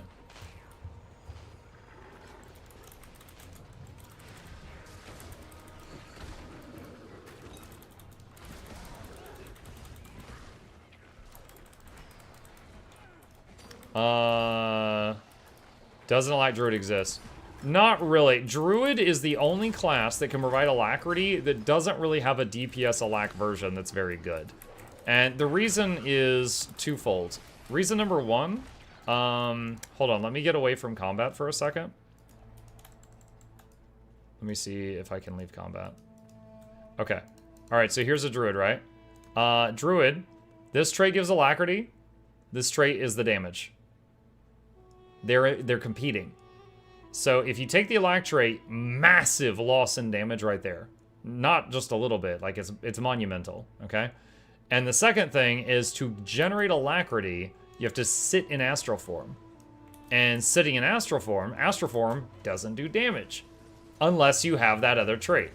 So you can't just provide the Alacrity while doing damage, you have to, like, your damage has to go to almost 0 to provide the Alacrity if you don't have that trait that converts Astral Form to being a damage dealer. So if they move one of those skills to like another column, then it's possible. Right now, it's you could do it, but it's really crappy. It's not really feasible. Shadow Refuge has stealth, heals, barrier on you and allies, and 5% revive per stealth pulse, which is 5, thus 25% revive. Okay, that's the part you didn't say before. It was 25% revive. That's kind of like, Engineer has, chat will correct me in a second. One of their elixirs has a throw elixir button on the tool belt, and it does a bit of reviving on the target if they splash it on a target. But in many cases, it's not enough to revive them. It does some pulses of reviving, but depending on the situation, it won't get the people up. Which is different from, like, Signet of Mercy or Signet of Undeath, which is just like cast time, boom, get the heck up, which really, really, really rarely fails. Like, for those to fail, you have to be like 1% health in downstate, and also you have to be like poisoned, so incoming healing is reduced. And then maybe. Do you miss how Druid used to give Alack? Yes. Yes. You notice I don't play my Druid as much anymore? I think they made it way less fun. And to try to TLDR that as much as I can, when you are a Druid, you provide Alack by being an Astral Form. So, essentially, Astral Form does a few things for those who don't play Druid. One, you see this blue bar? It's like filling slowly over time. I have to wait for that to be full to enter Astral Form. So, I can't do it anytime I want. We need the Druid fluid, okay? That bar fills faster while healing people, but out of combat, it slowly fills. Okay, it's 100% full. I can enter Astral. I'm capable of doing huge CC with this skill. Also big healing. Pump out more healing with this, for example. And all of these spells I'm doing give you like a second or two of Alacrity. So you gotta spam a whole bunch of heal abilities, even if they're not needed, to provide Alacrity. Now that Alacrity has 10 seconds on it. I need the cooldown of this to come up, and the Druid Fluid bar to be full to re-enter Astral Form before that wears off. It just wore off because I don't have anyone to heal right now, so I can't give Alacrity again. So, one, it has moments that are inconsistent, but if you're in combat the whole time, you can keep it up 100% of the time. But the problem is when you're an Astral, you're a God tier healer. When you're out of Astral, you're an okay healer.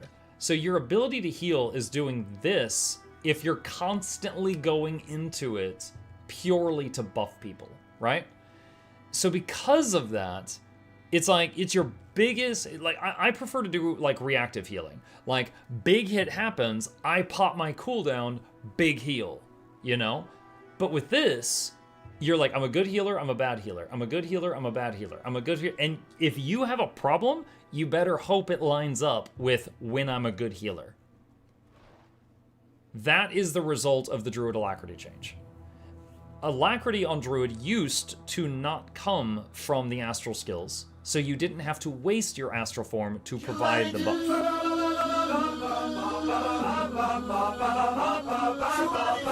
Hi, Nog. So yeah, you used to not have to waste your astral form in order to provide the buffs to people. Now you do, and I think that made it very stupid to play, and so I play it a lot less now. Same with a quick heal untamed. Staff is good healer, mace is okay healer. True, but the mace gives a lot of boons and CC, which is why they do it. But staff heal untamed is still lots of healing and damage, which is crazy. How did a druid provide a lack before that? One version, the druid that was immediately before the one I just described, did it with spirits. So every single time they cast a spirit, they would give their group like 10 seconds of alacrity.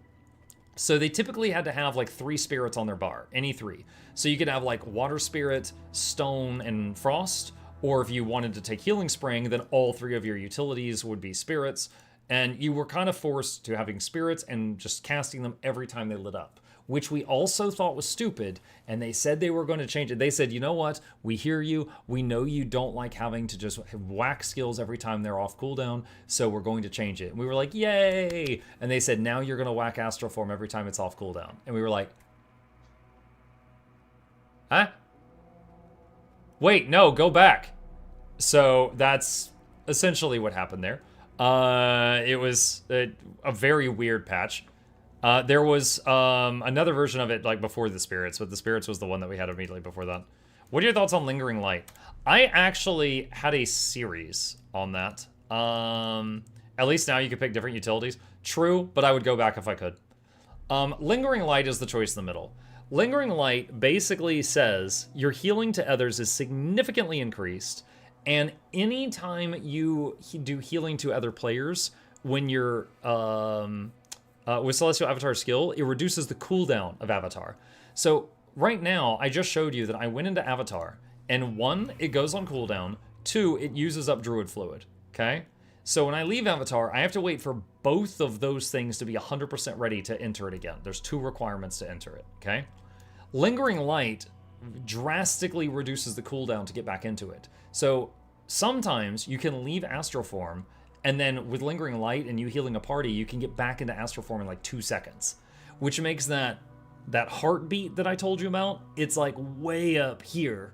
You stay much higher up on the heartbeat a lot of the time. This is very fun, and honestly, when you play it, it feels like the way it was meant to be played. However, the community doesn't accept healers that don't provide alacrity or quickness, which are why things like Weaver healers are never heard of, and Lingering Light healers. I actually had a series I did where I was trying to show the strength of Lingering Light, and it was called Let Me Solo Heal. And I would basically join 10-man squads and say, hey, can I try solo healing this? And I would try to solo heal it with just me, and usually a 2-man squad has 2 healers. Now, I was not the first person to solo heal. I didn't invent it. I was just trying to show that even a scrub like me could do it because Lingering Light was so strong.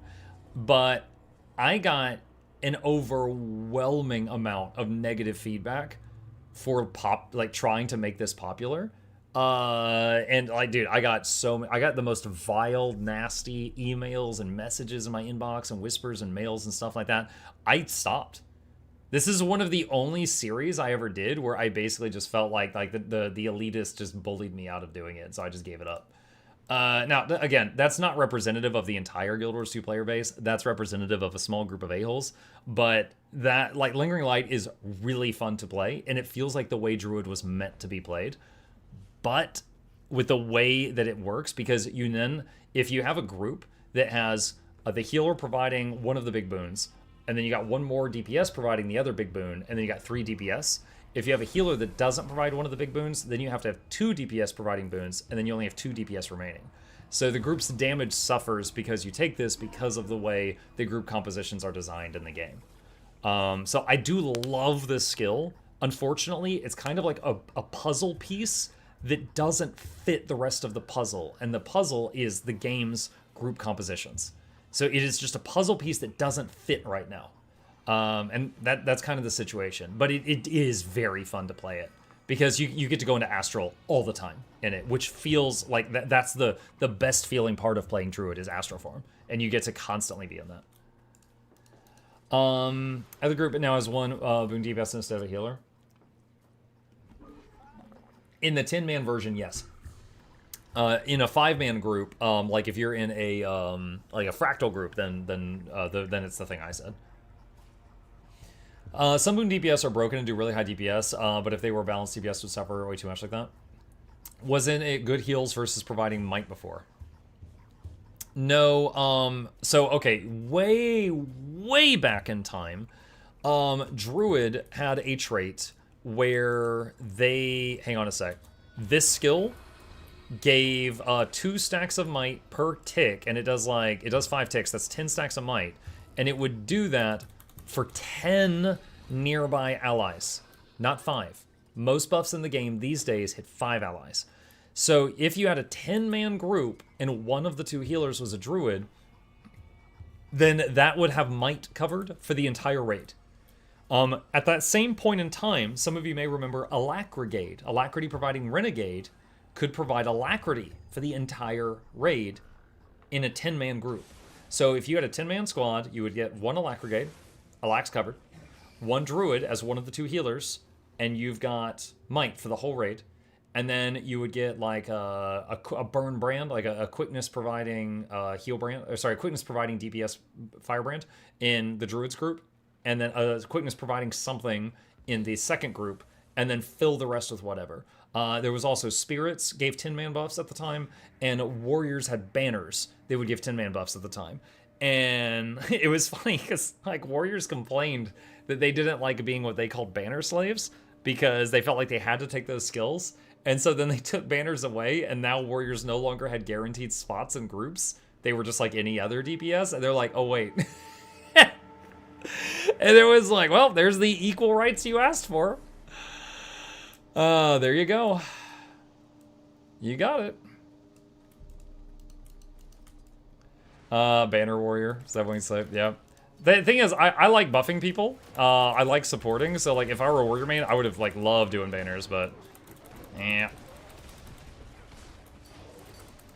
My warrior never uses banner skills. Well, pretty much the only banner you see these days, I think, is the res one sometimes. The others, I don't really see that much anymore.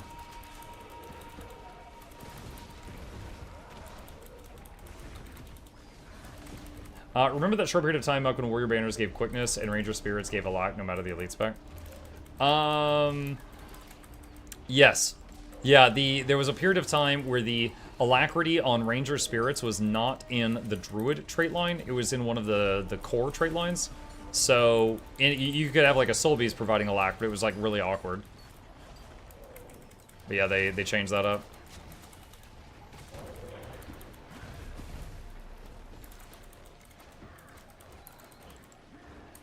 Yeah, I mean, they try. Like, yeah, they've got 27 elite specs to balance, and each elite spec, like Firebrand. Firebrand can be Condi Quick, or just Condi, or Healbrand. And there's PvP and Worldview World and PvE variants.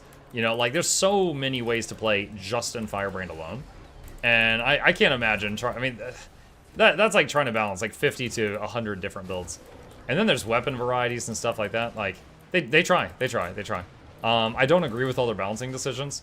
Like, for example, my complaint about Druid is very much I don't enjoy the new way of doing it. I'm an old man yelling and shaking my fist at this guy, like, this isn't healing in my day, you know, and I just don't like the new way. But I didn't like it to the point that I changed mains. If there wasn't another main that I liked, I might have changed games. You understand? Like, if you take a class, like, if someone really, really loves playing Revive Scourge, and they take Revive Scourge away, and those people cannot find another class that they enjoy to the same degree, they might quit the game. So I think it's important to have, like, some kind of thing that fulfills each niche that you've introduced to the game, and don't just take those niches away, because you'll lose people. Firebrand's the only Guardian I want to play, but I can't handle juggling the books. That was another thing that was an issue for a long time, is the books had separate cooldowns, and that issue was... The issue I had with Firebrand was largely resolved by the pages.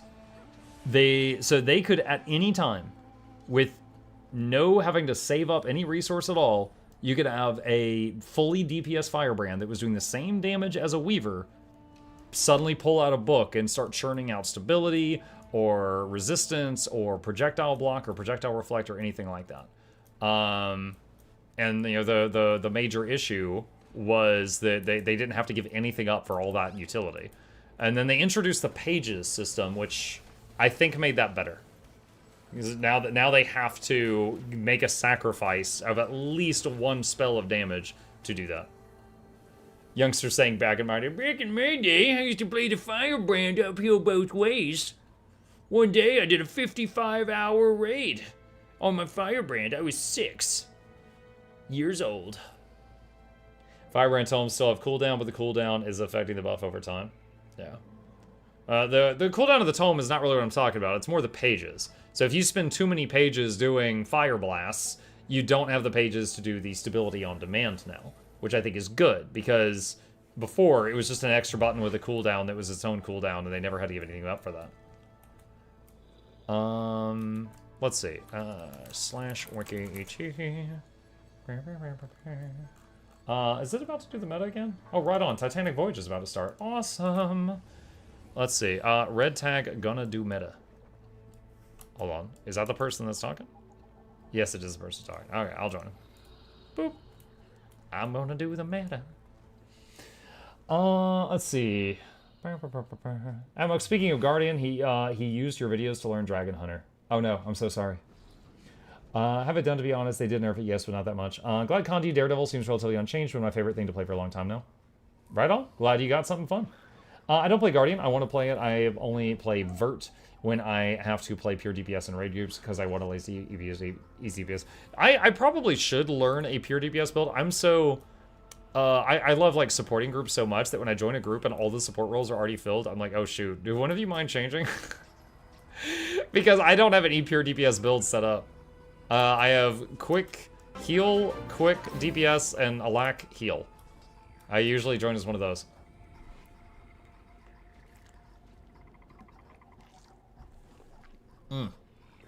Dude, I can feel my voice getting scratchy. I am kind of glad that I don't have a morning stream tomorrow, because could use the recovery a little bit. Did you see the PoE 1 League and the update reveal? Are you going to play it? I have not seen that, no. I would say there's too many games in my queue right now to be visiting Path of Exile again, so I would just say probably not. Maybe in my own time, we'll see. Might be like, I can't hide DPS. Yeah, basically. Have you ever tried playing any Celestial hybrid builds? In open world, in World v World, yeah. In like high-end PvE content, no. Like never in Fractal Strikes or raids. Healing, boon providing, doing DPS all at the same time. So yeah, it sounds like you're talking about things like Plague Doctor, Scourge.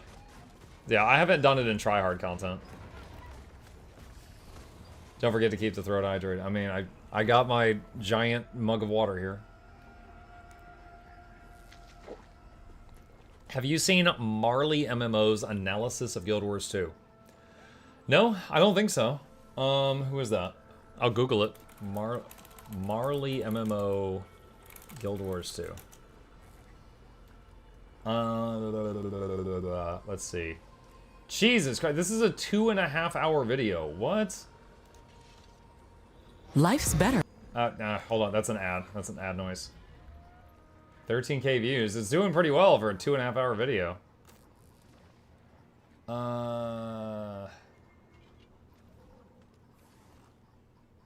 Wow.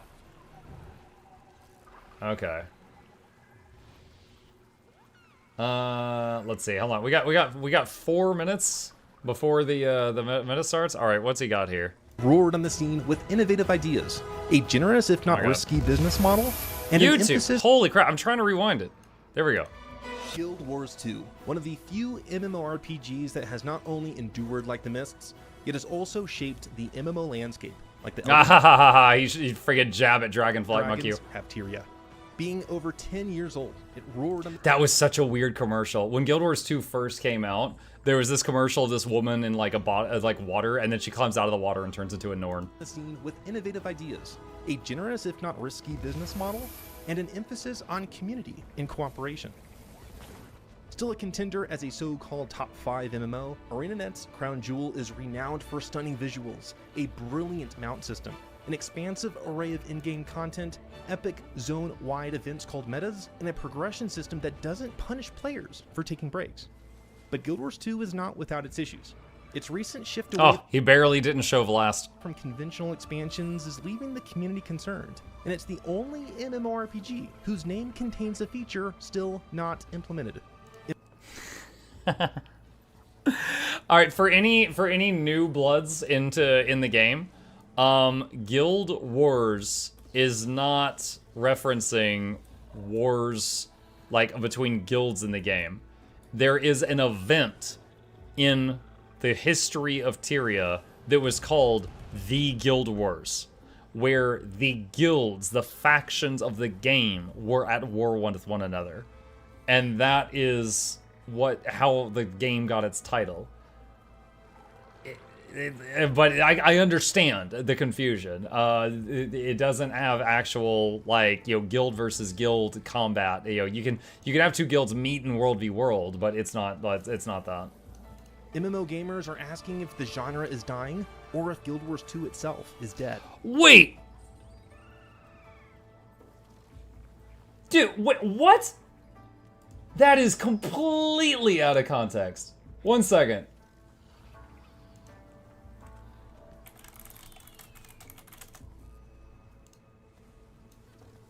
That's my video. That is like a YouTube short where it says, "Is it dying?" And then I say, "No, it's not. It's going great." It's a feel-good video. It's a freaking feel-good video. Hold on. What did he say again? MMO gamers are asking if the genre is dying or if Guild Wars 2 itself is dead. Okay, wow. I mean, I guess a MMO gamer did ask me, is it dying? That is true. The way he presented it, it kind of looked like I was saying. Well, honestly, I don't even think he gave me credit there. Or if Guild Wars... Like, what, is this supposed to be my name blurred out? I don't know. Like, this is my thumbnail with no credit at all. Okay. 2 itself is dead. Didn't they announce they're making Guild Wars 3? No. I have spoken. That has never been officially announced anywhere. It was a rumor. With Guild Wars 2 players and content creators from around the world. Sweden, Denmark, Scotland, Germany. Who are eager to share their perspective on Yo, Mighty Teapot. Is that Kiyosaka, I think? Guild Wars 2 in 2025. What can ArenaNet do better with respect to rating in Guild Wars 2?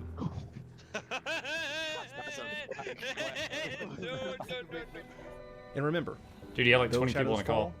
Still the stars find their way.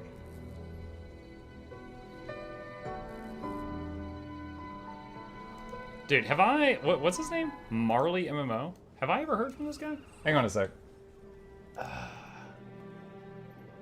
In the description? I don't know. It was just a thumbnail. That was it. I'm wondering... Ha! He actually sent me an email that went into my spam folder August of 2024 asking if he could talk to me about something. It was probably that video. Never saw it. I'm looking at it right now. I guess I missed out. It was probably this. Yeah, just the fact that he's like, I asked different Guild Wars 2 players, and me, because I have a big freaking ego, I was like, why didn't he ask me? I should go check if he did. He did. He freaking did. I totally missed it. Oh, hold on. God, stupid thing. I have to end the task. Okay, let's see. Is Livia doing the thing? She's doing the thing. All right. I'm Marl MMO, and I connect gamer. I'm sorry. Okay, look, he looks fabulous. But the low V-cut bathrobe, this looks like the beginning to a very different video, okay? To MMOs they'll love. I've been playing Guild Wars 2 since its beta, and Guild Wars 1 since launch. This franchise has captivated me, not only for its novelty, but for how it's brought players together. Why did it go directly to spam? I have no idea. In ways few games have. I still remember getting lost in Guild Wars 1, pre-searing a stunningly immersive... Okay, yeah, for a 2.5 hour video. Oh my goodness. All right. Hold on. Let's, boop, boop. Might have to check that out.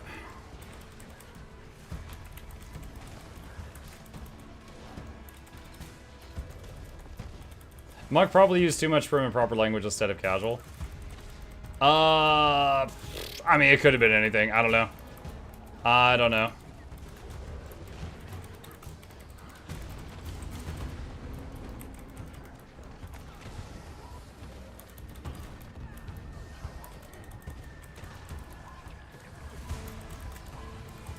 I'll send him a response and just be like, hey, yo, I saw your video. You did great. I'm so sorry. I missed your email. Because that's the honest truth. I did miss it.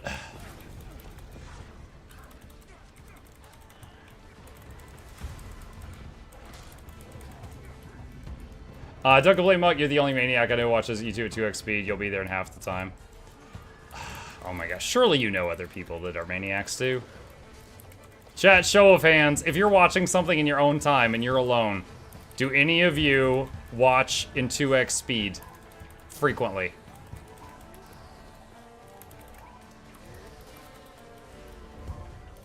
Okay. I see a couple. I see 3 yeses. 4 yeses. 5 yeses. All right. There's 5 maniacs in here. We got 5 maniacs. Someone said 1.5 speed. All right. 5.5 maniacs.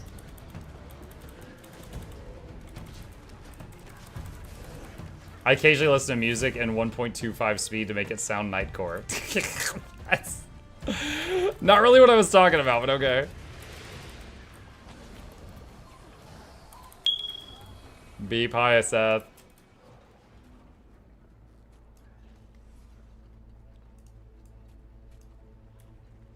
I'm Brazilian too. If the person talks clean English, 1.5 if not. Shadowfruit's bug didn't reset today, completely disappeared. No, I harvested mine just a little bit ago. I got 3, and then I replanted it. Did not have any problems. How's the Leggy backpack going? Just right now, just chatting and getting more curious Mersant remnants.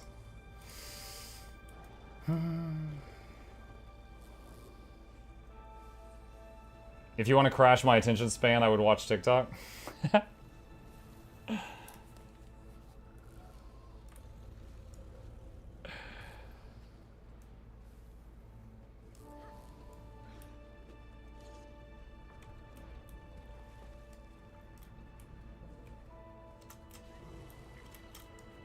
Is discussing patch over now? We can still discuss stuff. However, the talk that I did with Loranity and Noxxi finished a bit ago. They both went to bed.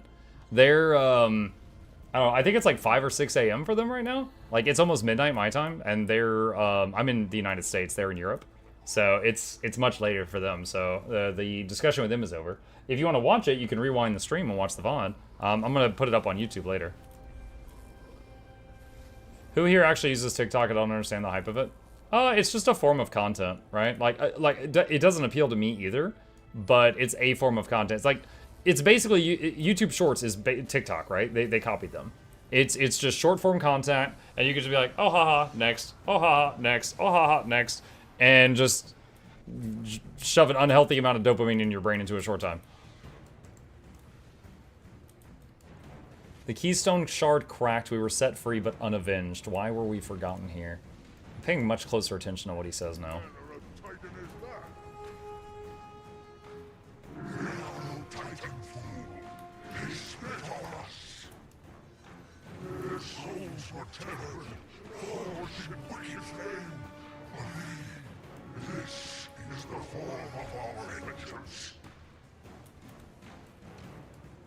That makes so much more sense now after talking to Nox and Lara. Just like Gorseval.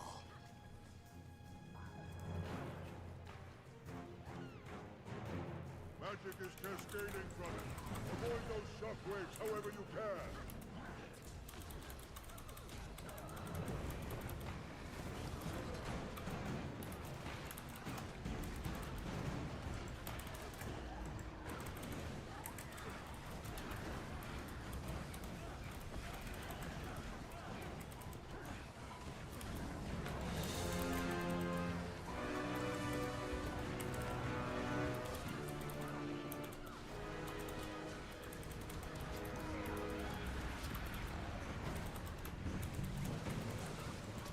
Laura and Noxxi are in CESC. Always tired. Where did that title come from? Eh? I hate short videos, but it's why I have such a backlog. My Chrome tabs have many 5 to plus 7 hour VODs that I never catch up on.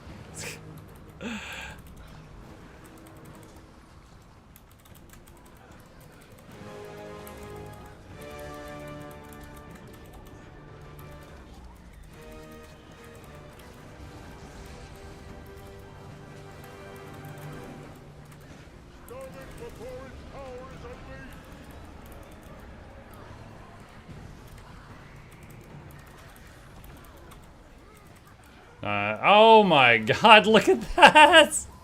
Holy crap, that bubble. She really wanted us to electromagnetic pulse.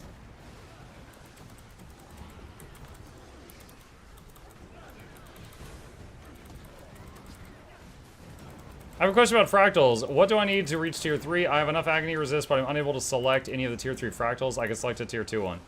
So there's a thing called your fractal level. Every time you do a fractal that is your level or higher, it will add one to your fractal level. You can only create groups to do fractals of your level or higher. But you can join groups for any. So if you, for example, did fractal 1, then 2, then 3, then 4, then 5, then 6, and then you stopped, you could make a group for up to fractal 7. Because that's 1 plus the highest that you've done, right? Now, if you then join a group that's doing fractal 100, and you succeed, your 7 would add 1 to it, and it would go to 8, because that was that was higher than your old record. But you're going to have to do a bunch in order to get your fractal level up. But until then, just join other groups and have someone else hit the button.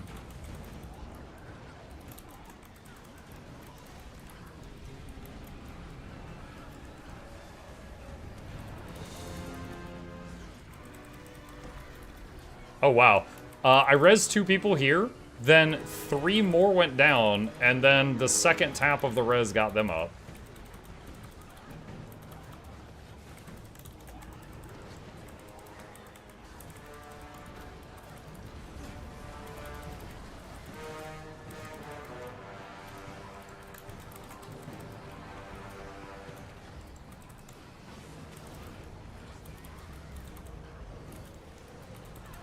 I love when the sky scale leeches get knocked out of the sky during the CC.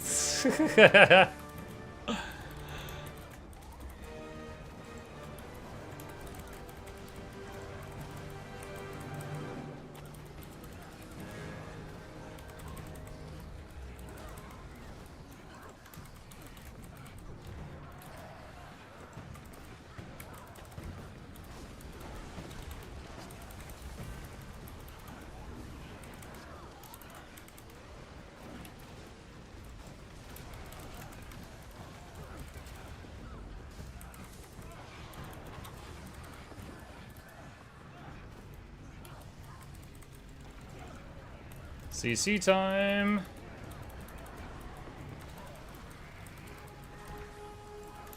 Nice. 3 interrupts. No problems.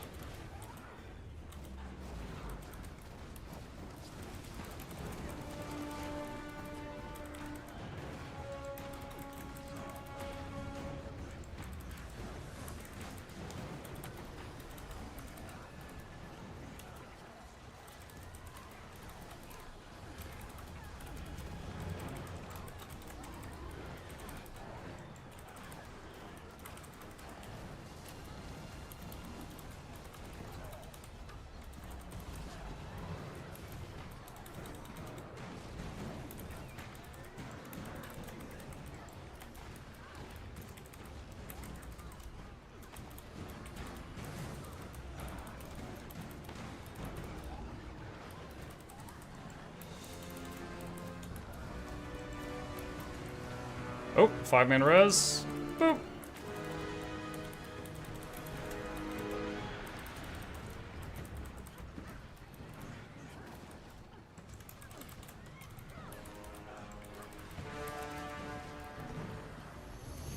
Nice.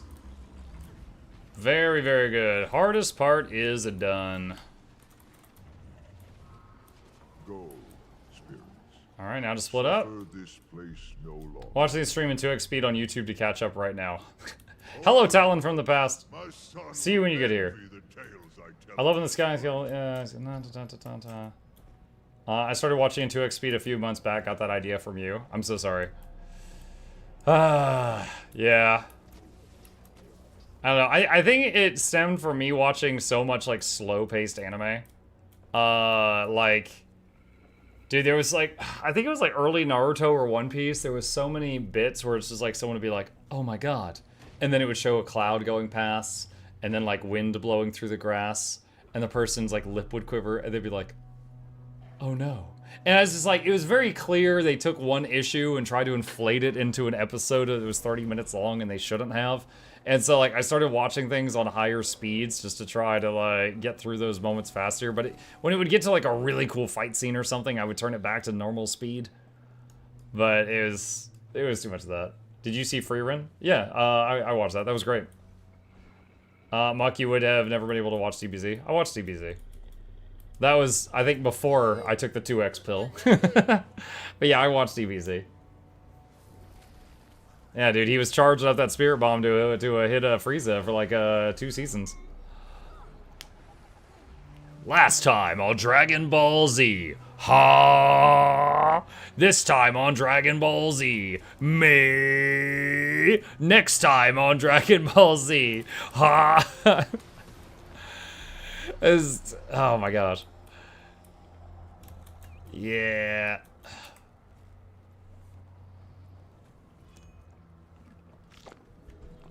Five-minute timer on Namek Explosion. Yeah.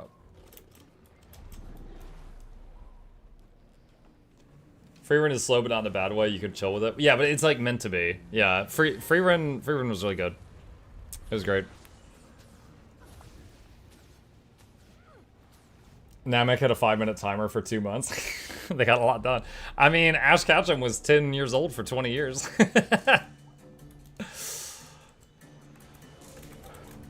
Alright, where's my turtles? I'm gonna heal these turtles. Bulbasaur. Or not Bulbasaur. Blastoise. I choose you. Get in there. Bulbasaur. What is Bulbasaur? Bulbasaur's a frog.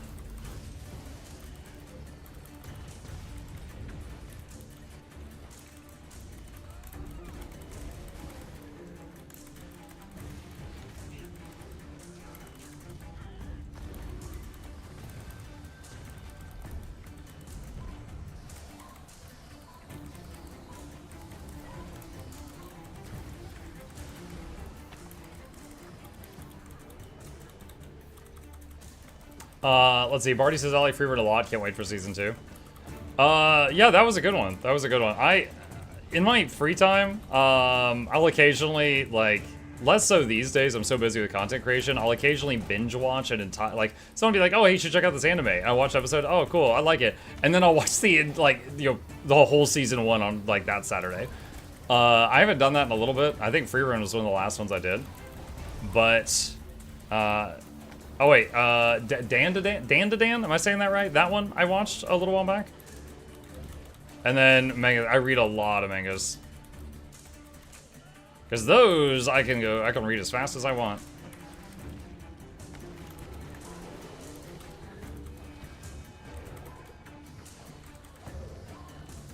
Like, there was a new issue of one I was reading today of Kengan Omega, if any of you know what that is. That one I've been enjoying. This is a sequel to Kengan Asura. That one did have an anime.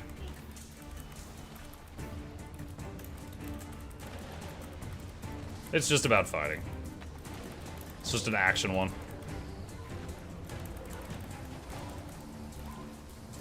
We have 100% XP boost? Yeah, for the weekend, supposedly. Did you read Attack on Titan? No? No. I watched that one. That was one... Okay, hold on. I'm trying to remember. It's been years. I think I read all of it that existed at the time that I read it, and then, like, I never really got around to going back to it when more came out. So I never read the ending, but I saw the anime. Most of it, I think.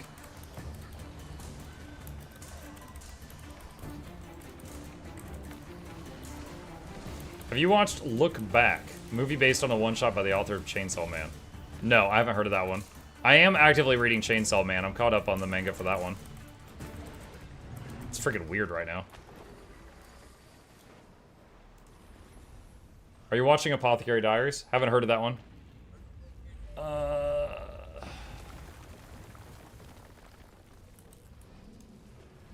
Let's see. Vandal says I have a dilemma. Do I play Pathfinder Wrath of the Righteous or skip to Baldur's Gate 3? I'm worried that playing BG3 will ruin all other CRPGs for me.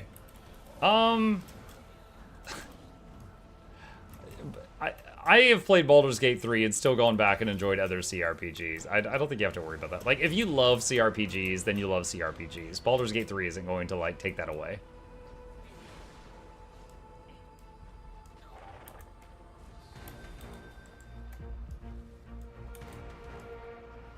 You can absolutely play either one you want. Either one of those is going to last you for a good long while.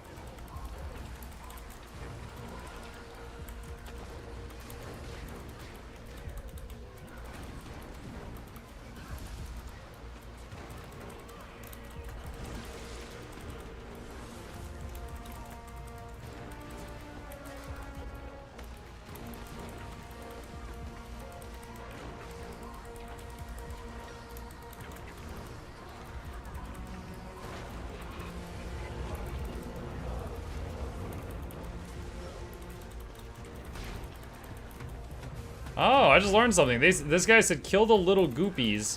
They bring back the big one faster. I didn't know that. I did not know that.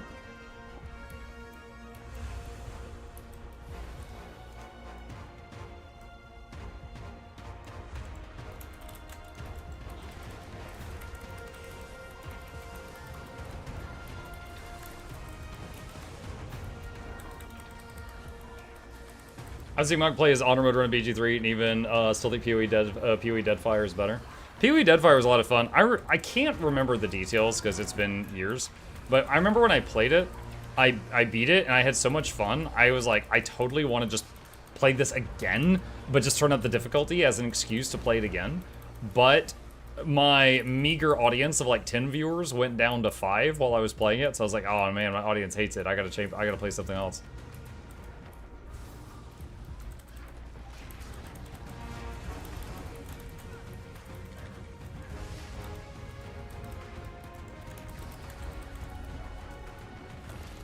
Whoa.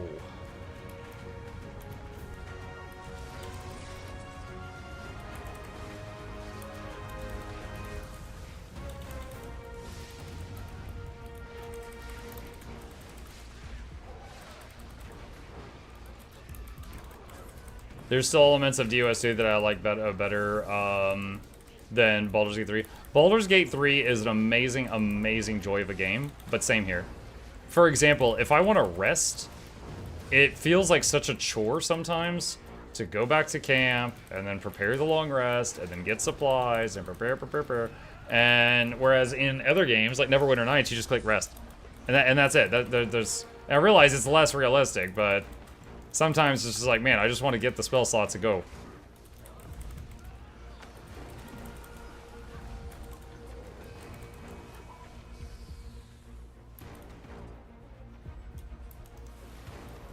Oh, I thought we killed this one already.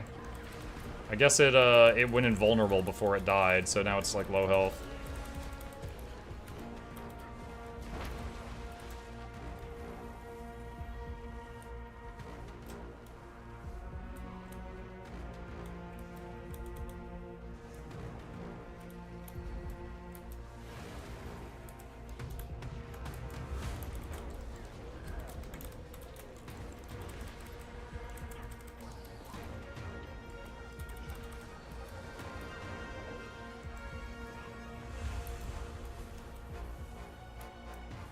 Alright, looking for the commander tag.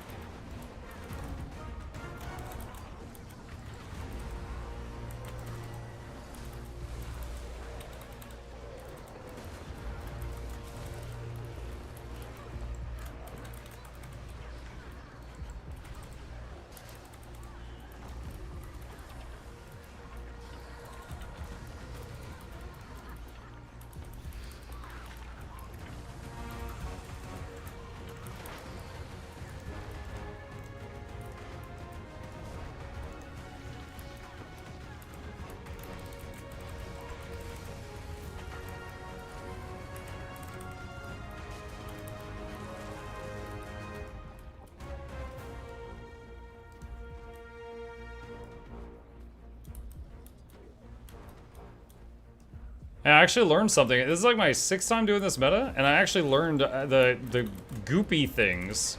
The things he's calling the goopies are what spawns the big ad that makes all of the nodules invulnerable. I did not know that.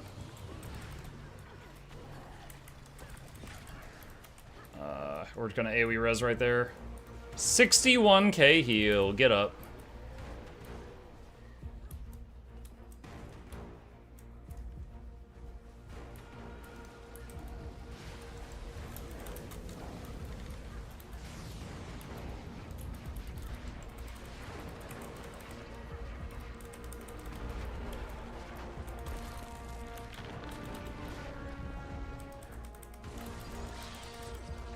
Oh, I do not have AoE res right now.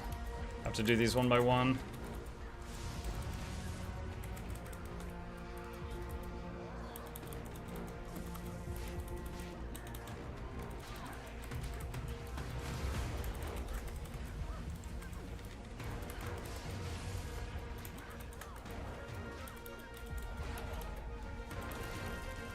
Search and rescue that guy. He'll be up in a moment.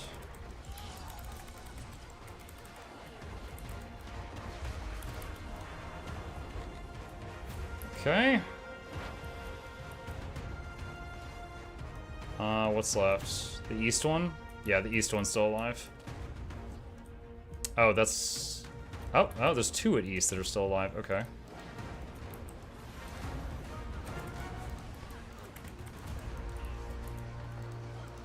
Oh, I can't target it. I can't target it! I am going to die. Dude, I am, like, clicking this thing like crazy. I can't get the target. Wow. That sucked. It's like tab wasn't working, clicking wasn't working.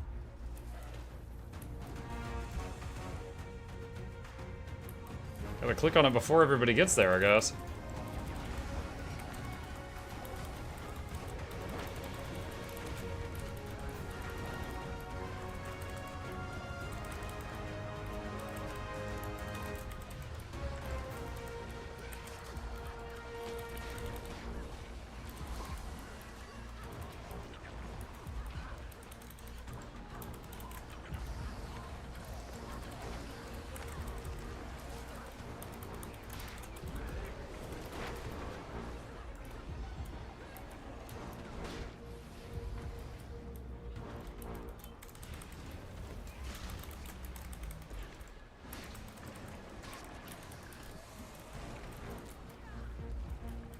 Search and rescue is rezzing that guy. Alright, got him. Can you delete your other tomes once you have the wizard tome? Not sure if I should. In theory, yes. I was too scared to, so I put mine in my bank. But you're supposed to be able to do that. And you can buy them back for pretty cheap from the merchant if you have a problem, if you see that they're unlocked on the merchant.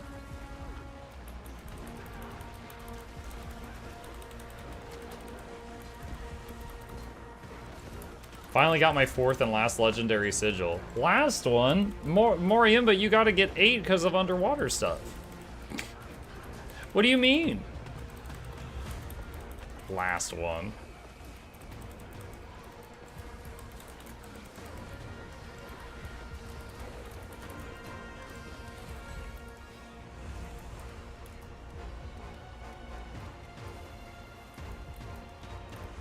All right.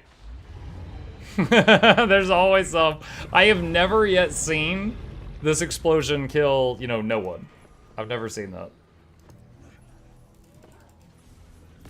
Oh, got it. GG. All right. Nice. Learned something new in that one. Good. Have a good night, everyone. See you, Verity. Let's see. Been there, done that. I deleted all the tomes. I can still teleport all the locations. Good. It's like the junkyard meta in Echo Vault. Some people will never hide behind the trash. But then, wow. Yeah, I haven't done that one in a bit. Then you'll be prepared for the underwater expansion. Yeah. I actually, real talk, I don't even think I have underwater sigils. Hold on. I think I might have 5. Hold on. Oh gosh. Where's my gear?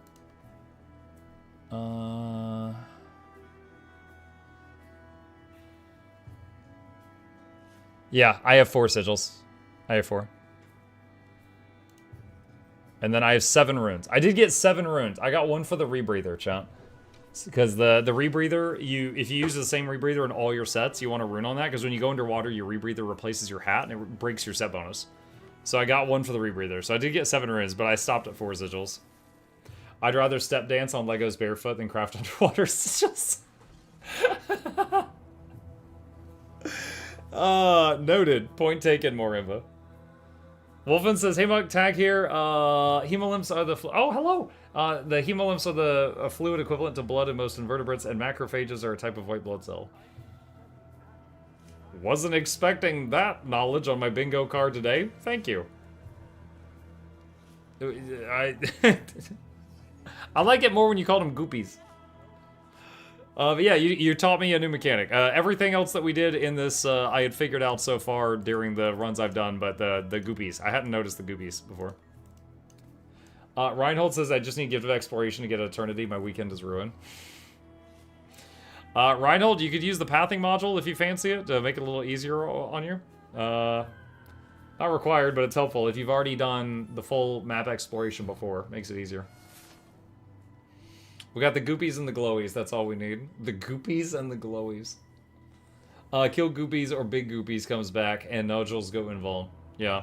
I noticed nodules going invulnerable before. I'd always thought it was a timer thing, but now I know. And knowing is half the battle. The other half is extreme violence. All right, let's see. Good job commanding. You did good. Let's refund that stuff and do that. Okay. Let's go clean up the bag a little bit. Oh man, chat. I am crashing. I also had less caffeine today. I was starting the stream and I was like, should I get another can of Coke? Nah, I'm just fine with the water. And now I'm just like, ugh. It's almost midnight. I've done 9 hours of streaming today. Not as much as the other days, but I've been doing that like every day this week. And then no caffeine in me. All right. First up, let's go over to this guy. Sell the junk. Get that out of here. Search consumables. What can we clean her out? Clean out.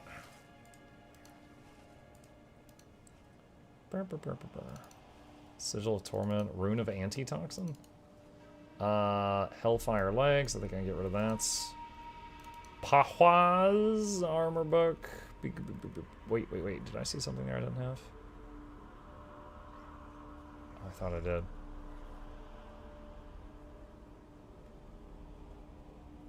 Guess not. Okay.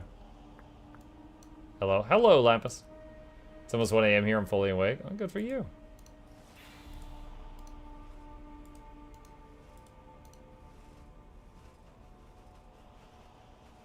These things make a huge mess when I open them, so I'll do that in bulk. Some of these are all like that.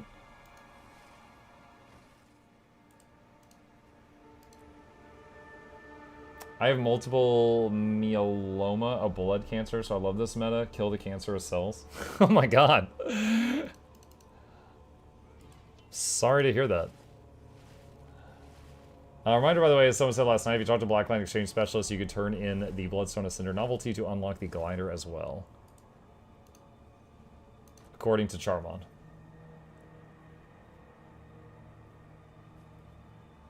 How am I getting so many obliges suddenly?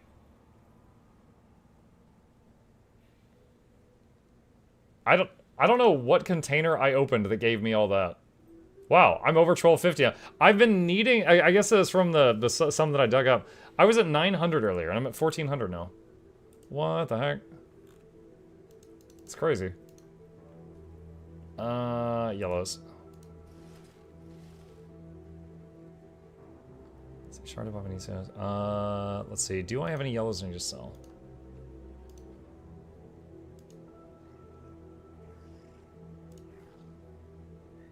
You must be salvaging something that gives it. I freaking hope not. Did you open the remnants? No, dude, you just scared me. No, the remnants are still there.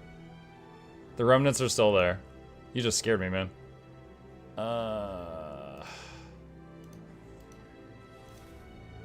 Nope, nope, nope. Dragon Spine. Norgoose. Alright, salvage yellows.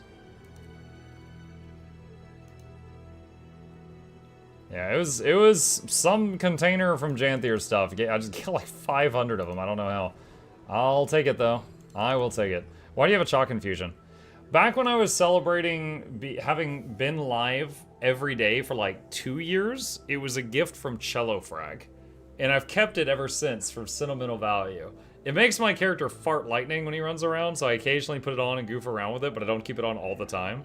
But I never sold it because it was a gift for a special day. And it's been almost 5 years since that? Yeah, it's been like 5 years since then. Yeah.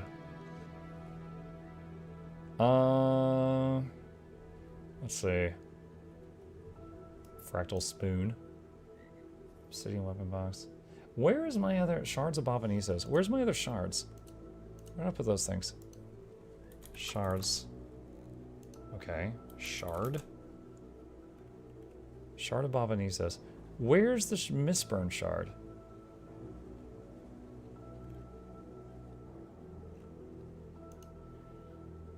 I know I bought them the other day.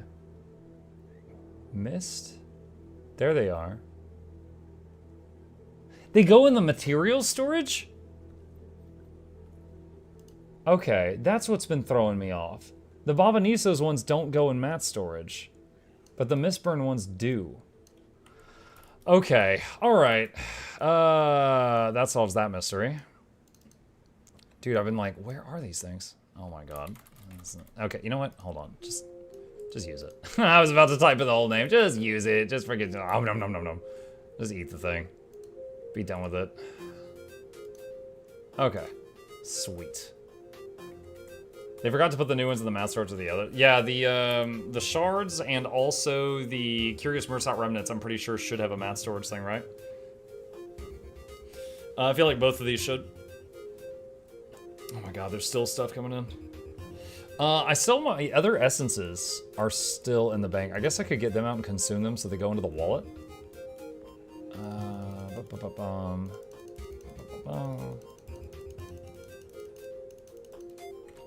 Okay. You know what? Just because so many people have asked me, like, hey, where is that guy? And I'm like, oh, he's somewhere at Moon Camp. I'm gonna go find him. I'm gonna go find him so that I can tell people where he is. I think they do it more for the reason to allow people to realize they are new items before they get transitioned to the storage. Maybe. Maybe.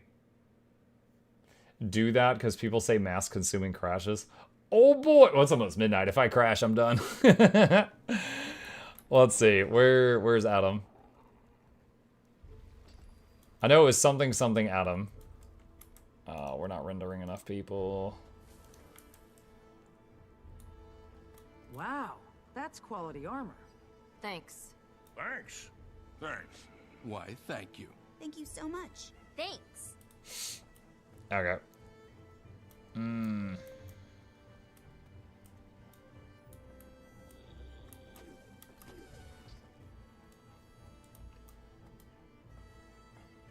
Adam. There he is. Light armor in combat gloves. But his hands are at his sides. That shouldn't be possible. He's just... Whoa!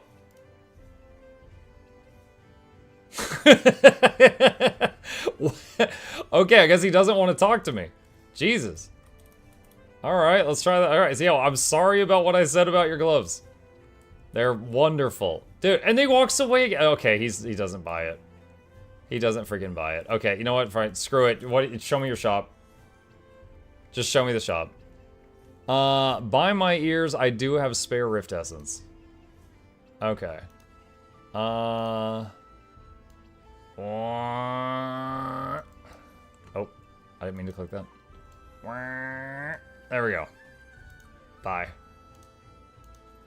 Okay. Now you. Bye. Now you.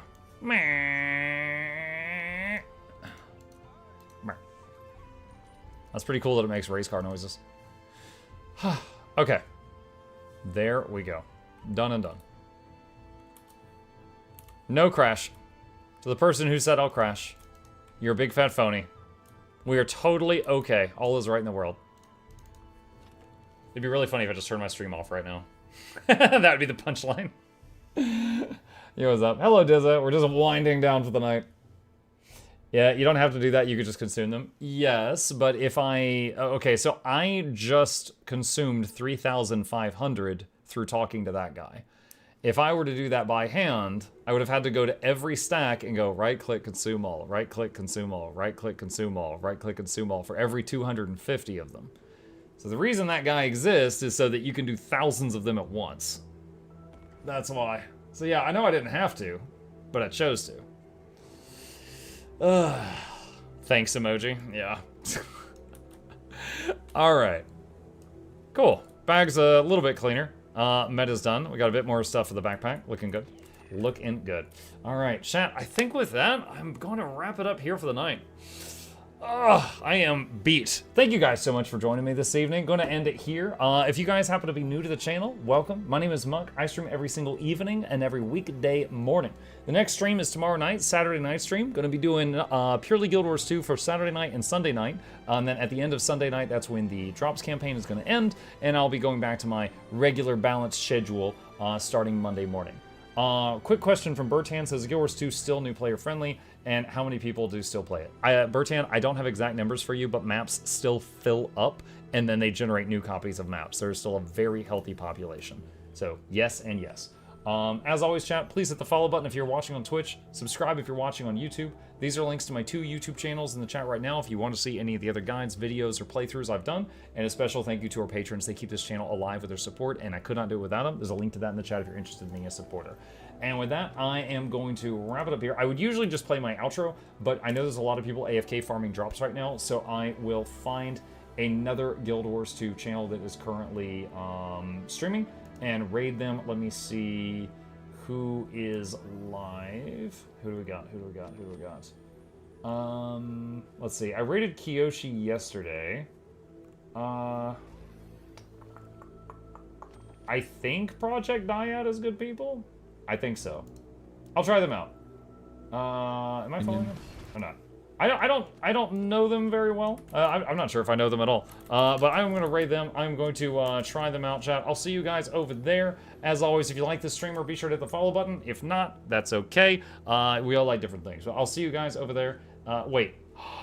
Project Dyad's raid settings do not allow you to raid at this time. Oh my god. Okay, well, I guess I can't give them 1,700 more viewers. All right. Wow, that's a kick in the pants. Okay. Wow. Let's see. Yeah, just to show it here. Right here. Okay. Rip that. Someone said Ape Junk is on. Are they? I do like Ape Junk. Where are they? I see them. I found them. All right. Well, if any of you watch Project... weekend, we're hoping to get... My God, my volume was on maximum. If any of you watch Project Dyad, give them a hard time later. All right. Rating Ape Junk. I am familiar with these two. They're pretty awesome. I'll see you guys over there. You guys have a fantastic rest of your evening. Sleep well. I will be back tomorrow night with more Guild Wars 2. Have a good night, all.